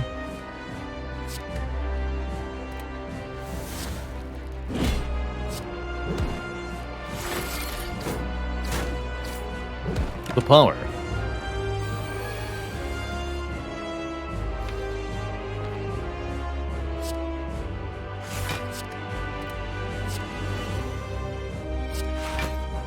Right, now we don't need 2 Battle Trances anymore.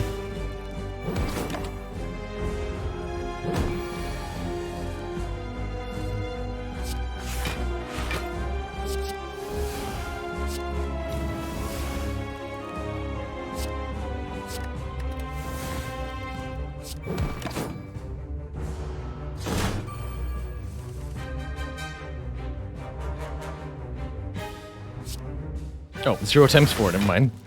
Like, what do? Just make more clashes, obviously. Clash noises intensify.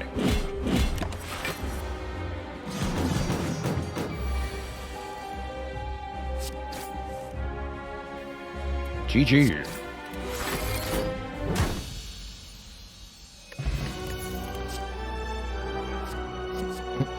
Fiendfire, Dead Branch, 2 points of strength. I mean, yeah, definitely. Definitely.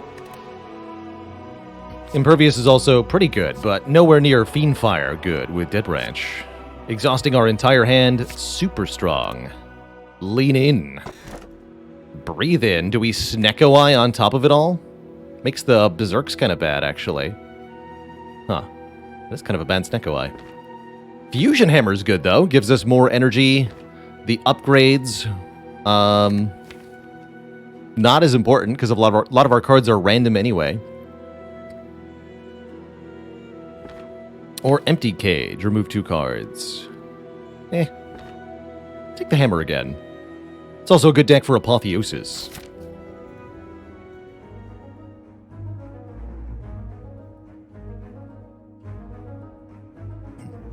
A mere 3 elites this act. Shops are great, though. Definitely want to look at shops. We'd also like to look at events, because curses would be actually pretty sweet. Do I maybe want to take this many events? I don't know. Is that insane? Kind of. Kind of insane.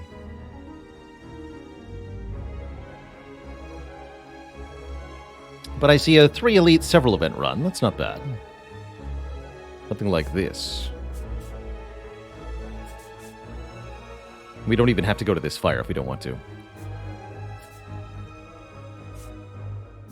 Oh, that doesn't hit either shop? No, this there. Or we can go this shop, this event. I like that because it gives me more options, actually. Let's do that. We can go either there or there.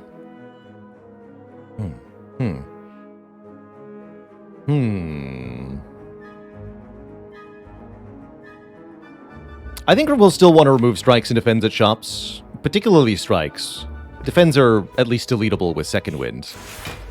But strikes are absolutely still bad because of our likelihood of drawing garbage on turn 1. Just play the Fiendfire here, or do I Second Wind? I'm just going to go Fiendfire. Could even dupe pot Fiendfire. But let's see what Fiendfire creates. It created a Fiendfire. Good fight.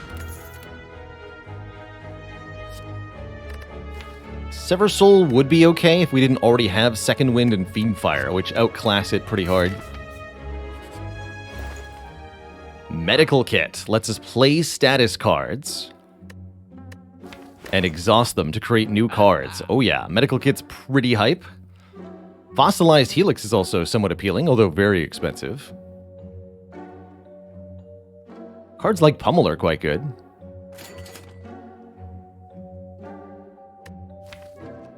I think I might just want to remove a strike, though.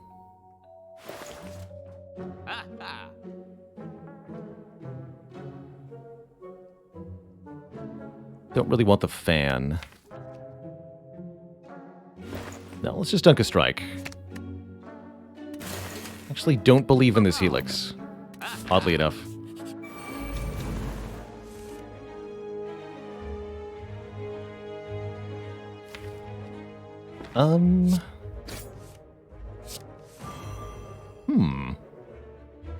But my face. This is not the kind of turn 1 draw you want to see, and this is another, again, why the removing of strikes is so important. To reduce the odds this happens. Definitely not our ideal turn, that's for sure. Ouch. Glad I have forced rests, let's just say that. His Berserk of Block card.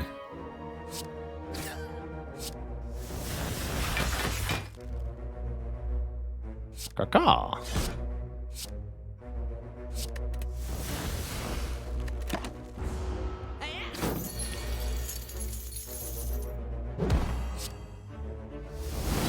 Not too bad, though. Ultimately, we're not down that much health. Get a potion. Could take Infernal Blade, but we don't need to. And we rematch the Shelled Parasite, who is angrier than ever, and yet I am Fiendfirier than ever, so I'm not sure I care. Could also Second Wind for 20 block. Let's do that. Start with that. Let's see what we get here. Power Through. It's also Barricade and Trench. That's funny.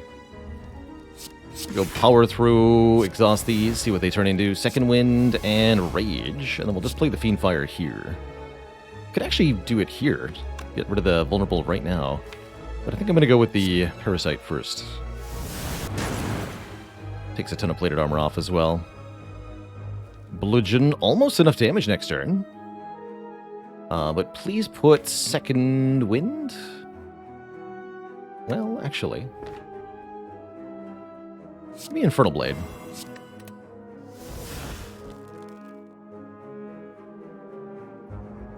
Dang.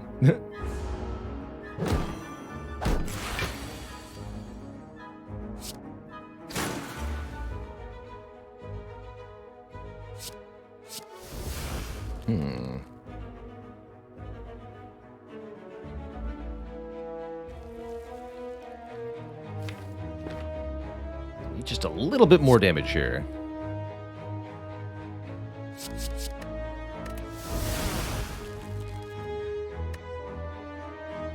Let's cleave it. Not quite, huh? Dual Reckless Charge, but that's not better than just playing a 1-cost attack. I could use the potion.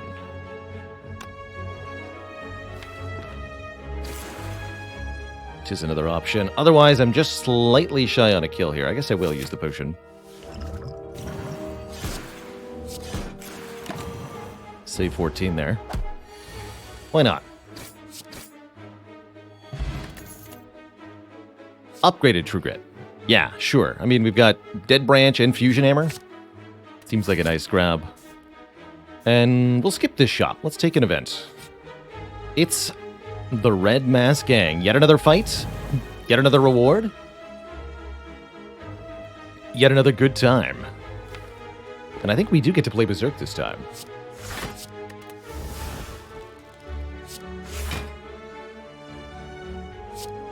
Sure looks like we do. Following my own advice, if you can't kill bear turn 1, target Romeo. From our video earlier today. To prevent the weakness on turn 2 from Romeo, if possible.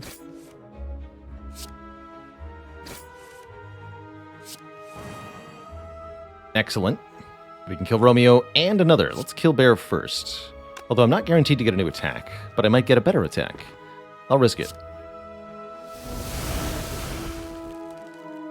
We do get a better attack. Cleave. Or Iron Wave. 1 block? Never mind. Forget about it. Who needs 1 block? I mean, really. Ow. But my face, though.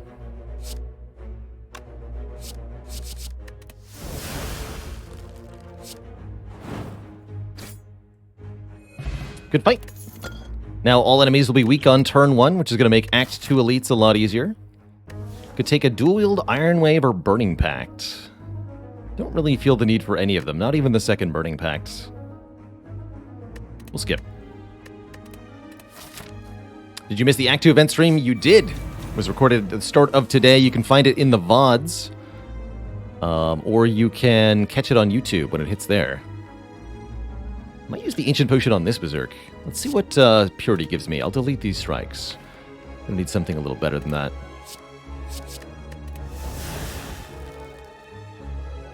Works for me. Okay, let's Potion the Berserk. Second win these cards. Play Shockwave and Boomerang. Good. Good start.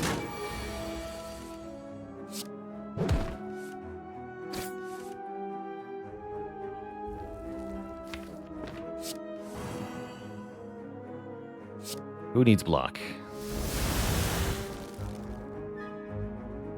Not I. Squished. Get an Akabeko. First attack each combat does 8 more damage. That's pretty good. Cards the like of which I don't feel the need for. Skip them. When do we get the Feel No Pain? Great question. One wonders this.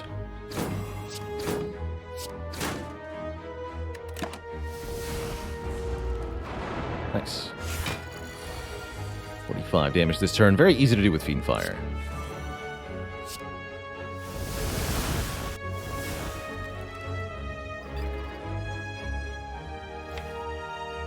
Can exhume Purity, then use Purity on the Sentinel. That's kind of fun.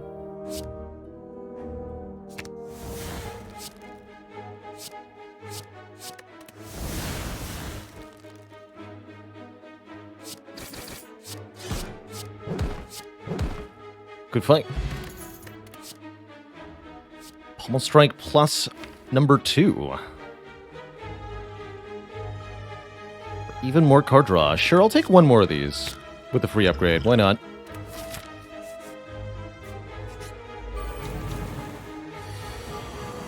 So the goal for mastery on this run, we have 2 copies of Berserk, so anything beyond that is truly bonus. We really don't need anything more than that for me to feel satisfied.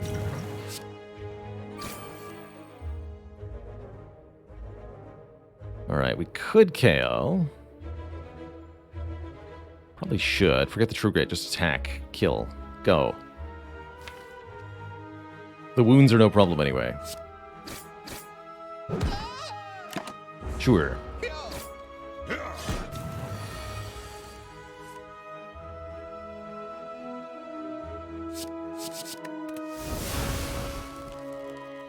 Double Fiend Fire. The Fiendification? Also, ouch. My face, etc. Why so many Berserks, though?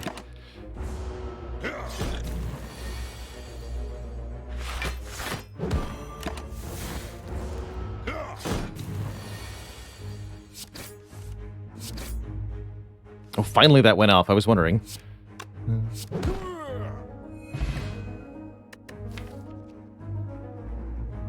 Bottled Berserk or bottled...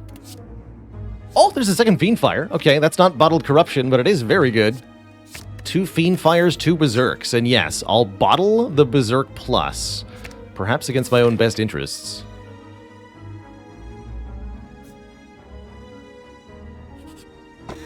Mummified Hand. Whenever we play a power card, a random card in our hand will cost 0 until the end of turn. Excellent. And we even get to go back up to more hit points. Sure, I'll look at 2 potions. Take that one back. Why not? Yeah, really good with Dead Branch. Big agree.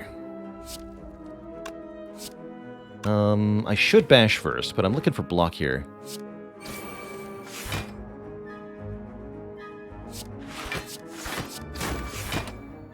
Don't know if that was right, because then this turn we probably get hit, where otherwise we could have just killed. Oh, this worked out.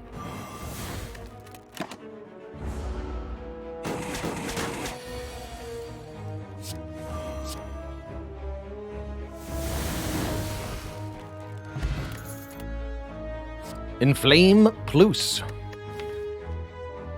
Seems pretty good, actually, making the Fiend Fires hit way harder. With a Mummified Hand, it's pretty cheap to play, too.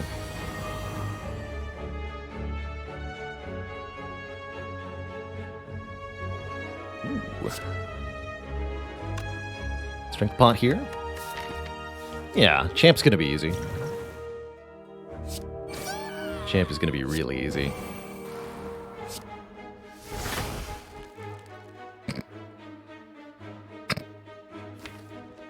Do I? Alright, I'll do it. Play the second Berserk. What's the worst that could happen? He smiled, getting attacked for 16 by 3.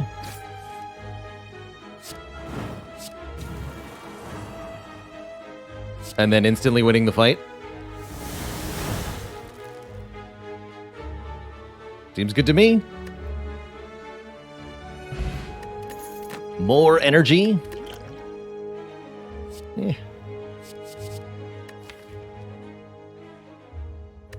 Eh. Shrugs. Fine. I don't need it. We were not knocked unconscious. We did get double Berserk on turn 1, which will cause the bird to attack for more than 1 damage. Rounding. Fun stuff. I don't think I can kill this bird, can I? I don't think so. The Chosen, then.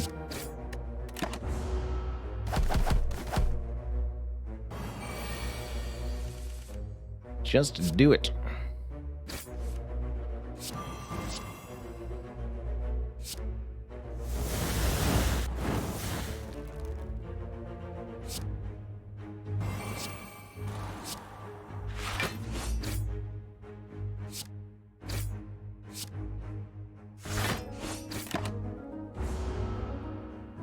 Ah.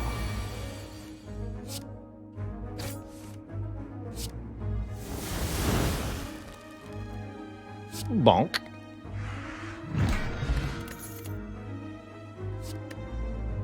This is definitely an adequate run for Pummel. Now that we have Akabeko, it's actually really good. Sure, I'll take a Pummel. Note the lack of curses we got offered this act. Let's just recall. We're lucky we'll see the Culling Bell from Champ here. That's what I'm hoping for. But we'll see. We shall see.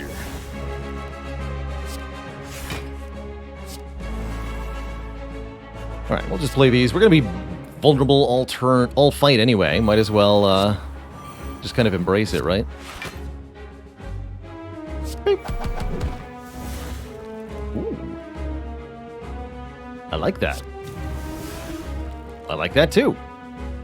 Keep those cards.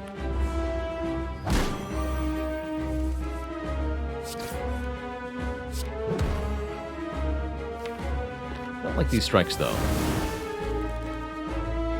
That's more like it. Make more of these.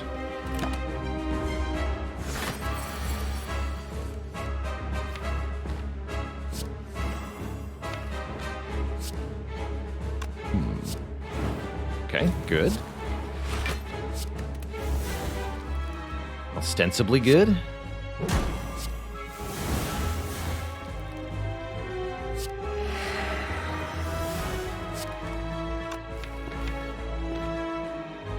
Next turn's a really good turn for us to push things here, so I probably want to either headbutt Pummel Strike Plus or Fiend Fire. Let's do Pummel Strike Plus.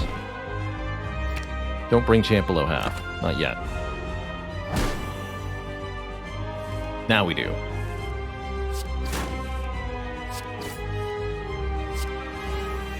Perfect. GG, sir. GG.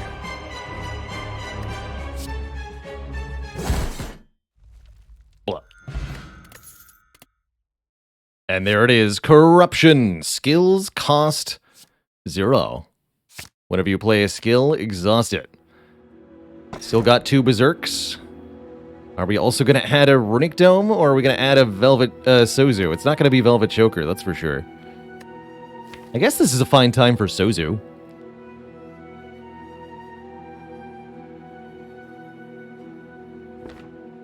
I have so much energy. 5 energy, double Berserk Mummy Hand run. Yeah, we haven't actually gotten a win with this yet. Let's take it. Guess that might be true of Dome, too.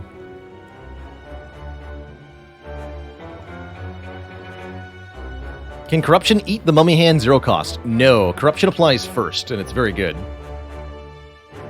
Could go for elites. No shop if I do that, though. Shops are mandatory. So I'm looking at 2 elites? Oof. 2 elites to visit a shop? Oof.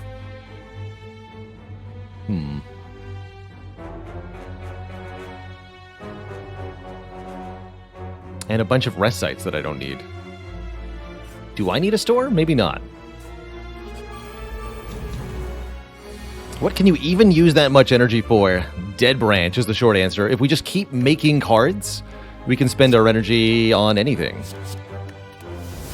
Anything we want to. Which is not always a good thing, as you can see. You don't always need to make new cards. Ow. Akabeko, save me! That's right.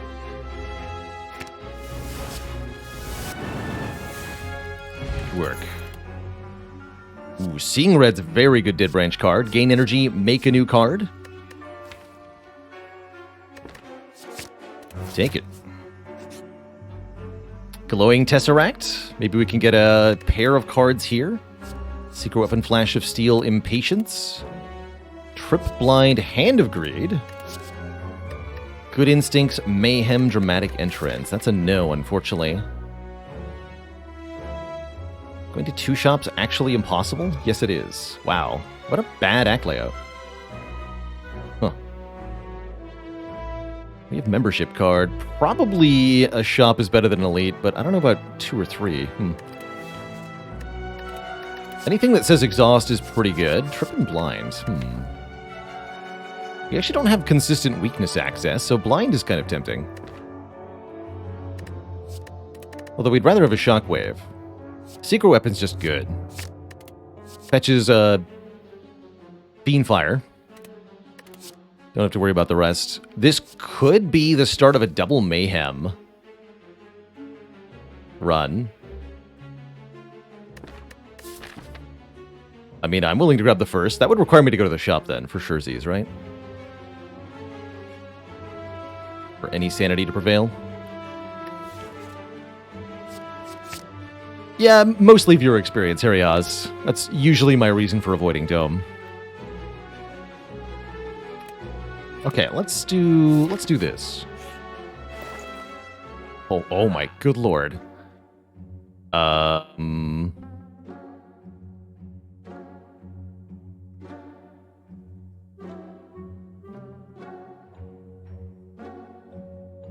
Yeah, buy everything, like, genuinely.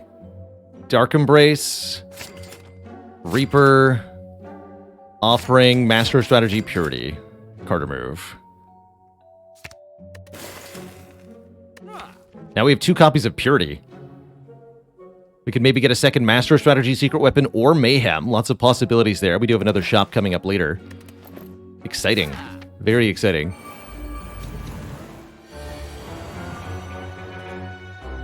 Very, very, very exciting.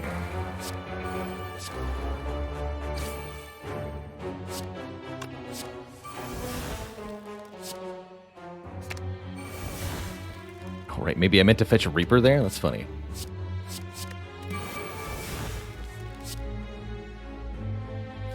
Do I actually want to play Corruption? Yes. Yes, I do.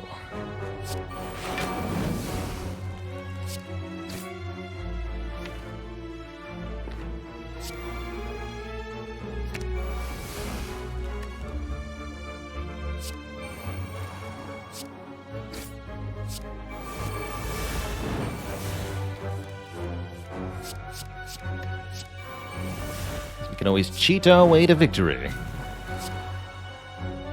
Easy. Pay 6 health to gain 8 health. No prob.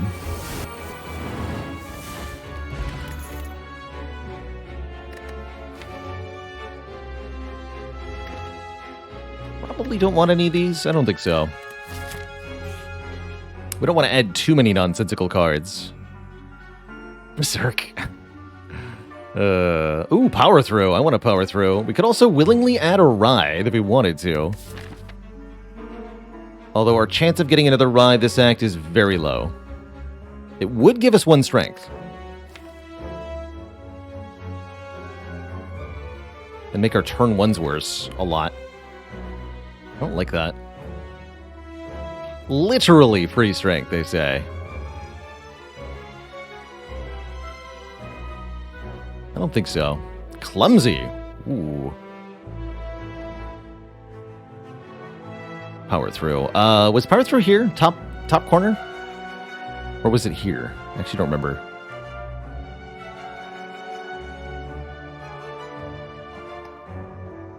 Chaz says top right. Yes. Cool. Power through is excellent, creating 2 wounds that we can then play with the medical kit to create new cards, like this. Neat. Do your thing, Seversoul.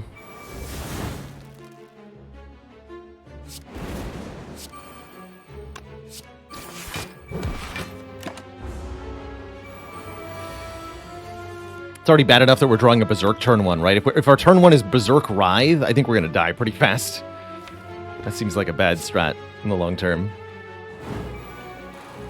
And for those wondering, no, your Mummy hand can't... When you play Corruption, the 0 cost applies first, so the Mummy hand there can never hit the defend. It'll always hit one of those 2 pommel strikes, which is very nice.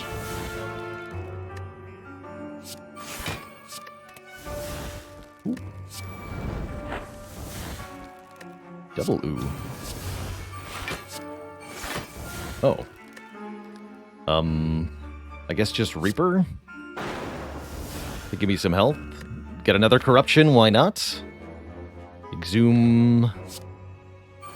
Arma? Upgrade a Fiendfire? I don't know.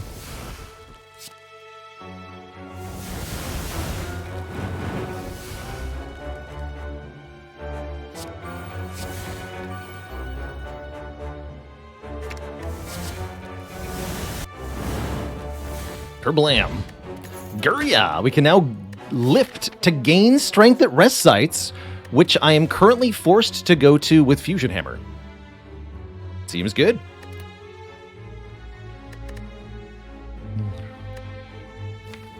What amazing timing. Look at disarm. Lift. Otherwise, we would have had to rest there with no benefit. Glorious. Just glorious. And we're going to actually go through enough rest sites to fully lift here. Can I get more events? Just one more event. That's it. All right, we'll go this way then.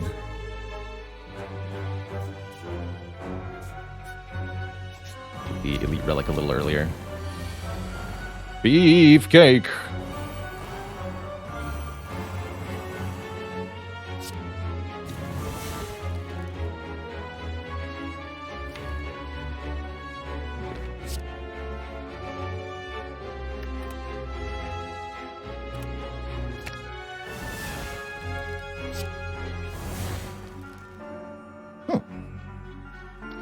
You don't say.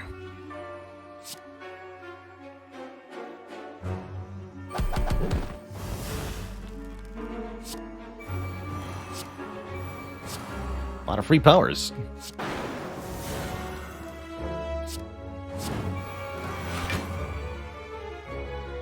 Right, I have no draw,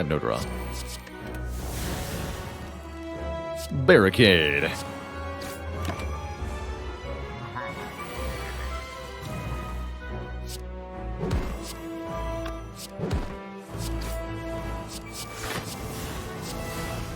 Barricade into double entrench. Oh. I see.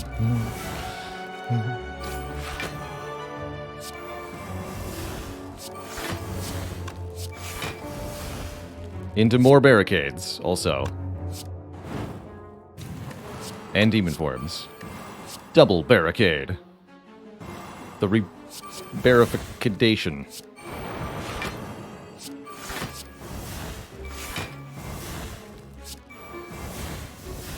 Play Descender's Bane, whoops.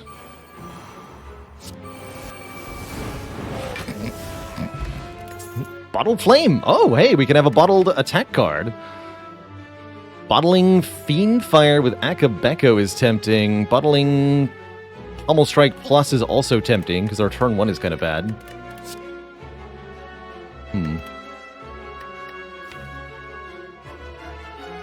Yeah, turn 1 Fiendfire is only going to be 3 cards at most. I'm going to take the Pummel Strike. It's Bag of Prep at home. Turning our Akabeko into a Bag of Prep, sort of. And there's the Bottle Lightning. That's funny. Triple bottle. The ultimate bottle run. I would love to bottle Master Strategy Plus, but we need to take the blue key, I'm afraid. Burka, thanks for 5 months of support. Almost to that half year. We strong.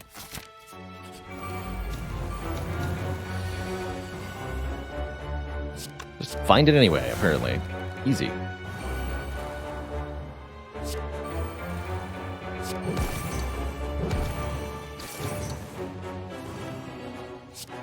And put Mayhem in play. Why wouldn't you? What will Mayhem play? Mayhem will play a dropkick for good value. Good job, Mayhem. In case you weren't aware, we're going to kill the Transient now. That's just definitely super happening.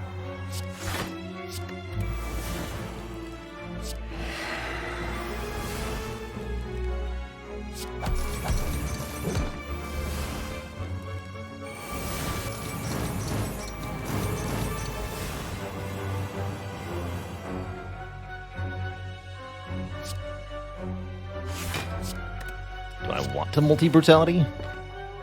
I don't think I do.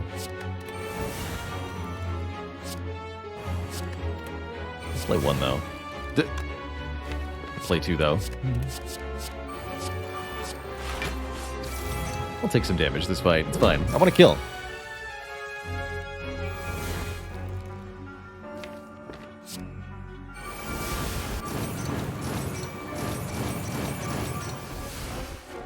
Who needs it?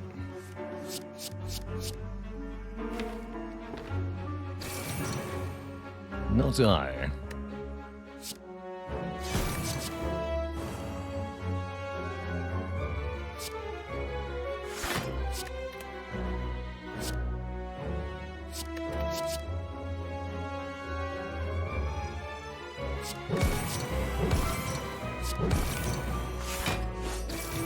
Oops.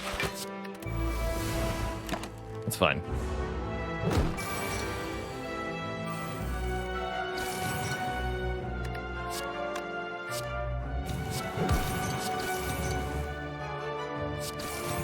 You show Mayhem. That's right. Is Transient considered an elite? No. Transient is a regular encounter. Just a really rude one. And now a really dead one. GG. Third Battle Trance, I think that's overkill. Heavy Blade's actually not bad with all this strength, I suppose. Hello?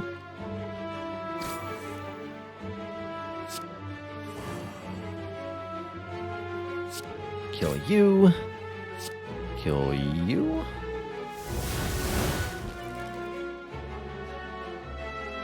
Fair enough.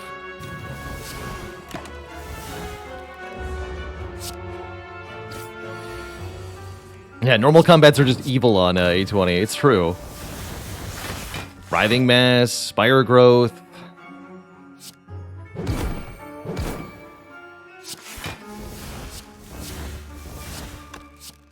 Transient. The Darklings. It's tough. Alright, upgraded Shrug, that will take. Decentish block card. We've already got our 3 lifts. Counting this, we don't need to recall, so let's take one more event and one more combat. With the event just being Darklings, and the combat potentially also just being Darklings.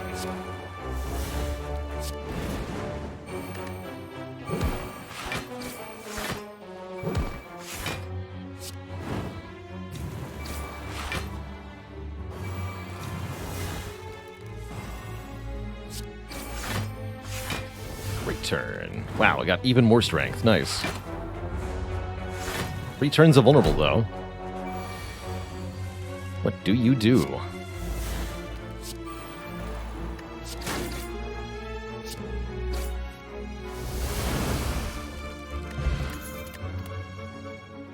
No, no, and no.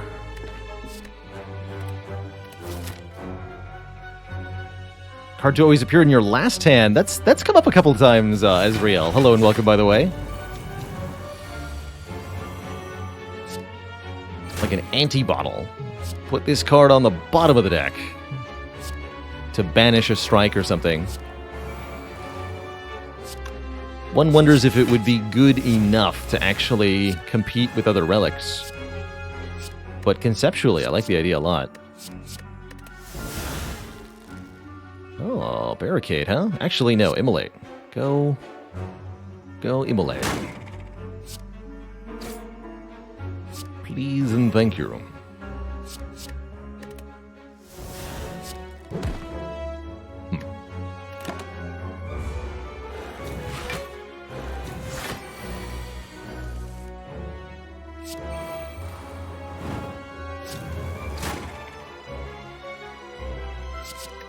Many cards. Excellent.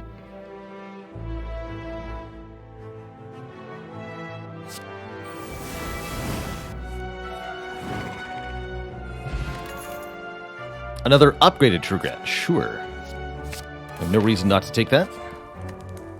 And we have no reason not to lift for our 3rd time.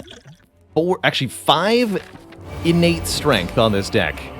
5 strength at the start of every combat as we go into the boss gauntlet here. Truly absurd power, if you ask me.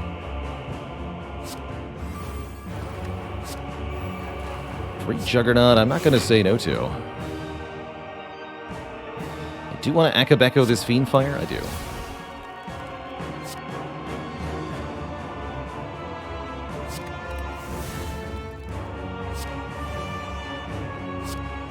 Yes, I do.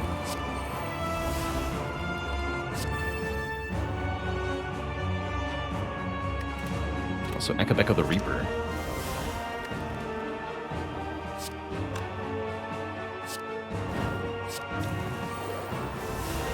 Or the Pummel.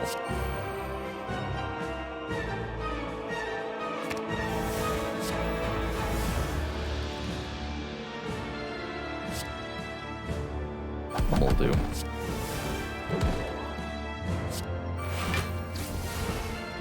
Nice. More energy.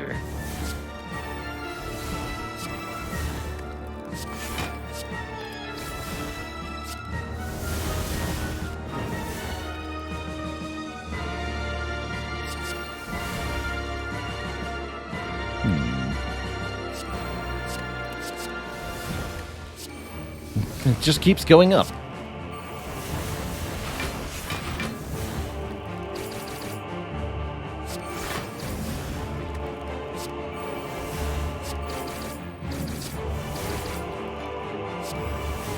And finally, we're left with only attacks. Which Which means Clash can finally be played. The power. The power. Bonk. So close. I think I could have killed them both if I used the explosive potion. That's funny. GG. Not a bad turn one. How long will Awaken one last, and how much strength will they gain? It's actually a pretty important question. I don't want to give them too much here. Be careful with this. He said, recklessly playing the Mayhem. No, let's delete that. Not this fight.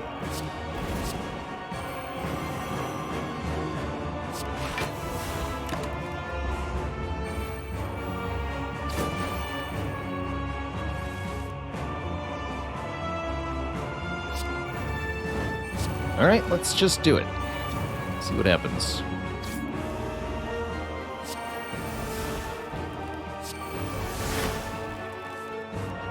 There's the Feel No Pain. Seems likely things are going our way now. Seems highly likely. Good talk.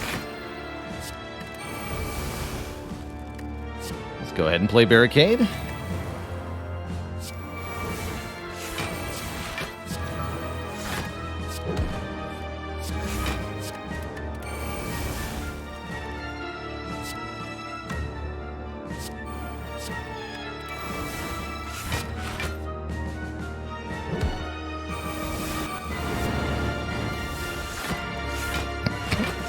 Trench, okay. Yeah, why not?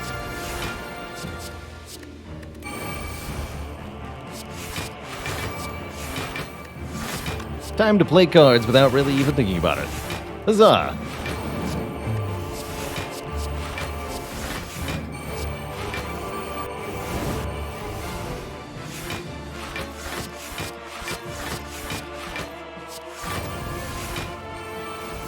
Could this run be ethical?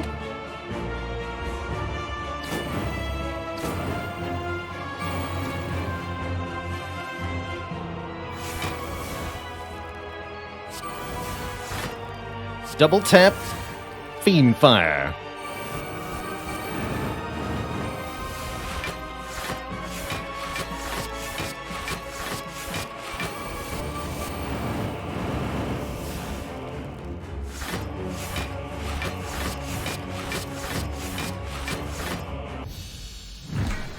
I feel like with all the cards we generate during these fights, we should legally be able to say that I've mastered every card after this run. Just the whole thing of Von Ironclad.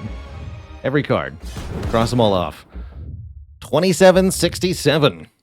Holy moly. Holy moly.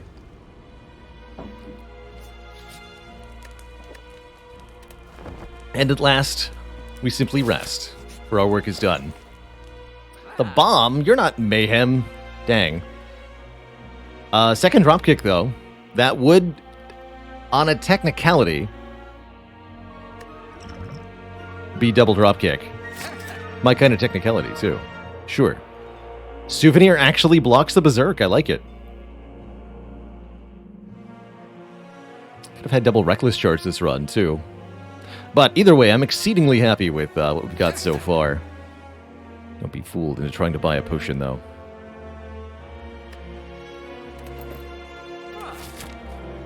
That ought to do.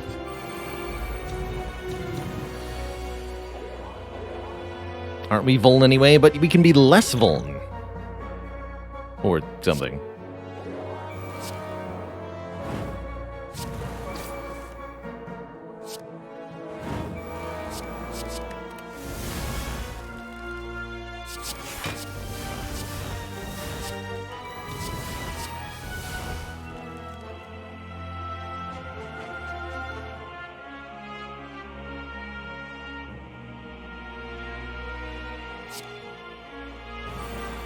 It's happening.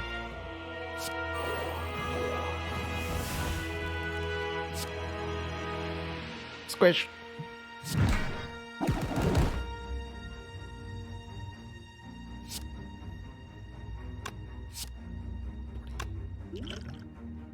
Really? I'm not quite there. Even Sever Soul Explosive Potion won't get there. I'd rather use the Dupe Pot on the heart. Close line here. The burns we can just use to make more cards anyway. Easy.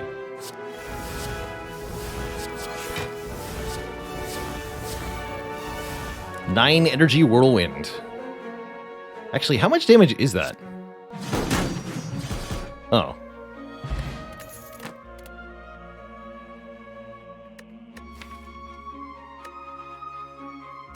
Juggernaut seems excessive.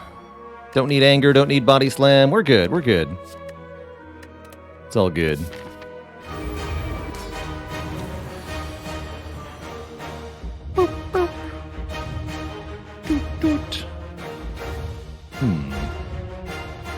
Do we play that Berserk? Actually, a really good question here.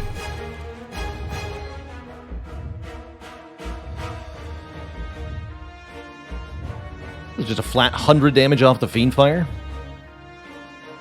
Let's do that. Ooh, double evolve. I like it.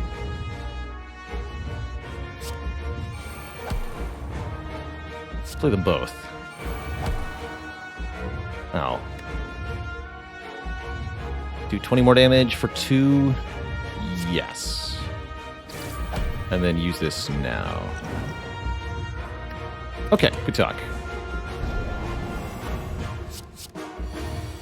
So add 5 statuses to my deck, see if I care. Draw Dark Embrace Corruption together. Also see if I care. Heck yeah.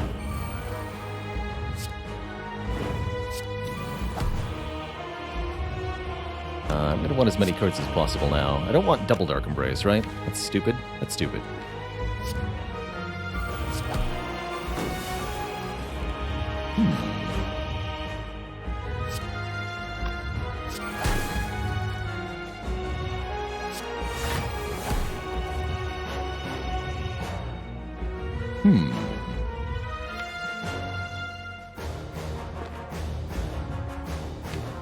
Haven't found Seeing Red yet. Okay. It's just 1 cost for the moment. Get rid of Bash.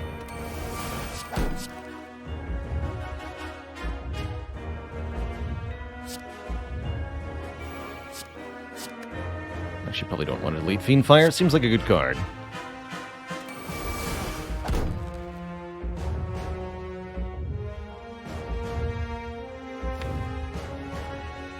Zoom the Arma again if I wanted to. Some other options as well.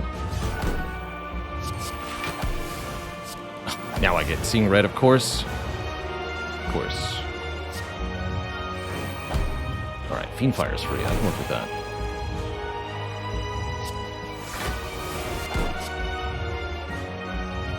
In that case, we should exhume what? A block card? Or Purity? I think a block card.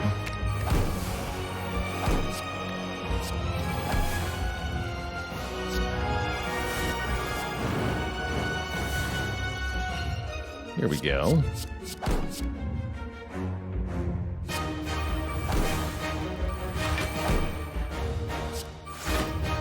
And lo, there was the playing of many cards.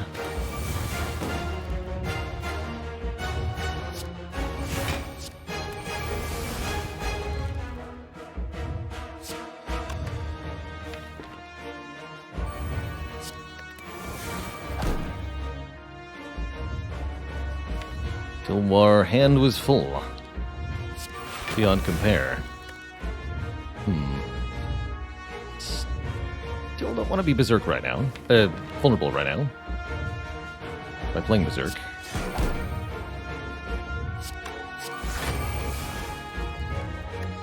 This works then.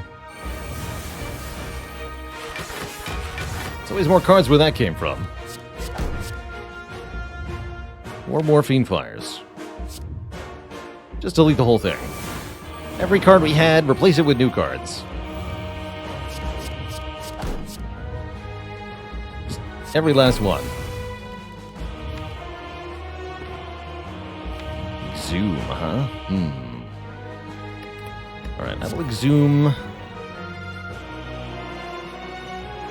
could exhume Seeing Red and keep this going. I'm going to exhume Armaments and upgrade that dual wields.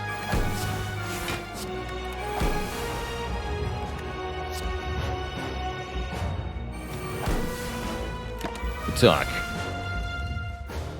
Oh, now Sundial goes off, of course. Whoops.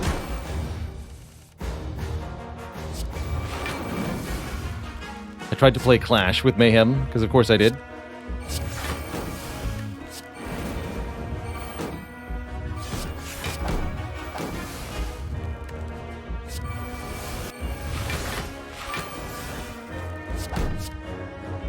Still have this dupe pot. Might dupe the demon form. Since we're rapidly running out of time for this potion to matter much. Sure, we'll dupe the demon form.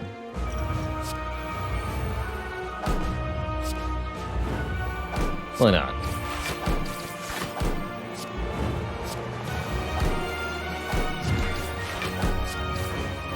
Perfect damage cap there.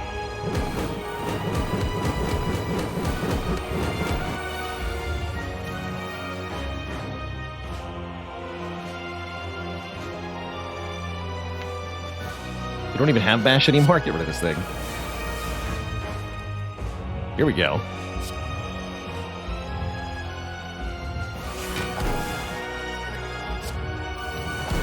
.44 strength and counting. 88 strength.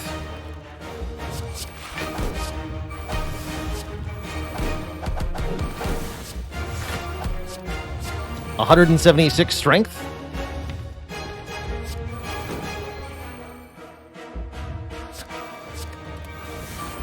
Can we get to 999? This is like that Monster Train run. Can we cap out the regen?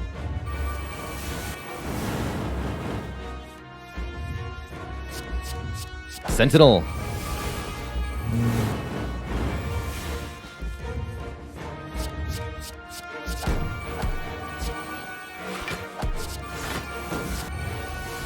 This enemy does not intend to attack. And my hand is full. And the Spire is full. And yeah, good turn. Good turn. What an amazing run this was, Twitch chat. GG. Duplicate drop kick for 185 damage. GG. So there it is, Berserk in duplicate. Fiendfire in duplicate. GG. What an amazing clad run. GG, everybody. Not too shabby. 35-92 is the final score. Beyond perfect. 7 perfect elites. Lots of... Wow, this would have been even higher if I'd taken a different Path Act 4. Crazy. But we couldn't master any curses, despite the Dufu doll. That is definitely one for the YouTube. Yeah, definitely.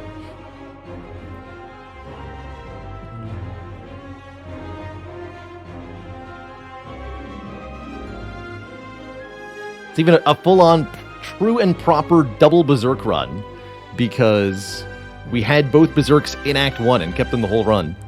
It was really funny. And we even used the energy from the Berserks. We played them a lot. Wasn't just ignoring them. Most fights. Most fights. What a wild time. Yeah, double Berserk Dead Branch. Double Berserk membership card. Double Berserk Mummy Hand. I don't know. It was just good. It was really good. Oh, we also got Purity done. Purity, Fiendfire, and Berserk were crossed off the list this one. And Battle Trance, too. Amazing. Just amazing. Hey, you're so welcome, Abe Froman. I've got a team, a couple of folks who help me out with the YouTube upload. It's not a solo endeavor for me these days. But I'm really glad I'm able to provide that for everybody. Really, really glad. All right, I'm absolutely thrilled with our Spire runs today, Twitch chat. I think I'm going to switch things over to Monster Train and do a run in Heck for the next segment of our stream today. Before that happens, I'm going to take a quick break, refill the legs, stretch the water, all that jazz. I'll be back in a few minutes to continue our broadcast and keep the deck building going. If you're looking for more Spire action tomorrow, there will be more Slay the Spire. We'll also be starting out the stream with a retrospective on our 400 wins that we did in 2022. Making that for YouTube. That's tomorrow. But for today, it's going to be Monster Train. All right, folks, back in a few. When I return, there'll be more content for you. BRB.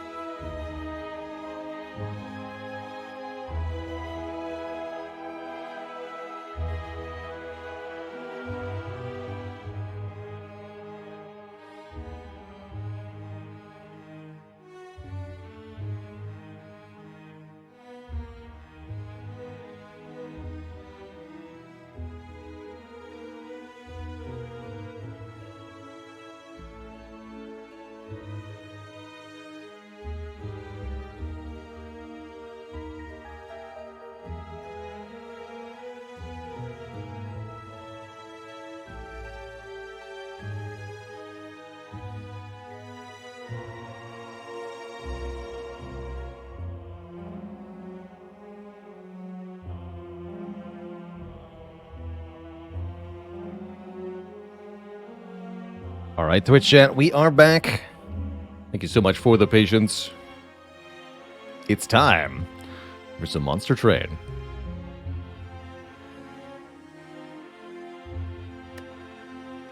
Choo-choo. Other staple deck builder this year. Plan on playing a lot of Monster Train. Gonna need to do probably close to 100 max difficulty runs if we want to get everything mastered.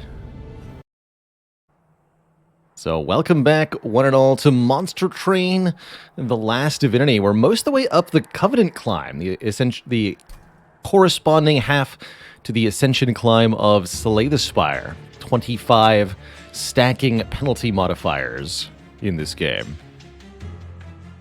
Currently on 18 out of 25, so we need 7 more wins, I think? 6 more wins to unlock C25. And we have yet to meet defeat here. I think we can keep it up. Playing random, you never know what you're going to get. It might be very, very strong, might be very, very weak. Worst clan. Hard to pick one. It's really less about who's the worst overall and who's got the worst starts. And I would definitely nominate Umbra as having one of the worst starts. Remnant can be really tough at the start too, but usually gets very strong over the course of a run. Awoken can be weak kind of the whole way through. I like to point to Stygian and Wormkin as the strongest, at least from my playstyle. Wormkin definitely would be my nomination for single strongest of all clans. They're ridiculous. They're game-breaking. They do stupid nonsense. But instead of stupid nonsense, we have vanilla nonsense. Look at this. Just Stygian Hellhorns with no exiled clans, just 5 Frozen Lances, 5 Torches for Train Stewards, a couple Offering Tokens, and a couple Molting Imps. Not a lot of direct unit presence, but I bet we can make this a spell-oriented run. And those are my favorite runs to do in Monster Kitten. What kind of champ do we get? Either Spell Weakness or Frostbite. There is no spell cost reduction offered.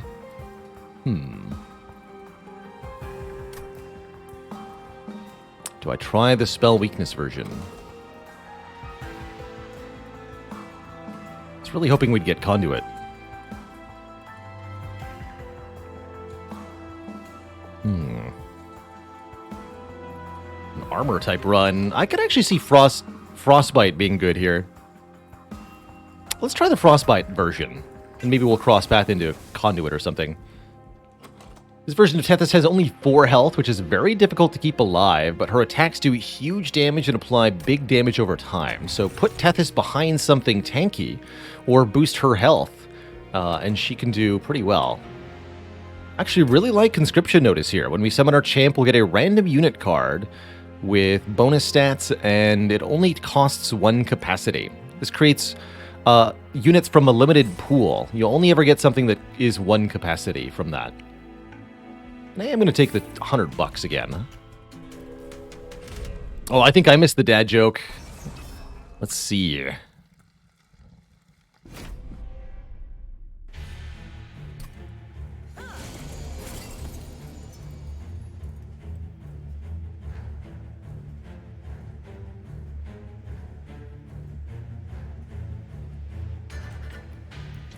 What kind of car is at the end of a very sad train?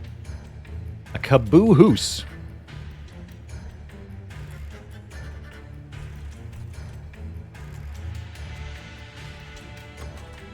I was saying boo-earns.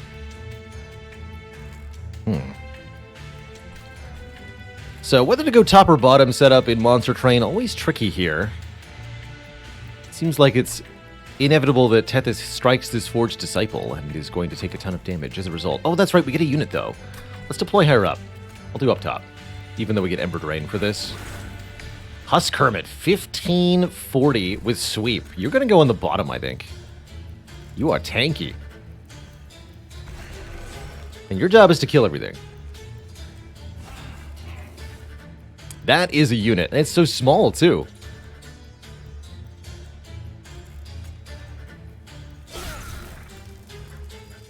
Yeah.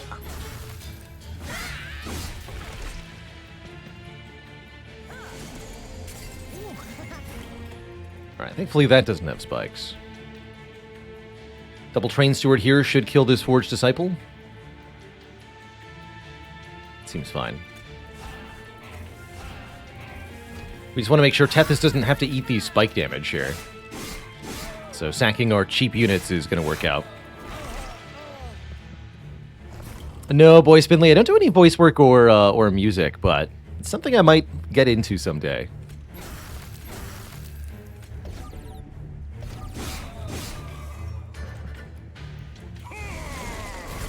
Hoo-ah.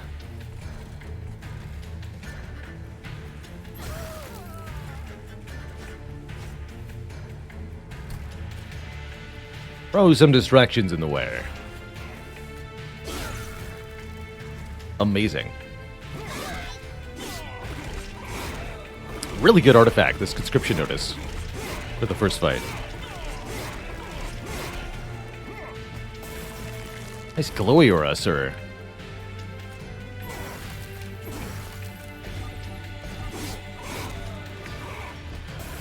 And he'll actually strike down Tethys before she can do a single thing. Oh. Well, please enjoy fighting my pyre then, sir.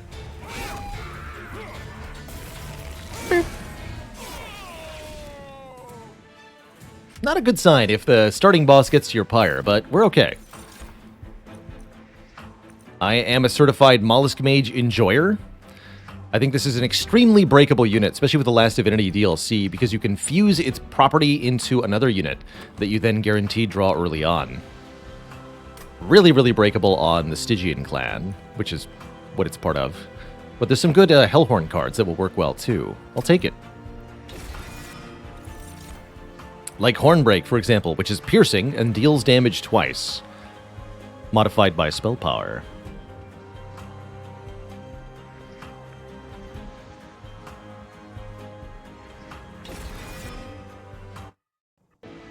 Yeah, the acoustic treatment behind me is just kind of sort of general noise control. It's mostly to reduce the echo in the room, so that my mic doesn't have an echo, but it also helps keep the noise that I make in this room, so I don't disturb the rest of the house, or prevents noises from outside the room from getting inside the room. Either way. When I get myself on a spell power-oriented run, I just want to go Merchants of Magic over and over again, completely disregarding the Merchant of Steel, usually. Magic power consume. Oh, Eel Gorgon. Gain multi-strike on Incant. At the end of each turn, remove all status effects. So Eel Gorgon is a multi-attacking unit that attacks a number of times equal to the number of spells you've played, essentially.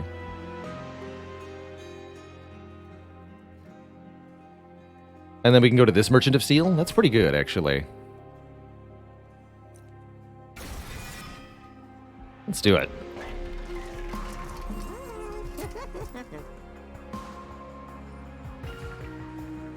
Make one of the torches consume. We want probably Frenzied Swarm and Hornbreak to be free. Let's make Hornbreak free. And then I'll pay for more spell upgrades. Holdover. Holdover Hornbreak. Interesting. I could also do Holdover Frenzied Swarm, 0 cost. That's very good. That can allow us to daze units every turn on a whole floor. That's exceedingly good, actually. Let's do that. 0 cost so we can play it last, too. And 10 more magic power on this, then. Great floor. Great floor overall. Although, did I actually look here? I don't think I did properly. Spell chain, huh? No, there's no need for spell chain. What I am going to do is fuse Mollusk Mage with Eel Gorgon. I think that's what I'm going to do.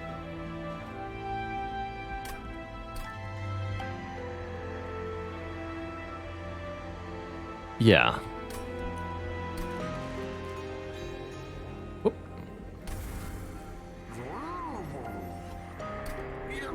That way the Gorgon has slightly better stats and boosts spells on the floor it's on. And since it gains multi-strike with spells, you want to play a lot of those on its floor. Plus magic power is not a status effect. No, it's an infusion. Okay, so we can just use Frenzied Swarm Holdover and deploy on the bottom then, yeah? I like it.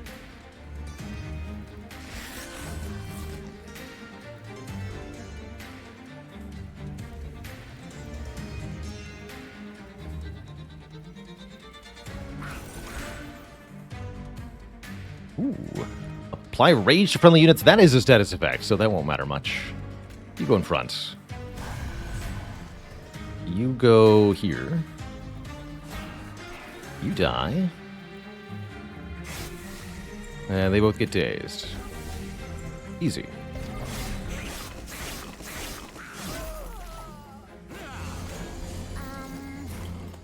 And we always have the Frenzied Swarm, so there's never any risk of actually getting hit.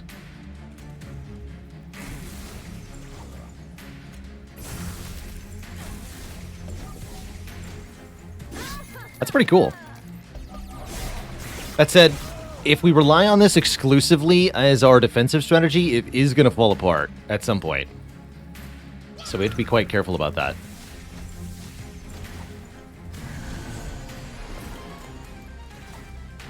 Possibly sooner rather than later.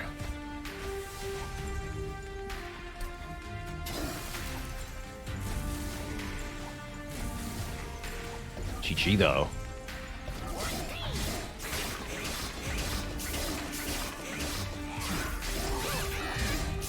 So the multi-strike is only reset after the combat is over, which means the Eel Gorgon can really decimate bosses by getting a very high multi-strike count.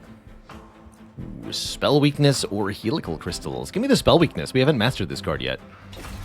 I want to do spell power stuff. Another Horn Break. Excellent. Can't remember if Eel Gorgon keeps armor. I don't think armor is a status, though, is it?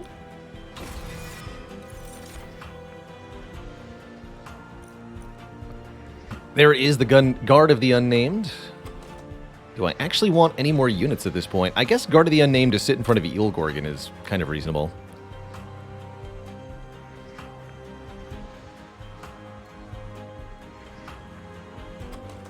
Demon Fiend's a big, powerful unit, but very expensive. 4 energy, with 3 base per turn. It's pretty hard to put in play.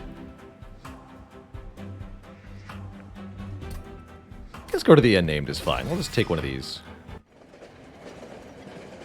Got no complaints.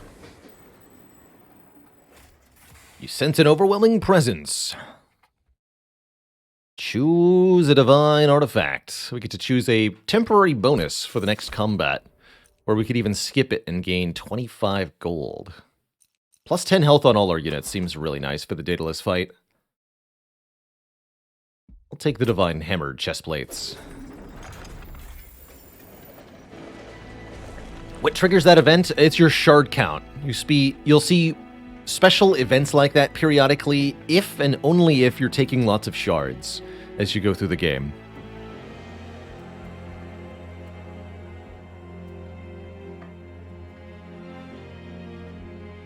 We do go Merchant of Steel. We just want stats on the Eel Gorgon.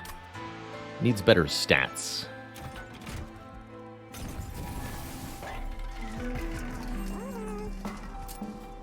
Funny enough, you actually cannot give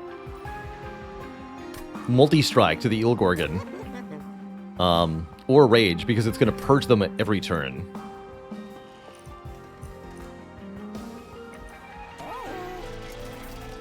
Since multi-strike is a status.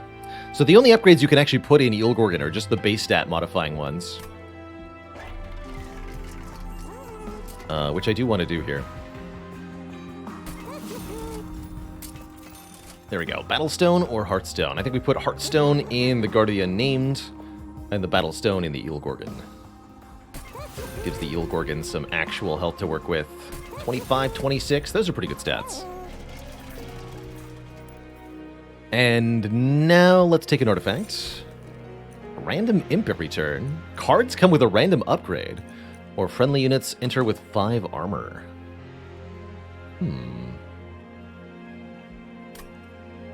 Give me random upgrades. That sounds like a wild time. There's plenty of card rewards left this run.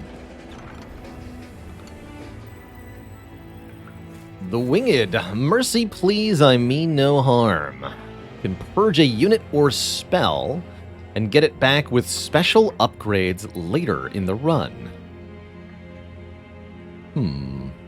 Wouldn't mind getting rid of one of these molting imps and being offered it again later. Getting rid of Guard of the Unnamed is interesting, but I think we'll need it sooner rather than later. Can also just give this individual a spell and never take it back, or a card and never take it back. Use this as a free purge. There's a bunch of different upgrades you can get. Yeah, you will eventually get the unit back later, so let's do the Molting Imp here. Let's see if that comes back with anything useful. Can you infuse the upgraded return unit? Yes. Yes, you can put another unit into it. Specifically, the unit comes back with a special upgrade stone socketed into it. So it will have one of its upgrades utilized already, but otherwise it's quite good.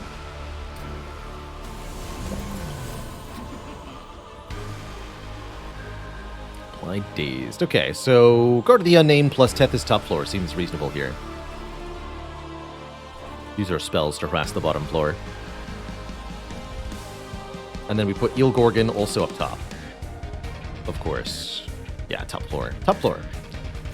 Sounds good to me. Oh yeah, we get this thing. But if I deploy this unit, I cannot place the Eel Gorgon behind Tethys, so we won't be doing that.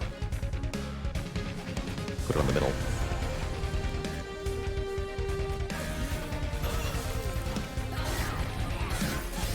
If you put a unit in with full sockets, it gets a 3rd upgrade. Yes.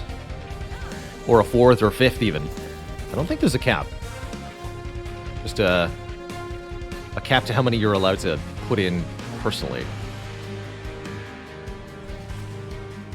Right, you only actually have 16 health. That's right.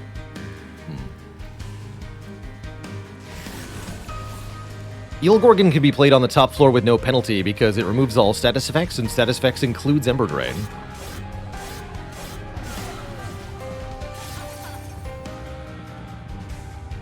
Come to the top, please. Dang it.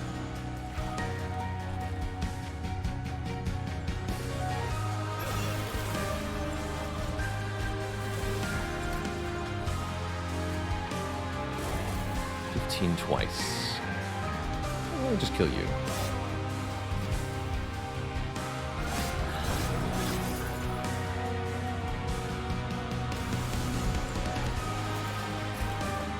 You're right to be afraid of the top floor, Telos.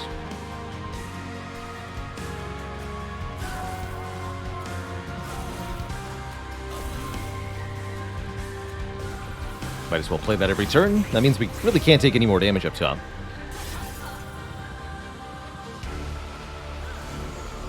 Here she comes.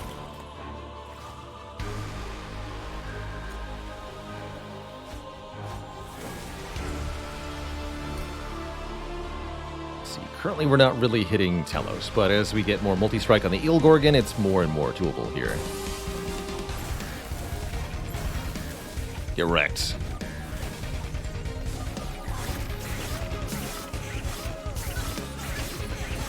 Good power.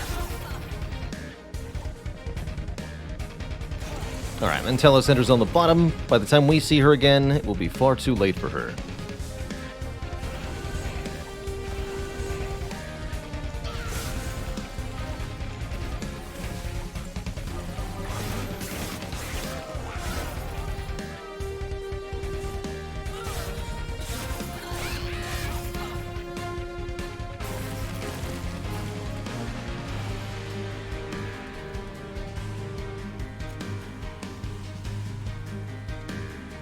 Don't want to waste the spell weakness here.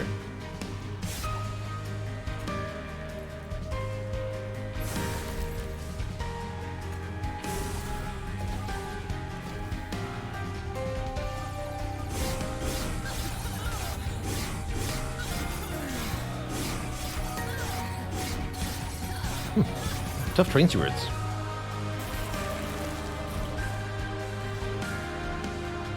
There we go. Spell weakness 2. Deal 75 damage twice. Not bad. Not bad at all. Easy.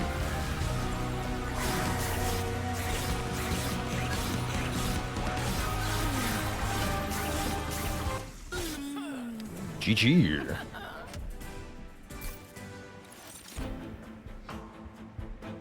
Ooh. 90 damage to the front enemy unit, Ice Empire. If we're setting up on top, that's actually really good. Armor 25 with Permafrost, not too bad. Apply magic power to spells in hand, not too bad either. Although we'd like some better spells to hit with. Let's take the Ice Empire. It's also got the Attune keyword, meaning it benefits from magic power multiple times. Which rings pose the highest difficulty? My experience is rings 3, 4, and 5 usually, the middle rings. Base difficulty's not too hard on the first 2 rings, but the first boss and the 2 ones that follow it will really test your ability to stay relevant, especially if you've picked up many shards. Endless Lodestone Totem. It can't apply sap to all enemies. Interesting. Very expensive unit.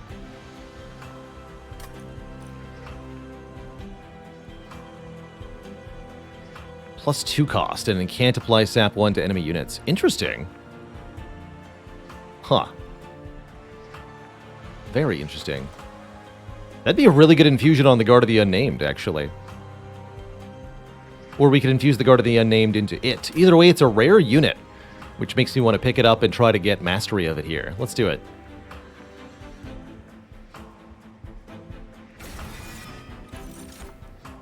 Are shards like a bounty? Yes, the more shards you get, the stronger enemies become. Usually you take shards and gain a bonus of some kind at the same time. So the shards are a penalty, but then you get a bonus alongside. Almost want to take more energy here. I'm going to believe in additional card draw, and I hope that we get Totem Tethys here. 50% chance that it happens. Really don't have much money for the Merchant of Magic. Maybe I'll just go Forgotten Boons, Herzl's Hoard? Maybe. Not removing 2 is bad, though.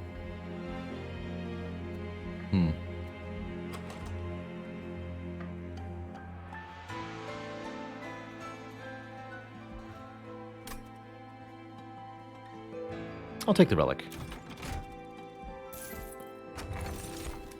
Merchant costs are less, or at the end of turn, freeze a random card in your hand, keeping it, retaining it. Take the reduced merchant cost. How to monster your terrain. No, we don't. We could add sweep to the Frostbite, though, so Tethys hits an entire floor with Frostbite 10. That makes her pretty good at AoE dispatching.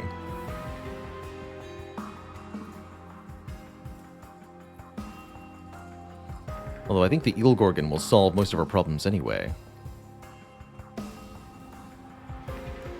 Makes her a good bottom floor setup. Yeah.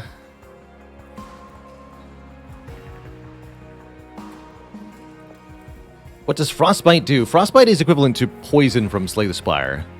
Units take damage equal to their Frostbite count, and then the Frostbite goes down by 1 each turn. Let's do it. And an Incantstone branded warrior. Or an endless demon fiend.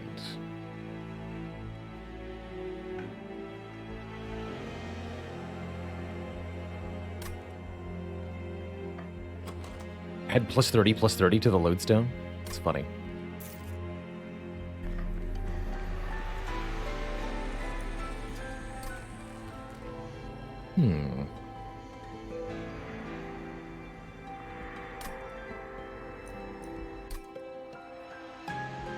Another Divine Temple next floor. We'll use that one.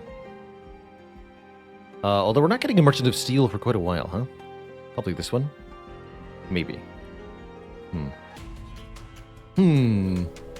Yeah, there's so many words in Monster Train, especially when seeing somebody play at speed, it can be a little overwhelming. But the keywords in Monster Train are usually for a particular clan, so the mechanics are kind of segregated based on who you're playing, which can make things a little easier. First.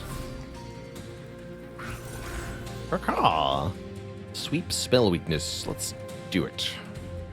That means no tank? No, I do want the tank. Okay. You here then. In the middle where nobody's going. Yeah. Just in case the collector appears there. And then kill this, kill this.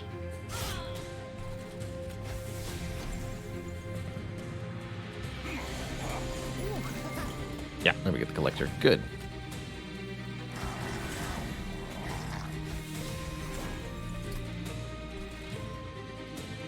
Caw. This is a big enemy. I do not like it. And so these enemies, when I say rings 4 and 5 are the hardest, the appearance of these enemies is one of the big reasons. Especially Shard Infused, these guys have 170 health, and that's very difficult to deal with over just 3 floors if you haven't been ramping up your damage.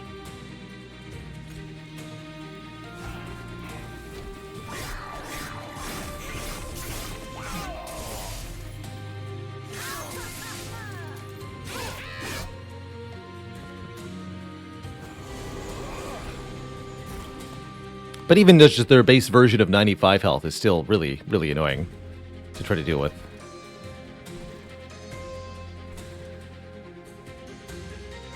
My days down here? Might as well, right? I could get armor up top, but seems mostly irrelevant. Guess we can do this.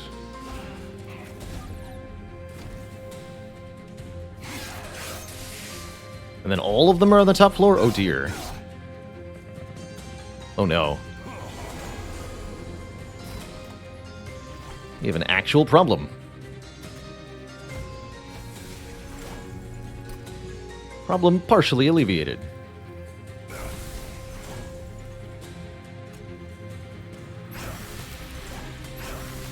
There we go, get them all. 25 by 6.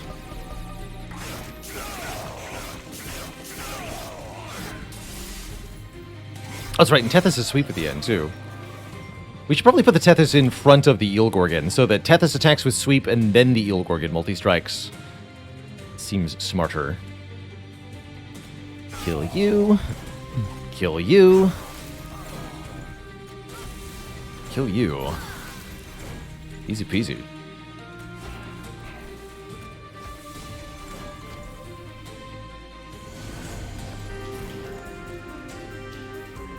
Or Lodestone Totem.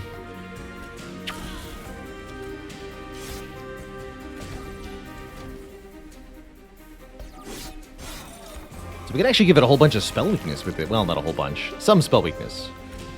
Some spell weakness.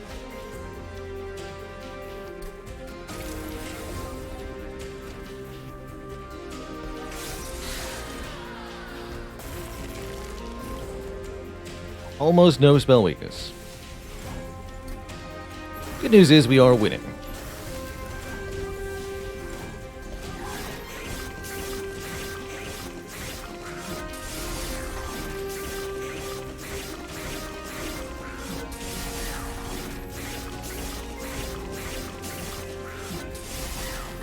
Boop.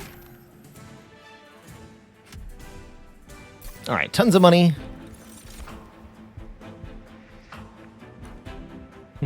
Holdover Preserve. So I can retain cards if I want to. Interesting. We are fighting Seraph the Patient. Unnamed Tone applies silence to enemy units, preventing their activated abilities from happening. That is a very good counter to this final boss, Seraph the Patient. So let's grab the Unnamed Tome.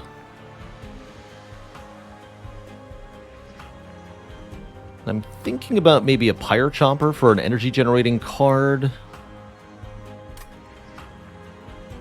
Nah, we'll skip these. Actually, wait, what's the essence? -4 cost. So you're telling me that if I infuse the Pyre Chomper into the Lodestone Totem, it'll be a 0 cost, endless Lodestone Totem. Let's do that. I like that. 0 cost totem. Rage for Hydra's not bad? Yes, it is. Hydra purges Rage every turn.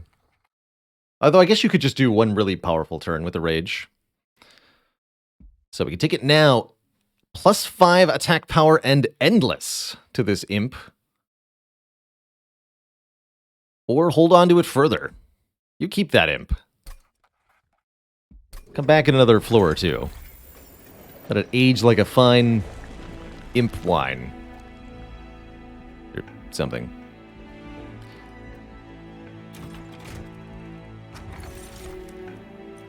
Play 3 spells to gain magic power. Or donk the first wave.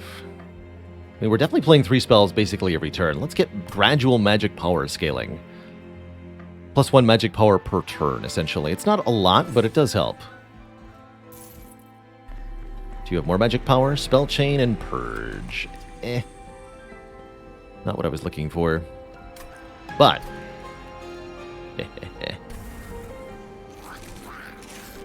0 cost. The power. Holdover. Do we want to hold over anything here? We could hold over Ice Empire. Doesn't seem that important.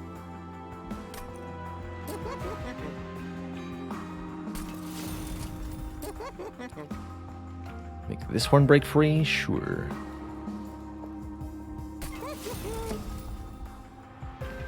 Might buy a Purge or 2 here as well. Double stack. Spell weakness 2, sure. Not a huge deal, but it's nice.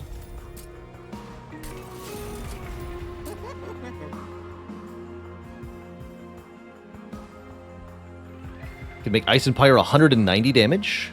Only one time use? Let's do that. Unless I want to try to draw it multiple times in the later fights. Maybe. Right, fine. Consume the torch then. Lose 1 steward, lose 2, lose 2. That's right, we've got the guild marker. That's why there's an abundance of money. Onwards. Everyone's imp perfect.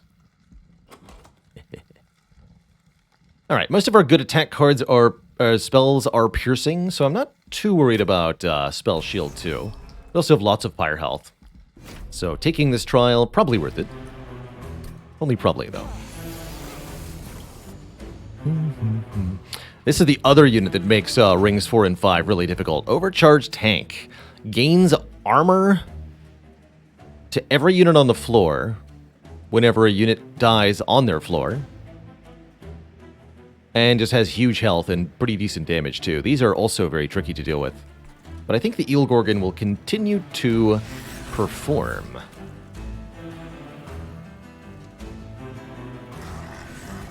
So we decided Tethys goes in front of the Eel Gorgon. And we get this thing again. Interesting.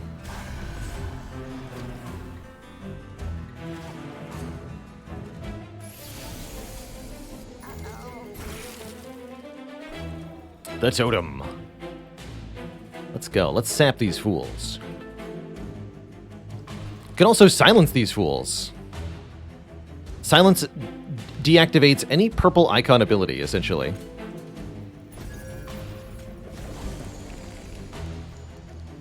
Tell him to shut it.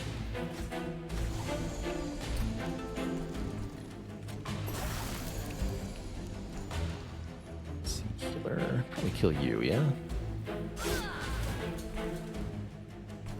And for good measure, don't do anything.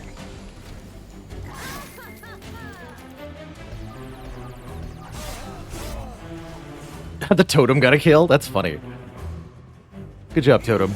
You did. Feels like we want a bit more capacity, actually. We'd really like to be able to fit Guard of the Unnamed, Tethys, Eel Gorgon, and the totem on the same floor. That would be nice.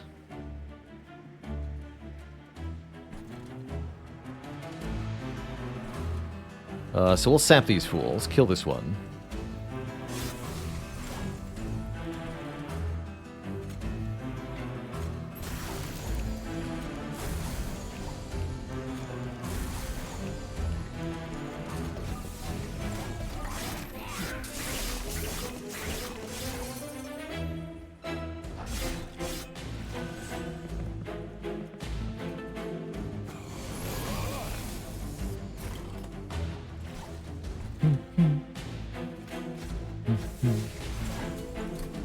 Okay, big guy, you need some spell weakness.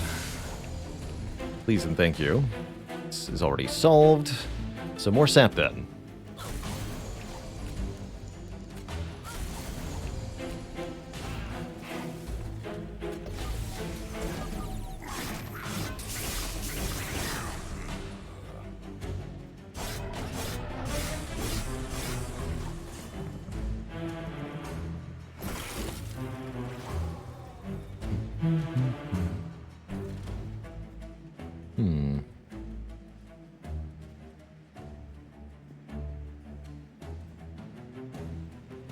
Spell shield prevents me from doing stuff here.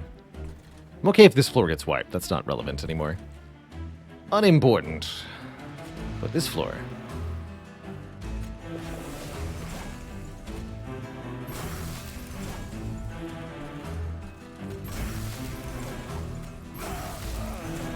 There we go. They're both dead. Let's stun this then.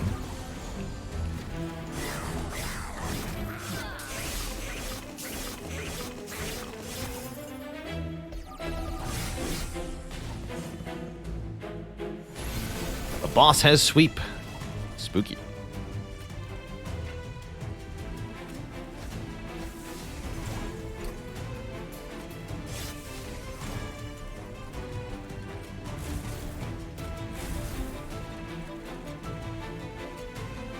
Goes there. Stun. Wow, Tethys is a monster. Those kills.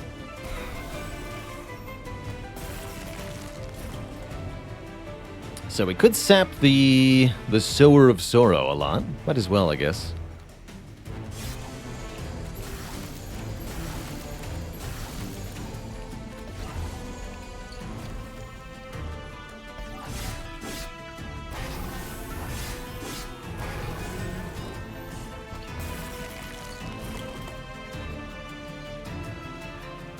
Oh yeah, and the Lodestone Totem is endless.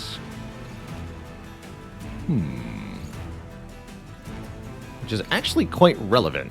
Because I think I might want to kill Tethys here, summon the Lodestone Totem, and then sap the boss to reduce the damage to the Eel Gorgon.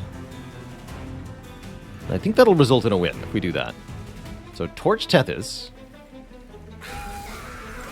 Summon the Totem. Play more spells.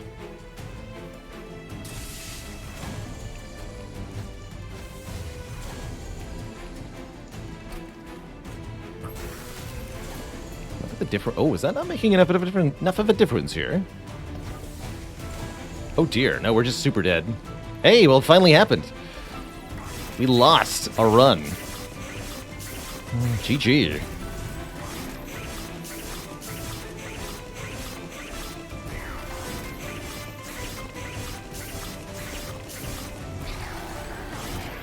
Oh, and then it heals off of... I understand.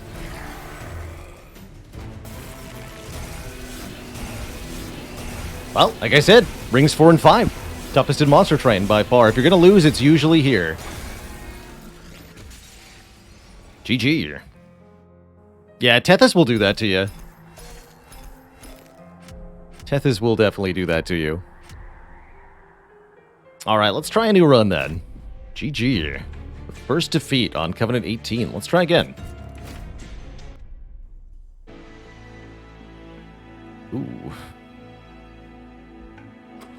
Uh-oh.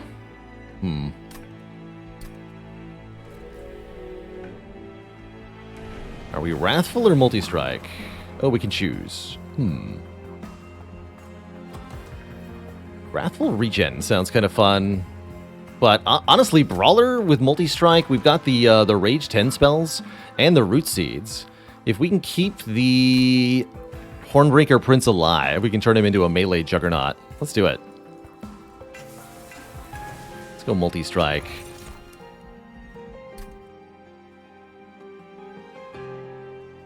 And I'll take third upgrade slot on units, too. That can be quite breakable.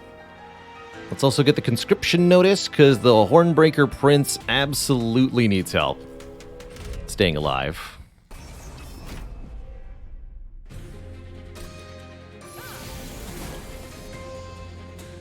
Oh my.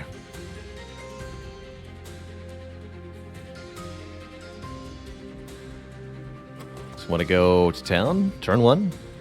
Deploy in the middle. Get a lot of rage. Get a lot of rage. Angrier.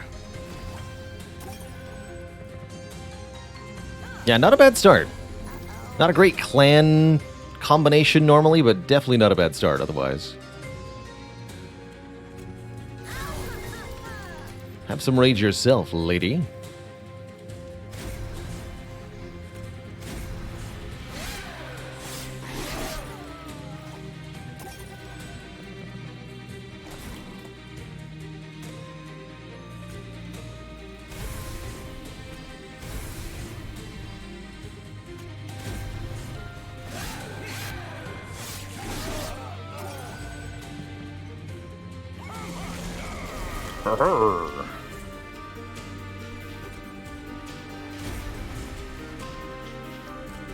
Have fun.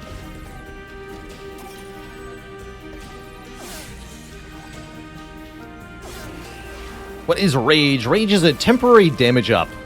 2 additional damage to the unit's attack per stack of Rage. But it decays by 1 per turn. So it's constantly falling, wearing off.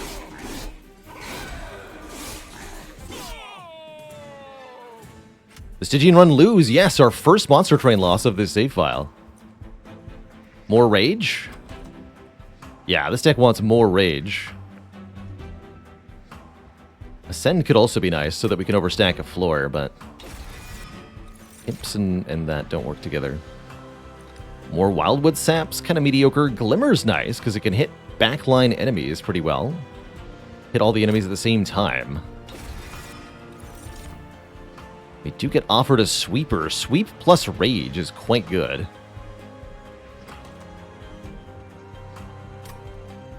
Cultivate. Cultivate plus Hornbreaker Prince. Actually kind of a thing. And I've got the Wildwood Saps? Sure. I'll take the Awoken Hollow. The Awoken Hollow has a lot of max health when summoned. When healed. It increases the stats of the friendly unit with the lowest health. I think we can actually use that quite well here. Not often that I see a good opportunity to make Cultivate useful, but here it is, it seems. We would like some early Merchant of Magic upgrades. I guess we can get them here. So let's go Merchant of Steel first. Let's see what we get. Endless. Actually, maybe. Because it's... The job of the Hollow is just to be a tank for the Prince.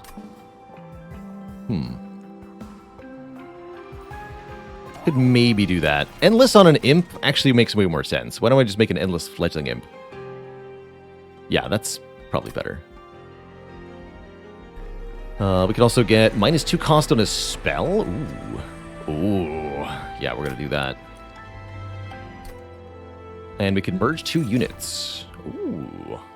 2 sweepers here. Husk Hermit gives 30 health, or the Shattered Shell scales upon getting a kill. And we could get the same property on one of the sweepers, actually, if I wanted to.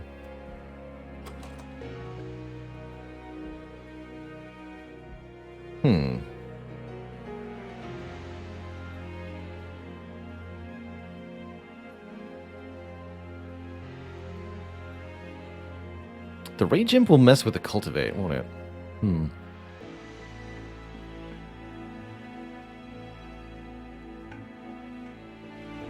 Are unit essences from the DLC? Yes. Yes. They're exclusive to it.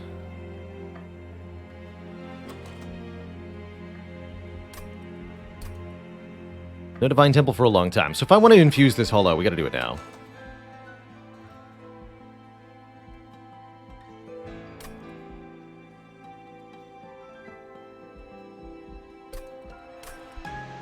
We're not making it endless. Let's give it lots of health.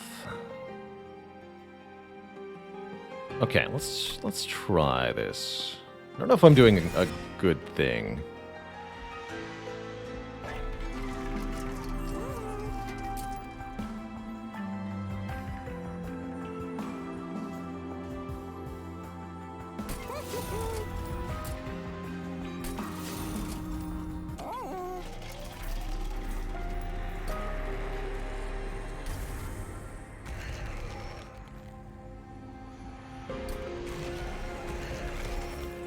Imp won't ruin Cultivate if it's dead. That's true.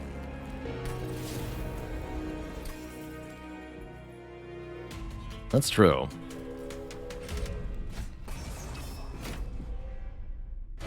I'm not afraid of spikes. It's only floor 2.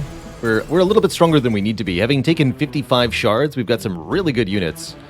Although they might be a little overkill. You just want to go on the bottom here? Am I a sucker?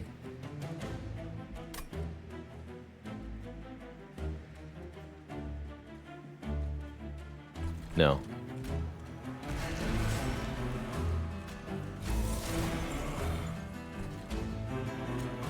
You live in the middle.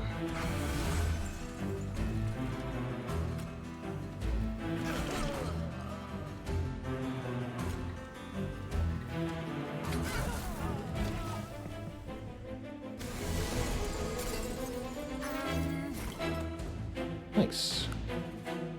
Okay, regen goes here. Can't stop that wave from ascending. This is already fine, so just kill this. Good talk.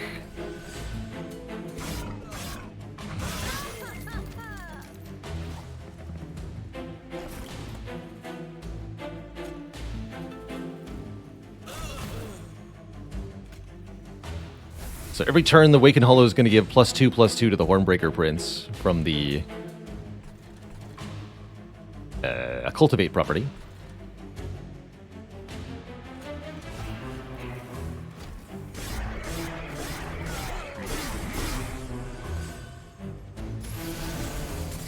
These enemies will also go to the top floor unless I kill them, which I won't be able to do.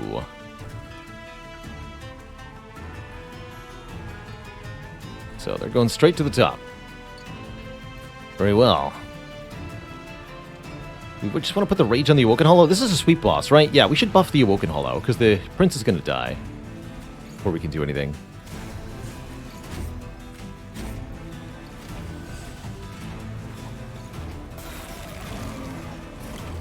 That haste property of the back unit, meaning they bypass the middle floor there. Be angry, my child.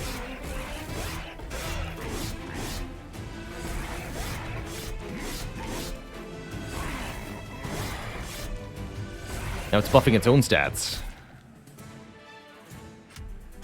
GG. Could take a third Ritual of Battle. Another Fledgling Imp could be a really good way to get double rage if we infuse Fledgling Imp into Fledgling Imp. Let's do it.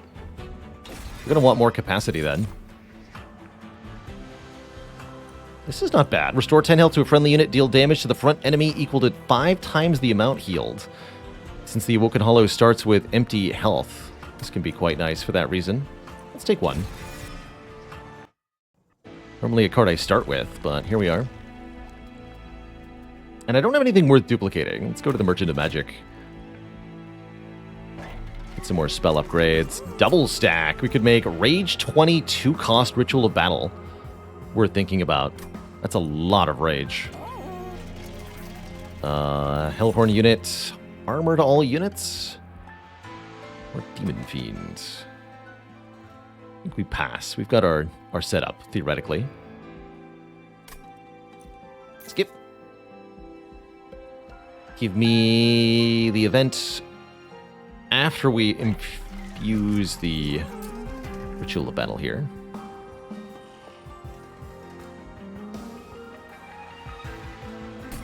Rage 20 seems pretty good. We want 10 magic power on the Glimmer, ideally, but I can't afford to reroll. I could put Consume Heal 20 on it.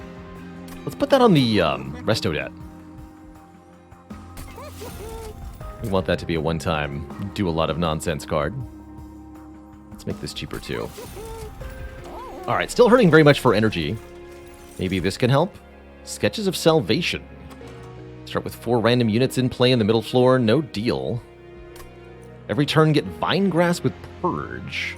Or daze units that reach the top. Ooh, that would allow the Husk Hermit to very safely protect Hornbreaker Prince. I really like Light's Gift for top floor setup runs. It's very, very nice. Ember deposits, frozen in place. Collect around openings in the ground. Can take one of 2 special things here. 3 calcified Ember Blights, and turn them later into more powerful versions. Or the Abandoned Stave, giving us more energy per turn, based on the number of Blight cards in the deck, but also giving us more Blight cards. We'll have 2 additional Ember per turn if I take Abandoned Stave. That's pretty good, considering some of our higher cost cards. I'll take it. Let's take the Abandoned Stave.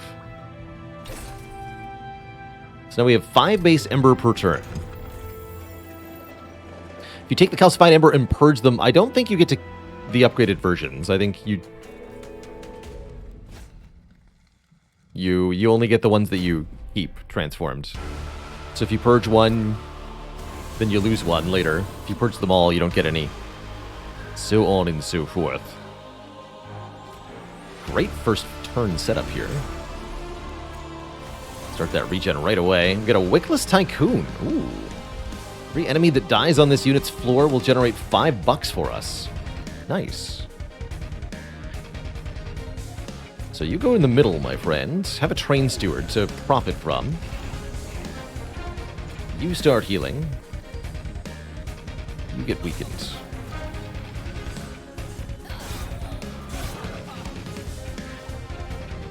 Buckaroos. Oh, we did draw Glimmer. Amazing. So I can Glimmer and kill the whole floor and make tons of money. Love to see it.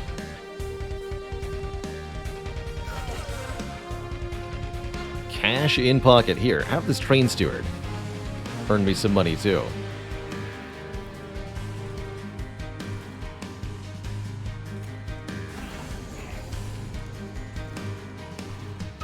Attempting to tiresome climb to protect the Awoken Hollow. I think the Awoken Hollow will be fine, though.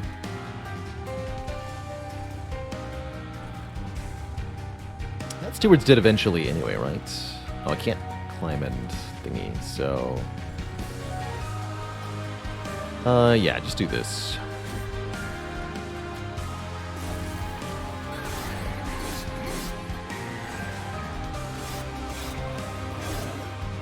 Money!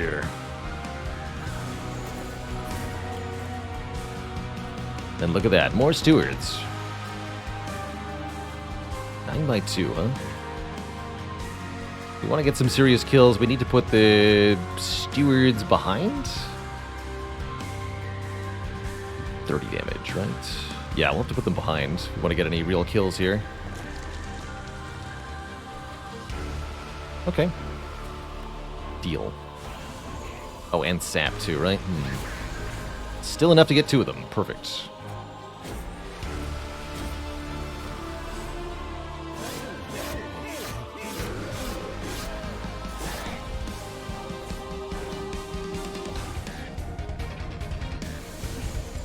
This is the game's soundtrack, Sweegle.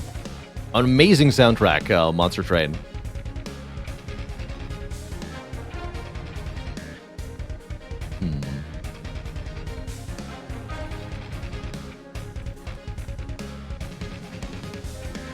Looks like he'll get wiped out. Stinky Talos attacking is a bit of a problem here.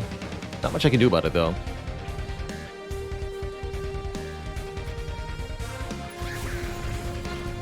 Die. Fair enough.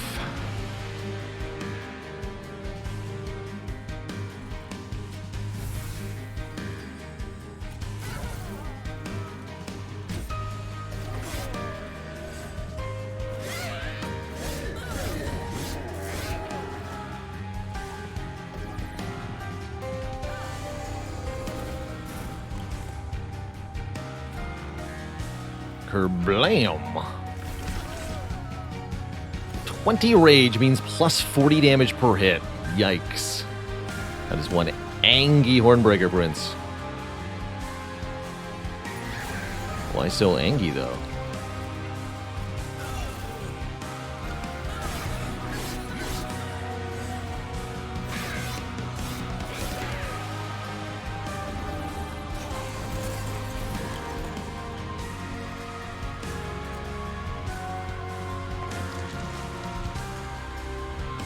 Damage shield actually keeps this conduit infiltrator alive. They cannot strike enough times. A few level ups will fix that, though. Take 5 damage to the pyre.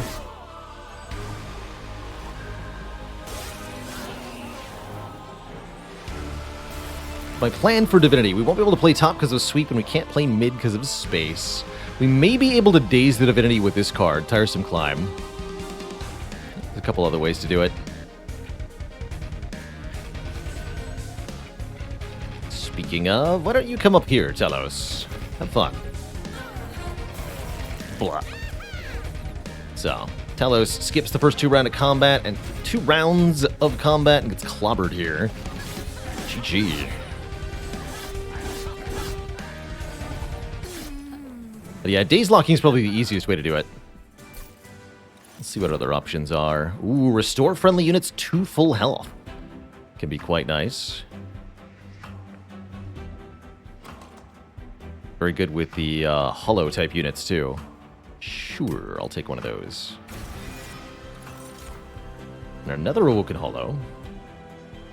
Thorned Hollow or Deranged Brute. Rage on friendly units adds more damage per stack. If we could figure out a way to actually fit the Deranged Brute on the floor with the Hornbreaker Prince, we could reach very obscene levels of damage very quickly, but it might be too much to actually do.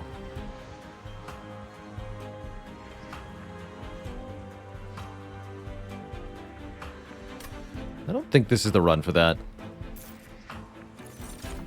Yeah, we'd have to make somebody very small, or grab more capacity, which I'm already considering doing here. I am going to do that. Let's grab more capacity.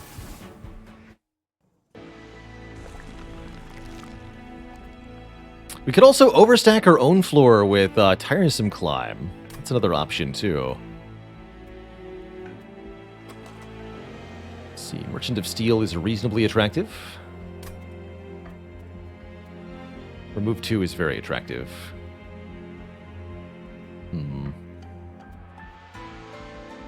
Take the remove 2.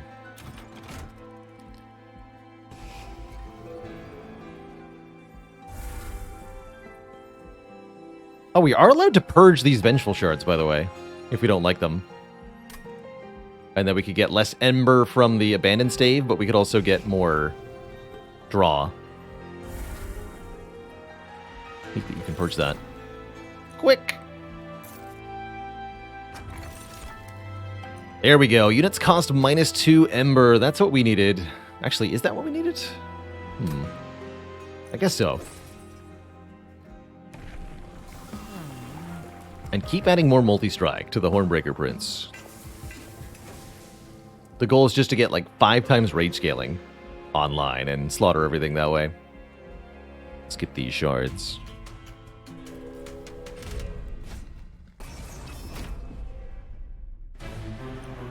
Yeah, the imp becomes useless if we go overstacking. That's true. That's why I took the plus capacity. I'm gonna try to actually make use of this stuff. That's a pretty good Animus of Will.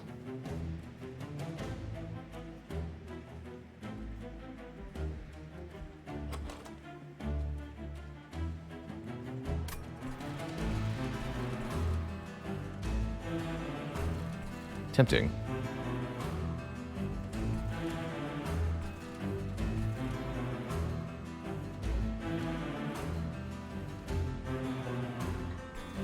Very tempting.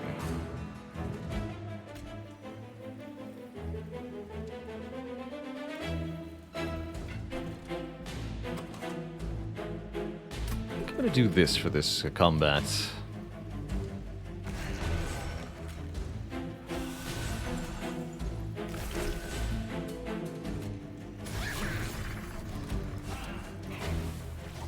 Actually, maybe we wanted the steward up top?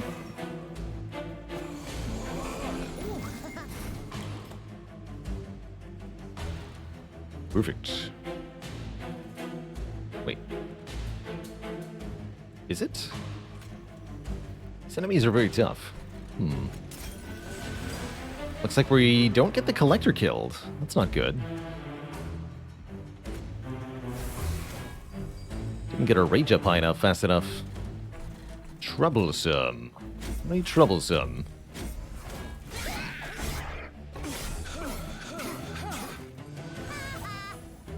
Dang it.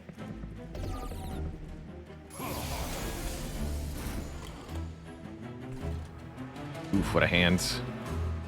Uh-oh. Still not killing. That's extra trouble.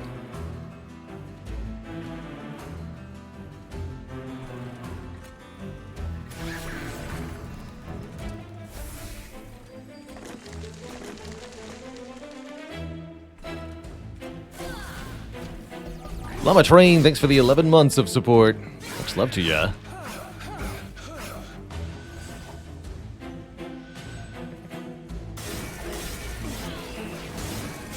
Okay, that hurt. Can't let another big unit slip by or we'll be killed. Here we go, some real rage.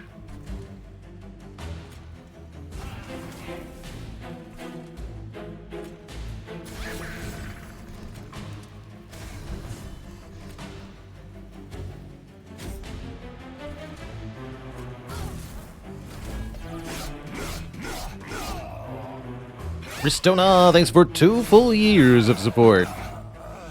Nice. -1 capacity green dot, mean it can fit on a full floor. No, it means it just has, it's reduced from the unit's base capacity. So 1 is the capacity it takes up now. It used to be a 2-cost unit, is what that means.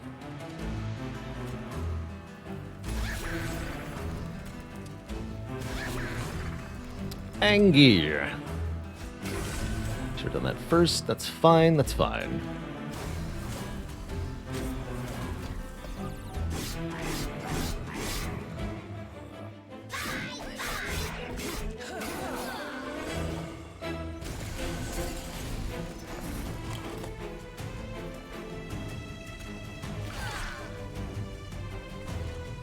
Bye-bye. GG.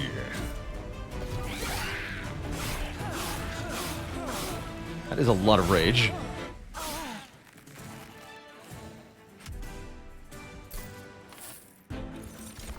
Inferno! Deal 100 damage to all units on a floor. Very, very valuable for damaging things as they approach our units. One of the better stuff to get. Restore health and draw more next turn. This is actually quite nice considering the abandoned stave, actually. The heal is good on the hollow, too. I'll take it. And am I going Trinket Merchant or Merchant of Steel? Merchant of Heal, maybe. Merchant of Magic next floor. Merchant of Steel doesn't seem that important. Let's go to the Trinket Merchant.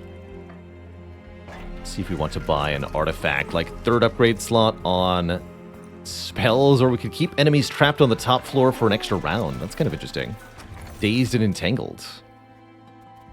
Imp units. Oh, fledgling Endless Imp plus Queen's Tail. Draw 1 and gain 1 Ember per turn. Could also take +3 to our X cost cards, of which we have none, unfortunately. Give me that Queen's Tail. Spell Chain and plus Magic Power Piercing. We want plus Piercing on Glimmer. Don't want Spell Chain on anything. Not really. But Glimmer ought to be Piercing. For sure.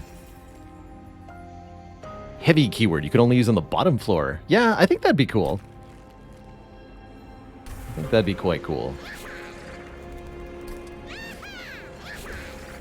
Super Imp. Extra impressive. Let's see what this is. Oh, we do. We can make one unit 1 capacity. So we can make the Awoken Hollow 1 pip. And that means all of the units can fit on top now. We could even double Awoken Hollow, actually. Ooh. Yes. Small. Still has an upgrade slot, too. I like it. So small, you almost missed them entirely before returning to the train.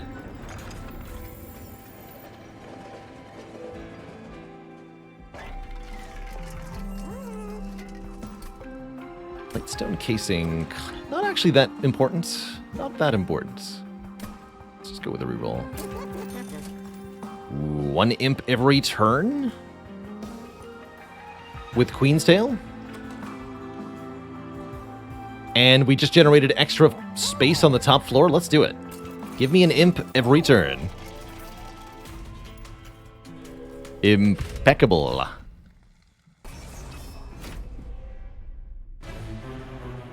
Extra enemy units is a pretty easy trial here.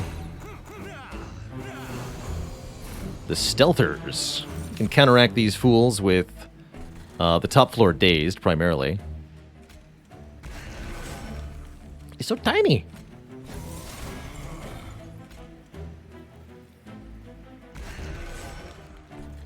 God.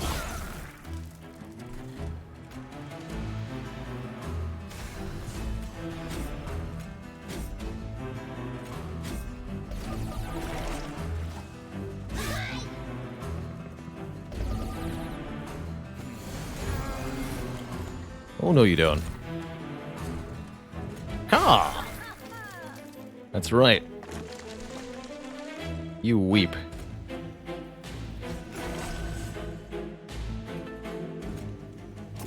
Profusely, if need be.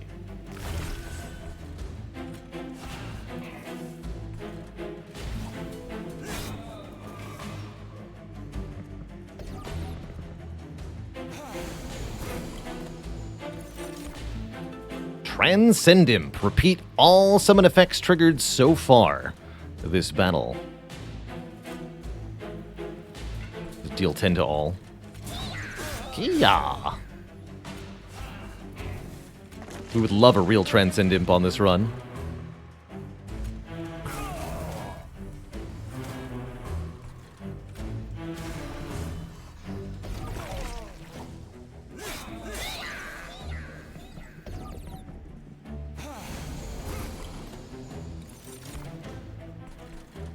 Endless. Although you can't die now, because you're on the top floor, huh?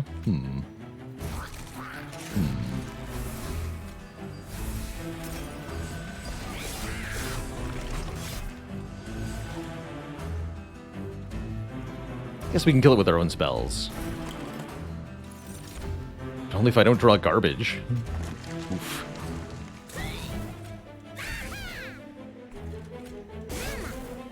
Mama.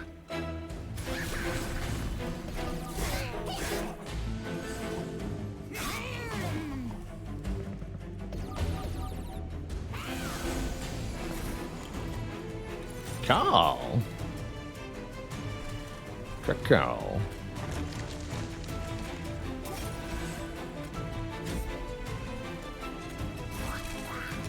Ooh, hello. Casual Rage 20, why not?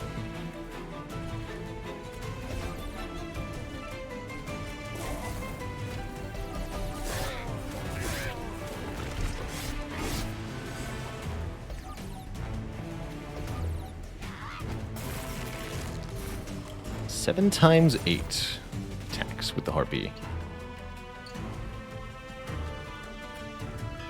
Big damage. Very big damage.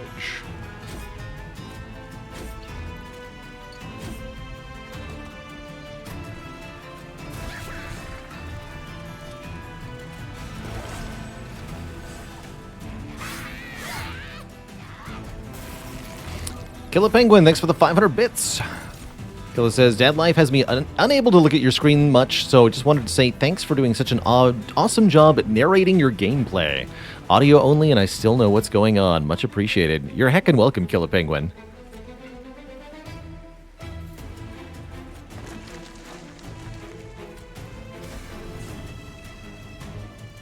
You keep listening, I'll keep yanking. Calm. Oh, that poor boss doesn't have much of a chance, huh?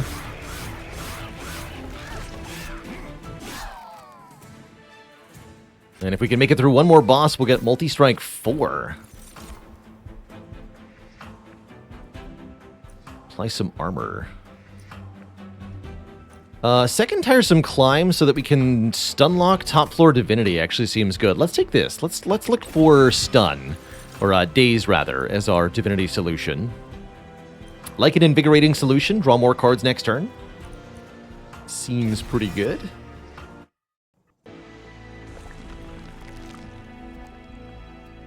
And we want to go to this hell vent, I imagine. Or this one. We have 3 rings left. Merchant of Magic. Lots of good stuff with the Merchant of Magic. Or we could go Merchant of Steel. Mediocre things there. Mediocre. Probably go to this Merchant of Magic, then this Merchant of Steel. Yes, that lets me get lots of Unstable Vortexes to remove many cards from this deck. We'll get rid of the 2 Train Stewards, and more from there. I might actually take out the 2 Vengeful Shards. They're kind of annoying. Could remove Consume from the Invigorating Solution. That's kind of funny. Or from the Wildwood Sap, although I don't know why I would. Truthfully. We'd like to make one of these tiresome climbs probably holdover. We'll make one of them cheap at least.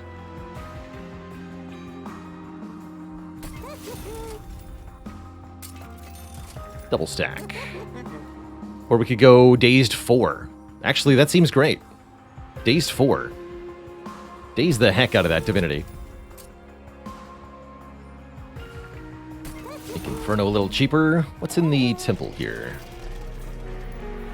30 magic power. Could make Inferno do 130. Doesn't really feel worth it though. 100 is plenty. Purge is not bad. Does Divinity not clear Dazed? No. It is fully vulnerable to Dazed. It will only clear the damage effects of Reap and Frostbite. As you pass a train graveyard, you notice several of your fallen allies.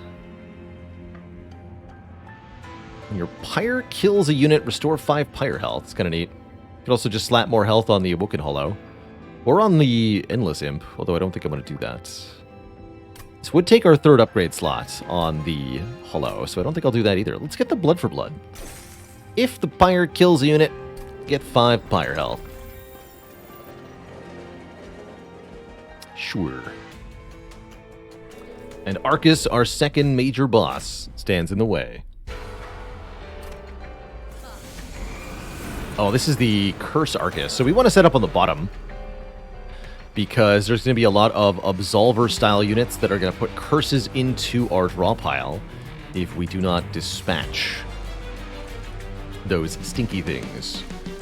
So let's go on the bottom here. Ooh, 2 multi-strikers. I like it.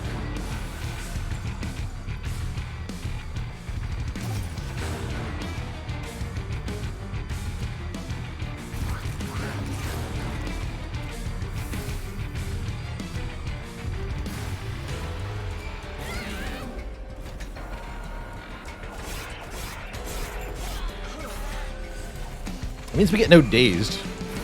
But still, shutting down these things is very important. So we don't want any units to die this turn. Got it.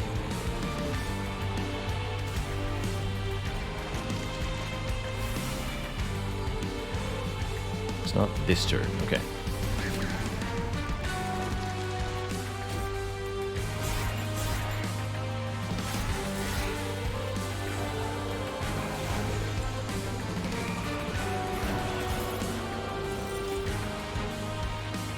Now we want these imps to die, presumably.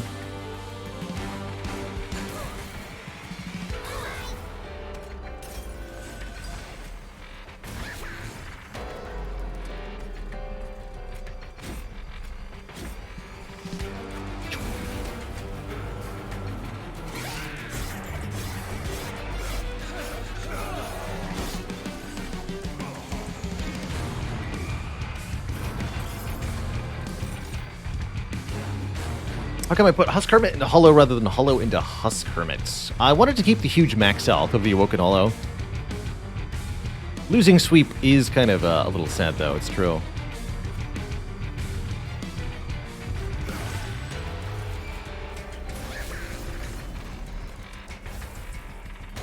Just daze the ever-loving heck out of Arcus here. Can actually start preemptively stacking days on the boss. Note that the boss can't be sent to the Pyre during the pre-endless phase, pre-relentless phase of the fight, but can be sent to the Pyre room once relentless occurs and the waves stop coming. A non-moral C unit get dazed, so we don't want to play the Fledgling Imp, as our floor will get dazed if that happens. Let's keep making Arcus very tired.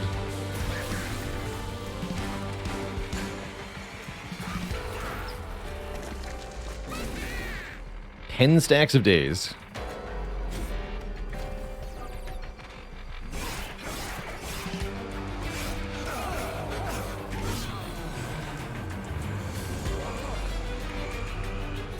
You send the shard? No. Dark shards can't be targeted by anything. You cannot mess with them as much as you'd like to.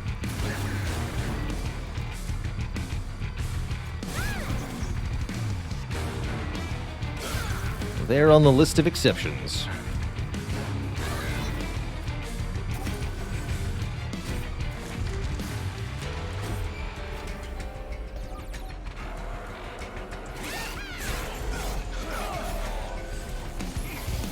Dante is still in the game, Ikefiz, but it's just very rare to see these days because there's many other events now. But you can indeed still get Dante. Dante. Dante.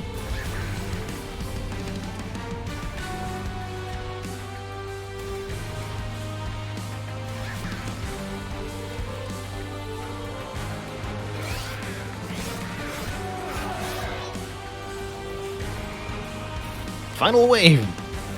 Except the boss is a little disoriented. Just needs a minute.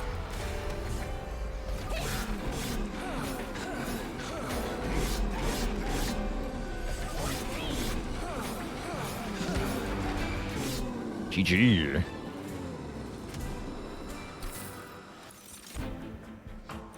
More multi-strike. Wait, double rage? Give me that. I want double rage. And I think I want more card draw? Yeah, I want more card draw. Boss was not prepared for that nonsense. No way, no how.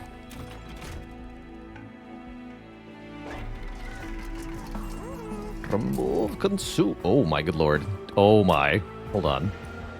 Eternal Stone. I can't make it -2 cost, though. I can only make it -1 cost. So it'll be 3 cost every time I play it. Doesn't matter. It's going to be amazing. Just incredible, really.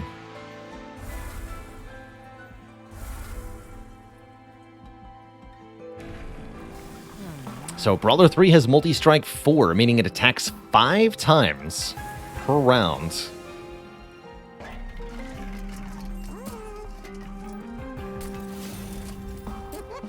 Is a lot of times.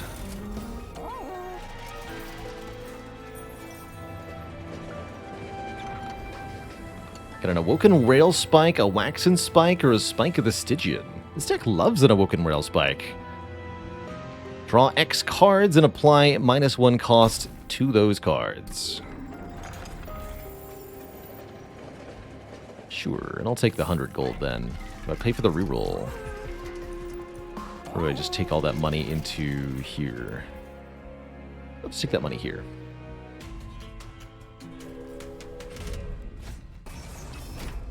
I actually don't remember what Awoken Spike was before getting nerfed.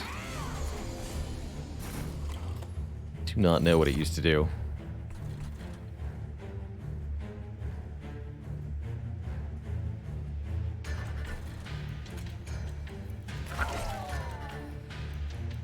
Would I have taken the Hellhorn Spike if it was an option? No, I think the Hellhorn Spike is really quite a bad card. Just doesn't do enough to actually justify its own existence. Ooh, Harvest. Welcome, Sir Baron.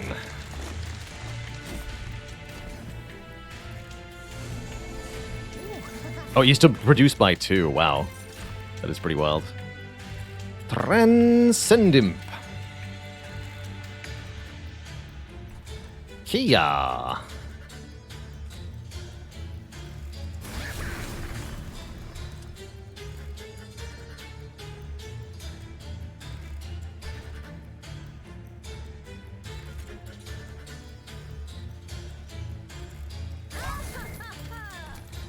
It's only plus 10 rage, so it's probably not worth it, huh?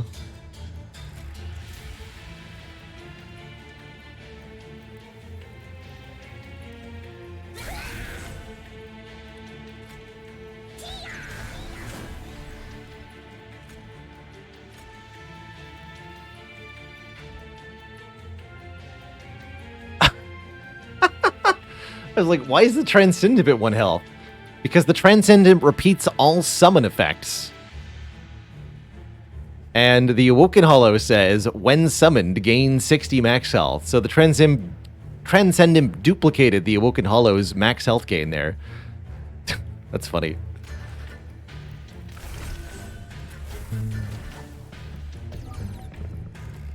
The Transcendent will also duplicate the capacity increase of Architect Penumbra and a few other interesting combos with the other clans.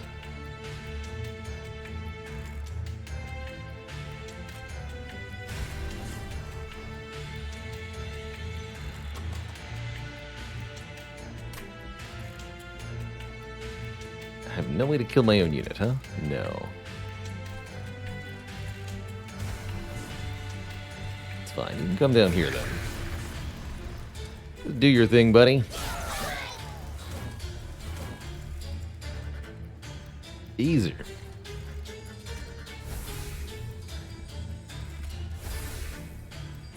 Sure.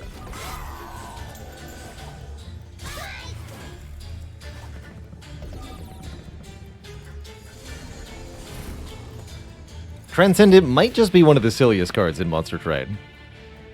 It's definitely true. We can restore it to full health. We just keep that unit. Let's do it. Kill this one.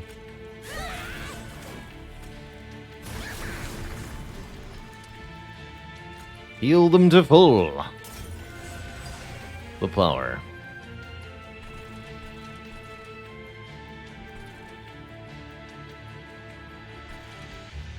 Yeah, they're all dying, right? Get that unit killed.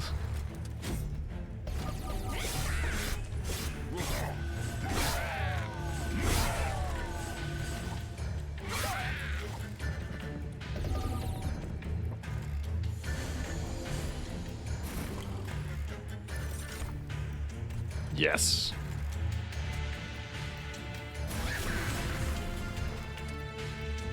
Increase the rage. Double the rage.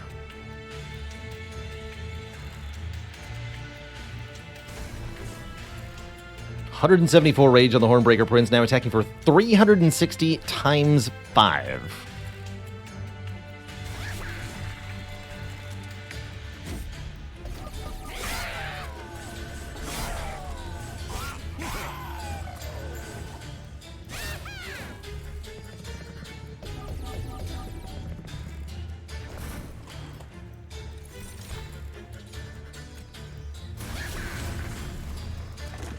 Caw.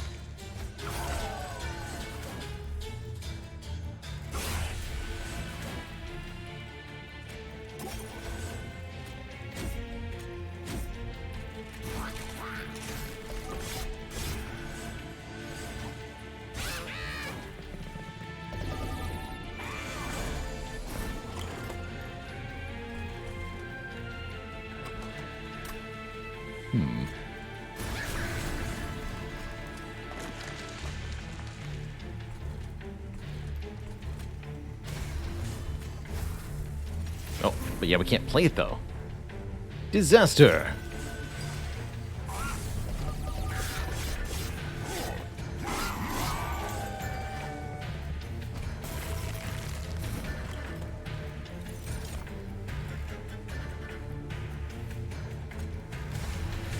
$466 times 5. You know what? Just come up here.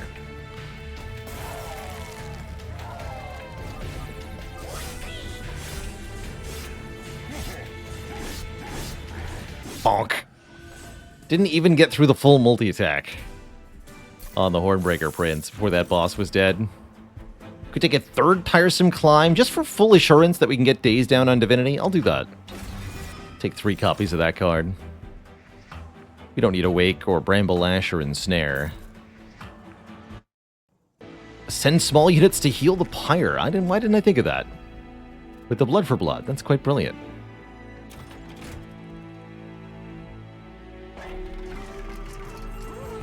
Ooh, draw 1 each time we heal a unit.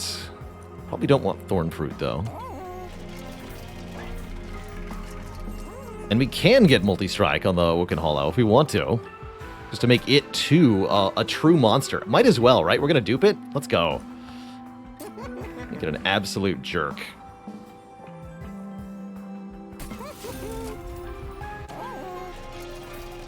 An absolute jerk of a unit.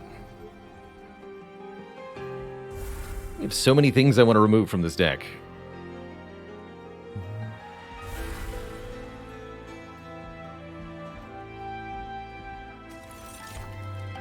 Sting spells get 10 magic power and piercing. That makes taking stings better.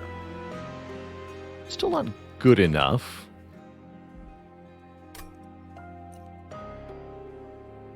Multi-loader makes the first wave easier. Can we still kill the Endless Imp ourselves? Not as easily, actually. No longer concerned by that, anyway.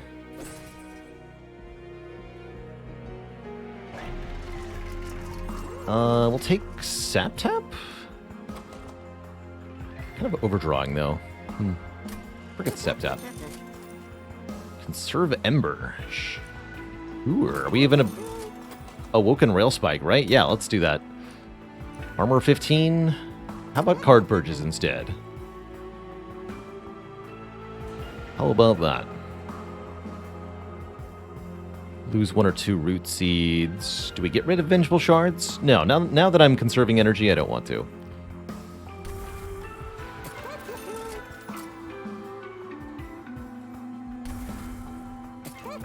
Get rid of one of these Wildwood Saps, too.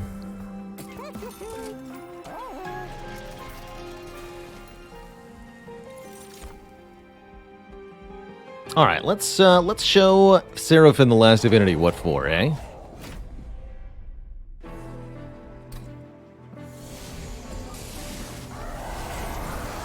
This is Seraph the Temperate. It's going to apply sap to our units constantly. Thing is, though, we're going to be applying rage to our units in arguably equal measure, so I'm not afraid.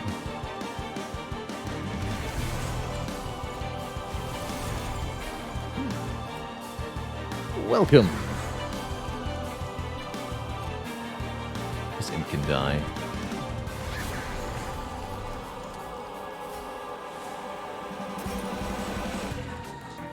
This gets played. This gets played. Don't play this yet. Okay.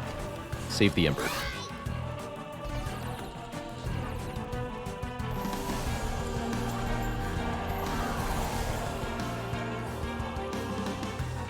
Double Hollow. The power.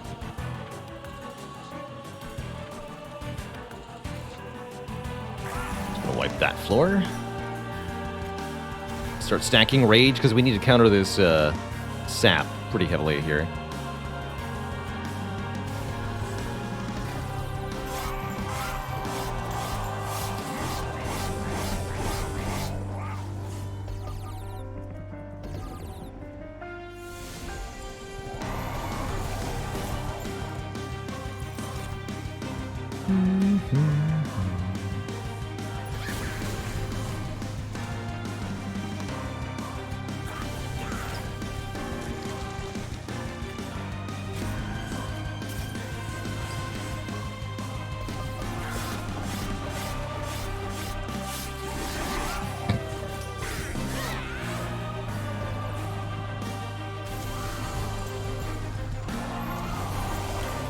Welcome back to the top floor.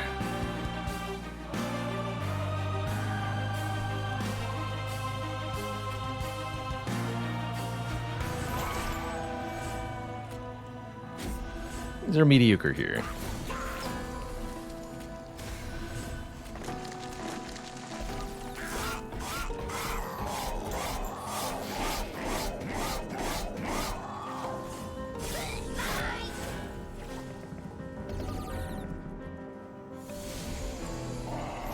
Still not sending units to Pyre, not for 2 energy apiece. I need that energy. Now I can afford it, though. Now that we have Pyre Chumper.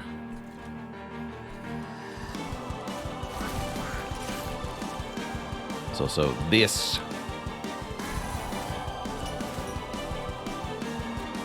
Ritual Battle into Last Stand into Rail Spike for 4. Might as well.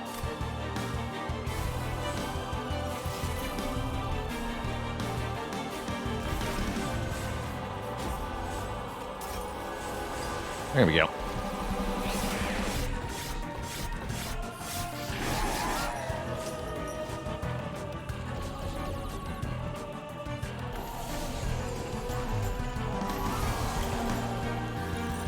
But yeah, now we could do it. For example, here is reasonable. We could also start stacking Dazed on Seraph.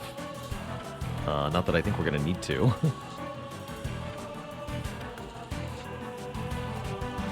Sending units to the Pyre can also result in doing more damage to Seraph because we get them out of the way. Let's see, 40 with 4 Dazed. Yeah, we get +5. Nice. Easy. Get rid of you.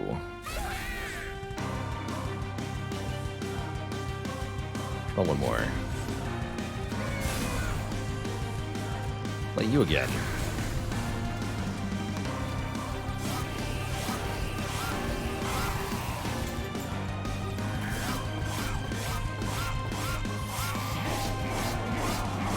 Absolutely stab.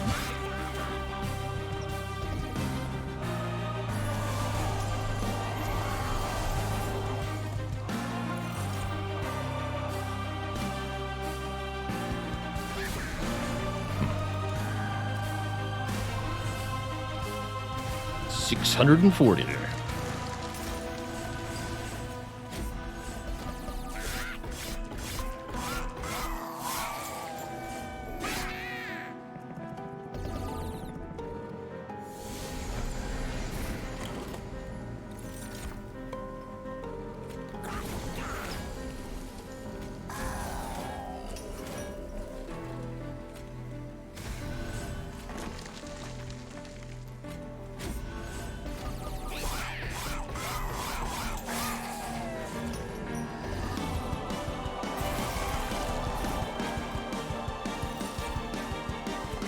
Get up here. GG.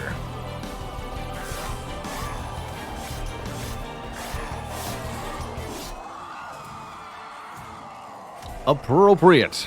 Killing Seraph with 666 damage. You'd love to see it. Alright, last divinities on every floor simultaneously, which definitely gives us some trouble here. Particularly since the top floor of the divinity has this sweep property, meaning it's going to attack every unit on the floor for 12 damage. But that's what the tiresome climbs are for. We could actually even use it to kill the imp properly, like. Interesting. I want the imp to die every turn, but I think simply deploying top floor is going to be adequate here. And stunning.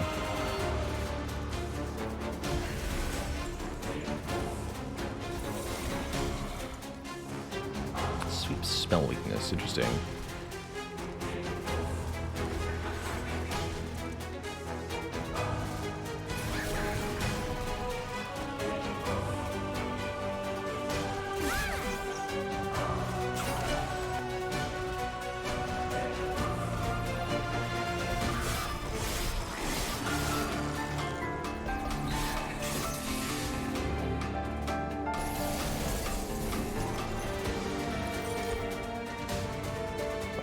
Already we're doubling rage for the first time. No problem there.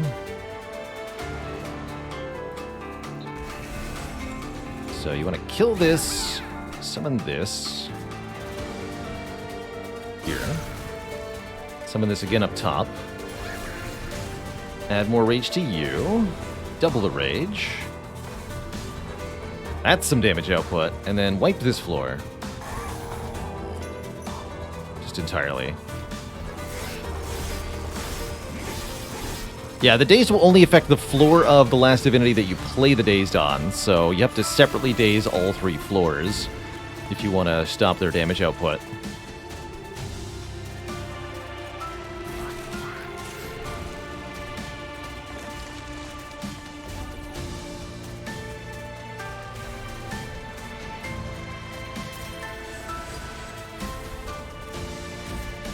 This doesn't draw another card because we're already drawing 10, so just keep it.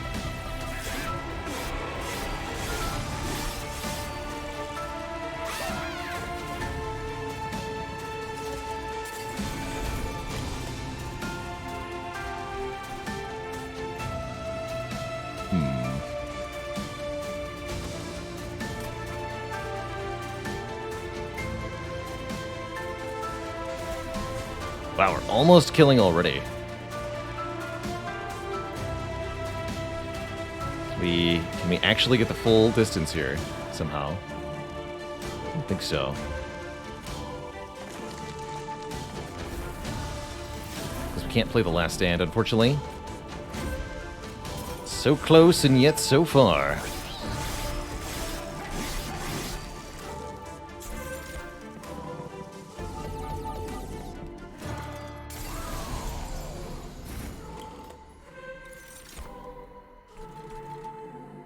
GG.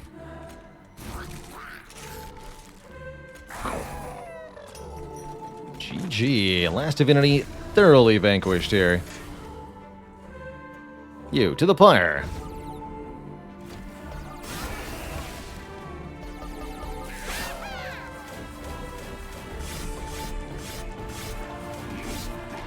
Bonk. Not too bad. A really good use case of the multi-striking Hornbreaker Prince. Not often you get to really use that champ, but Light's Gift really helped, and so did the Daze cards. GG. GG.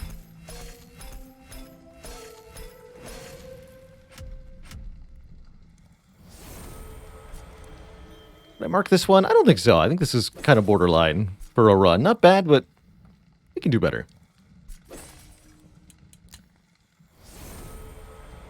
Unlock the Edge Prior. Discount to healing spells. Some interesting uses for that.